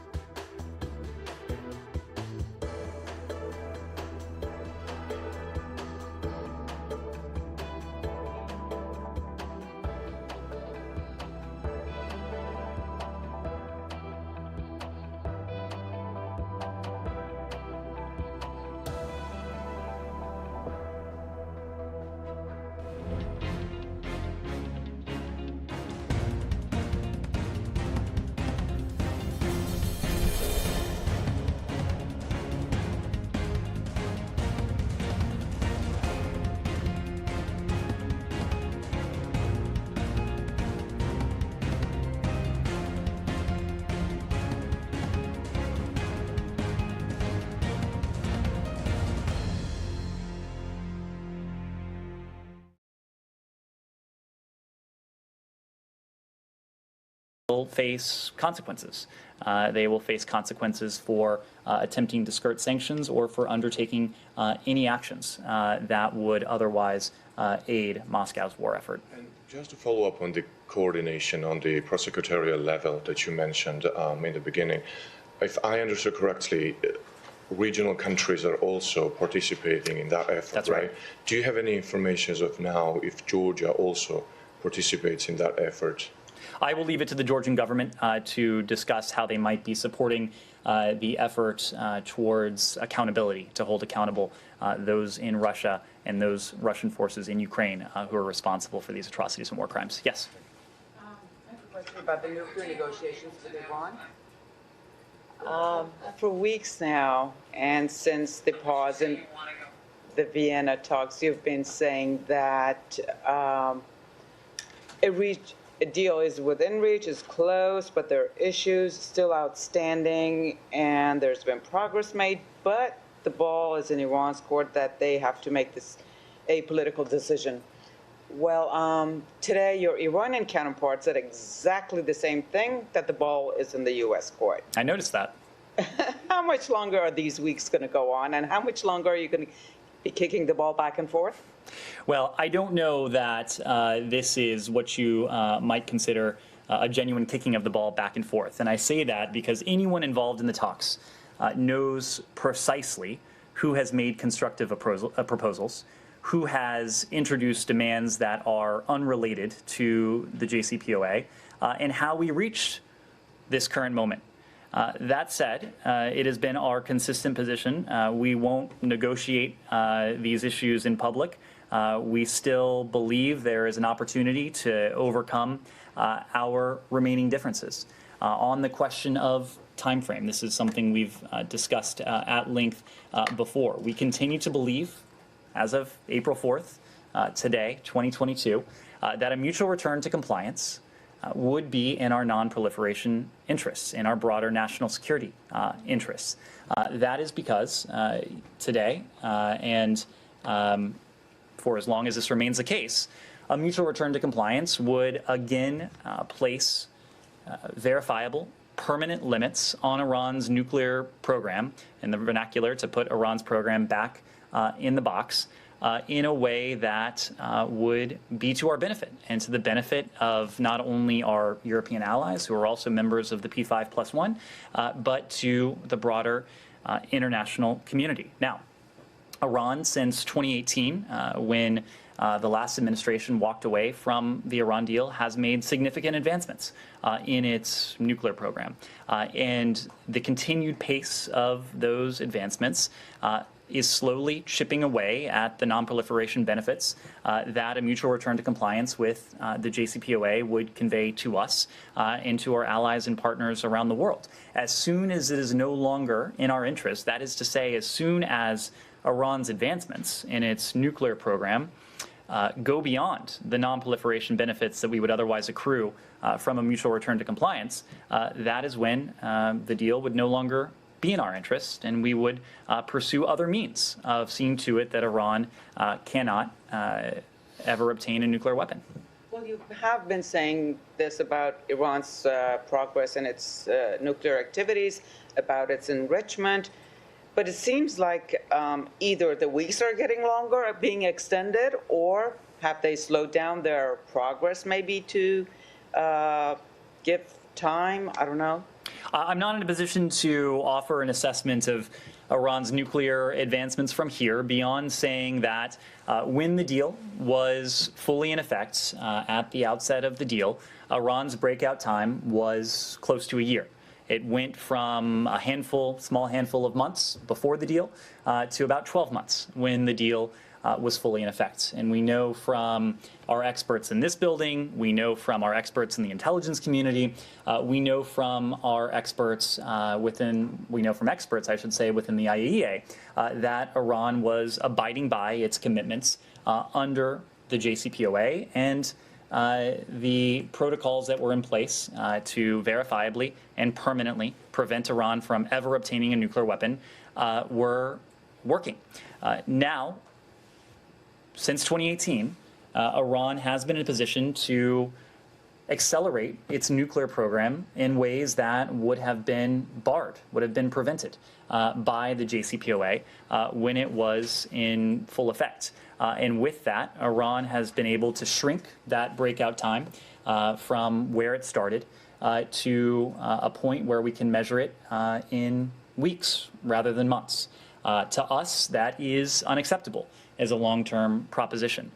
The only long-term proposition that is acceptable to us is the fact that Iran must never be allowed to obtain a nuclear weapon. As I said before, we continue to believe that the best means to achieve that right now is through a mutual return to compliance with the Iran deal. Eventually, that will no longer be the case when the Iranian nuclear program goes beyond the point at which the JCPOA would still work to our advantage. One last one. Is the PMD, the possible military dimension, clarification of that issue, a precondition to moving on to the deal, or could that be something that can happen afterwards if JCPOA is revived? We, as you know, defer to the IAEA on these questions. The IAEA must be satisfied in terms of what it needs from Iran. Yes. Is there a diplomatic path forward to resolve Russia's blockade of Ukrainian ports so that the food supplies could be released? Well, we know that there has to be one. We know that the implications of President Putin's war on Ukraine have been dire in terms of food security.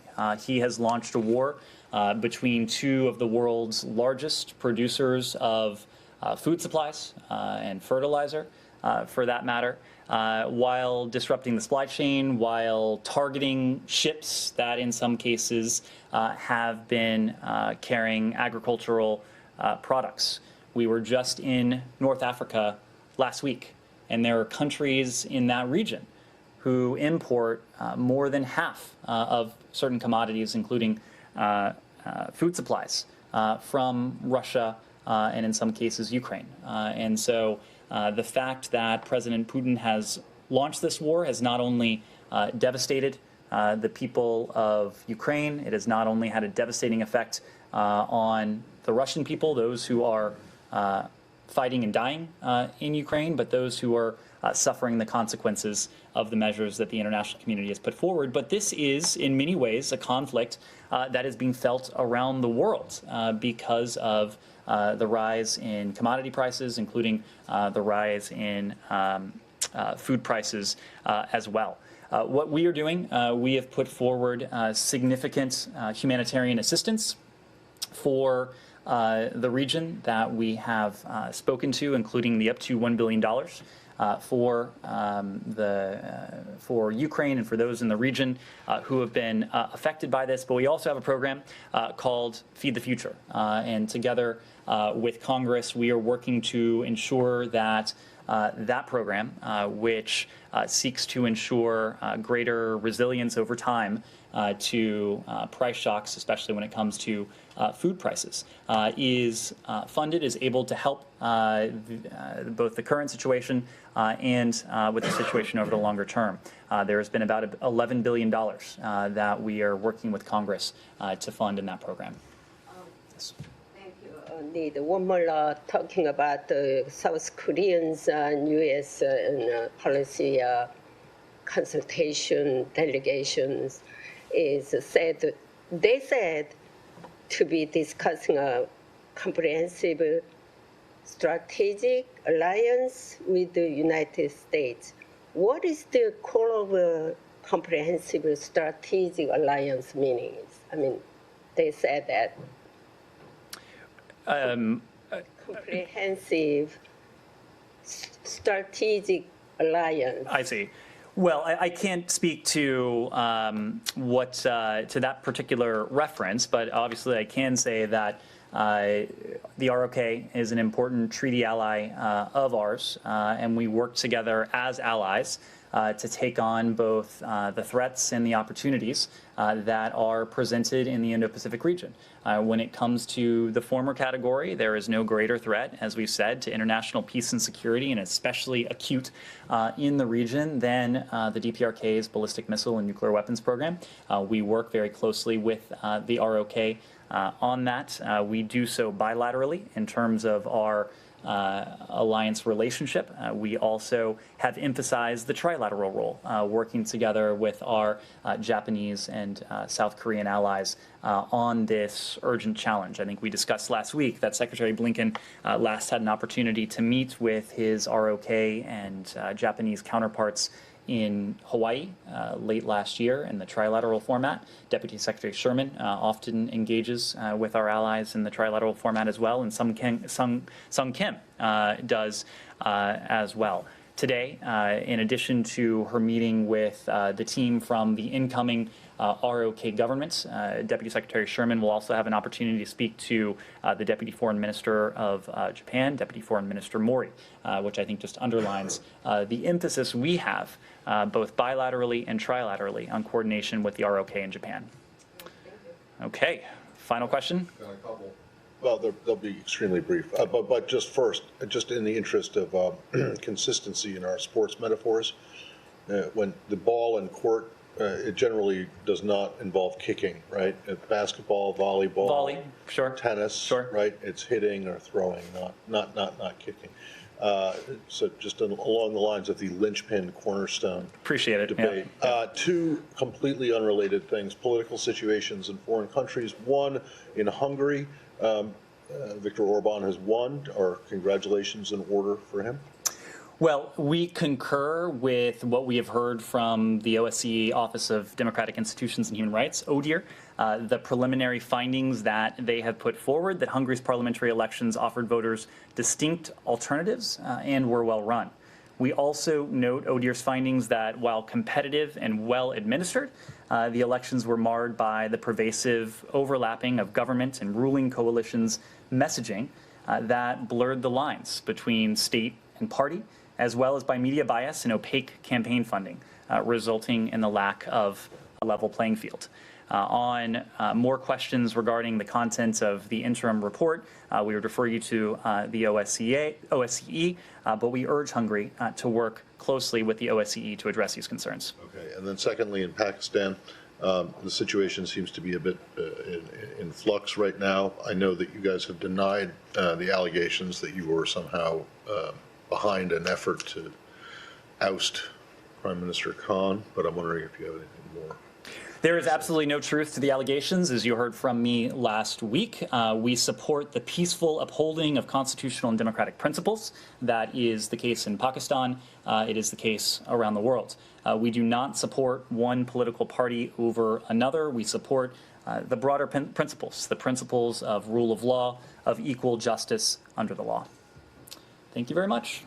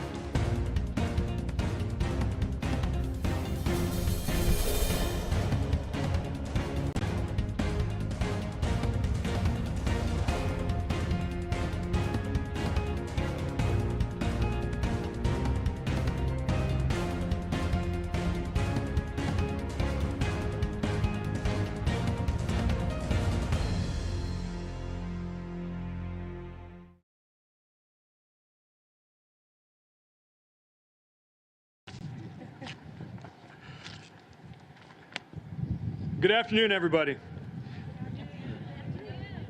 First, I want to thank President Biden and Vice President Harris for hosting this event here at the White House, making clear that trucking is indeed a national priority. And I want to thank everyone here, especially the truck drivers and transportation workers we count on so much. I have to share, this is a big day in my own household because it was our first time taking our kids to daycare. And as I was getting ready for that, because I knew this event was coming up, I kept looking around at all of the physical items that surrounded us and thought about how they got here. The bottles, the little jars of baby food, the spoons we were using to feed them, the high chairs they were sitting in, even the family minivan itself got to us because truck drivers brought them to where they needed to be.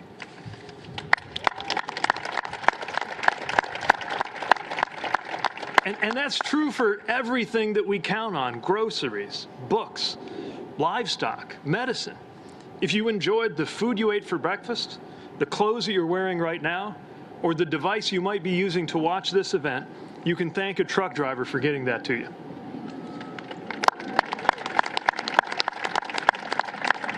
And that's what makes this trucking action plan so important. Plus, this fits two central priorities that the president has laid out: addressing supply chain disruptions to lower costs for families, and getting workers the pay and the respect that they deserve. Over the last 2 years, we've all been using terms like supply chain and essential worker more than we used to. In fact, there's nothing new about how much America counts on truckers, but it has become more urgent than ever. Right now, the industry estimates that we're short 80,000 truck drivers. And my department estimates that 300,000 leave the career every year. So we must do more and do better to recruit more people into the job and to support them so they choose to stay in the job. And that's more than saying thank you. It is concrete, specific actions to help our trucking workforce thrive in this career, to make sure the trucking jobs are as high quality, as safe, and as well paid as they ought to be.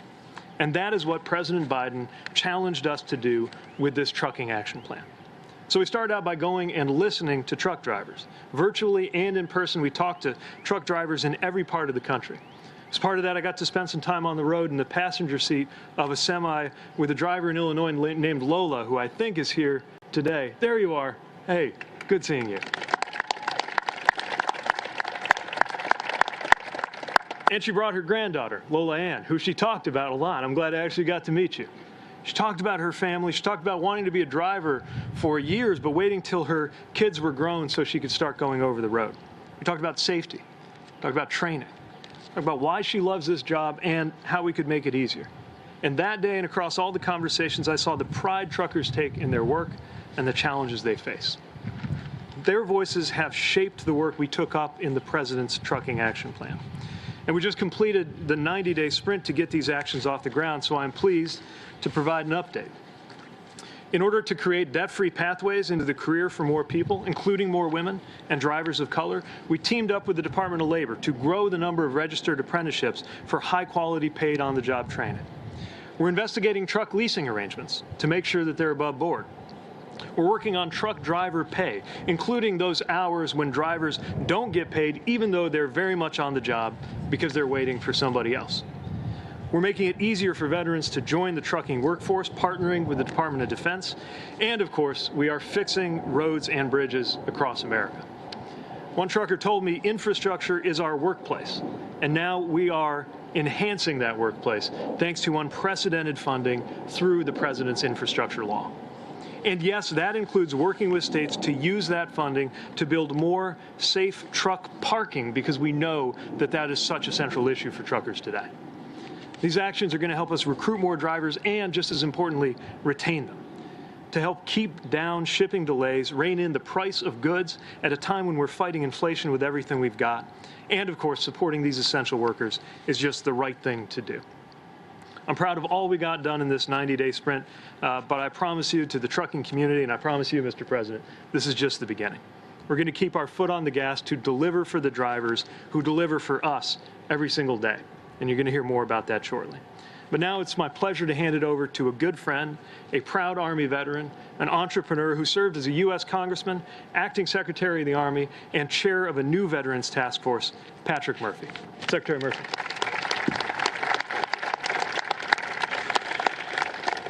Thank you, Secretary, Mr. President, and Maria. It is great to be here. I just want to begin by saying thank you to Secretary Buttigieg. For our brother and sister veterans, he is truly one of the leading voices of the 9/11 generation. So, Secretary, thank you for your leadership in that introduction. And I also want to thank the White House National Economic Council for doing phenomenal work around task force movement, which we're here today to discuss and launch. When you look at, the Secretary mentioned Lola Ann over there. Lola Ann's 8 years old. I tried to get her to say, go Army, beat Navy. She comes from a Navy family. Jada next to her is ready to say, she's 6. Jada's ready to say it. But Mr. President, I know you asked for a nonpartisan event, so I'm not allowed to say that, but I apologize for good luck going off script. Me and the Secretary, it's Army versus Navy, but we're all brothers and sisters in that profession. And that profession is incredibly important to the trucking industry. In fact, that's an industry that my grandfather, when he came back from the Navy in World War II in the Pacific, came back and was a trucker with the Teamsters 107 in Philadelphia. And they drove for A&P supermarkets. And then when my dad came back from the Navy, he also joined and was a trucker, but first was a police officer in Philadelphia. But on the sides, to make ends meet, went into trucking on the weekends. And I remember going down I-95 with him in that cab. It's incredibly important. And what task force movement is all about is really to create that bridge between veterans and the trucking industry. Because for my family, it was built and survived on in that industry. It's how we got through. And I will tell you, it's that bridge that needs to be more accessible to our brother and sister veterans. It is that bridge that needs to make sure we launch this and make it happen for the next generation of truckers, whether it's Lola or Jada in the crowd. And that's what today's announcement's about. That is what this work will be for. And I will tell you, when Secretary Pete came back from Afghanistan, when I came back from Iraq, we committed ourselves to public service. We committed to be there for our brothers and sisters, to make sure that although we made it home, we need to make sure our generation has the opportunities to succeed in life. And we committed ourselves to that, and that's what this task force will do. It's about opportunity. It's about the future of America. It's about making sure America gets back to work. And today is a proud moment, but today is just the beginning to continue what you've already established, not just here in the White House, not just in the Department of Transportation, but all across America. The numbers will speak for themselves, but it is that burden, that sacred burden, for those of us who have been overseas, to make sure that we give back and make it better for the next generation, for the Lolas and the Jadas. It's my honor now to introduce one of the faces of American infrastructure, one of the faces that are out there in these type of cabs out there making things happen, and that's Maria Rodriguez. So please give it up to our next speaker, Maria Rodriguez. Thank you. Hi, good afternoon. My name is Maria Rodriguez, and I am very honored to be here today. I'm currently an apprentice truck driver at NFI. My road to get to this point was very unique. I came to the United States with my parents from Venezuela at a very young age of 2. My family came here looking for a better life and to live the American dream. I always admired their hard work, dedication, and sacrifices. Even when times were tough, they kept driving forward. From an early age, I was inspired by watching my father cook. He would make masterpieces out of a few ingredients and be able to bring so much joy and happiness through his food. I knew I wanted to do the same and be a chef someday. When I was old enough, I began to work as a server in a very small restaurant.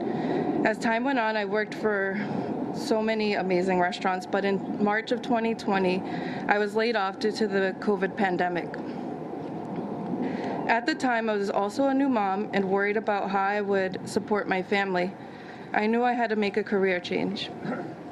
At first, I attended school to be an EMT with hopes of being a firefighter, but ultimately the training made it difficult for me to also support my family. My significant other, Abel, and our son and I live 2 minutes away from New England Tractor Trailer Training School, better known as NET.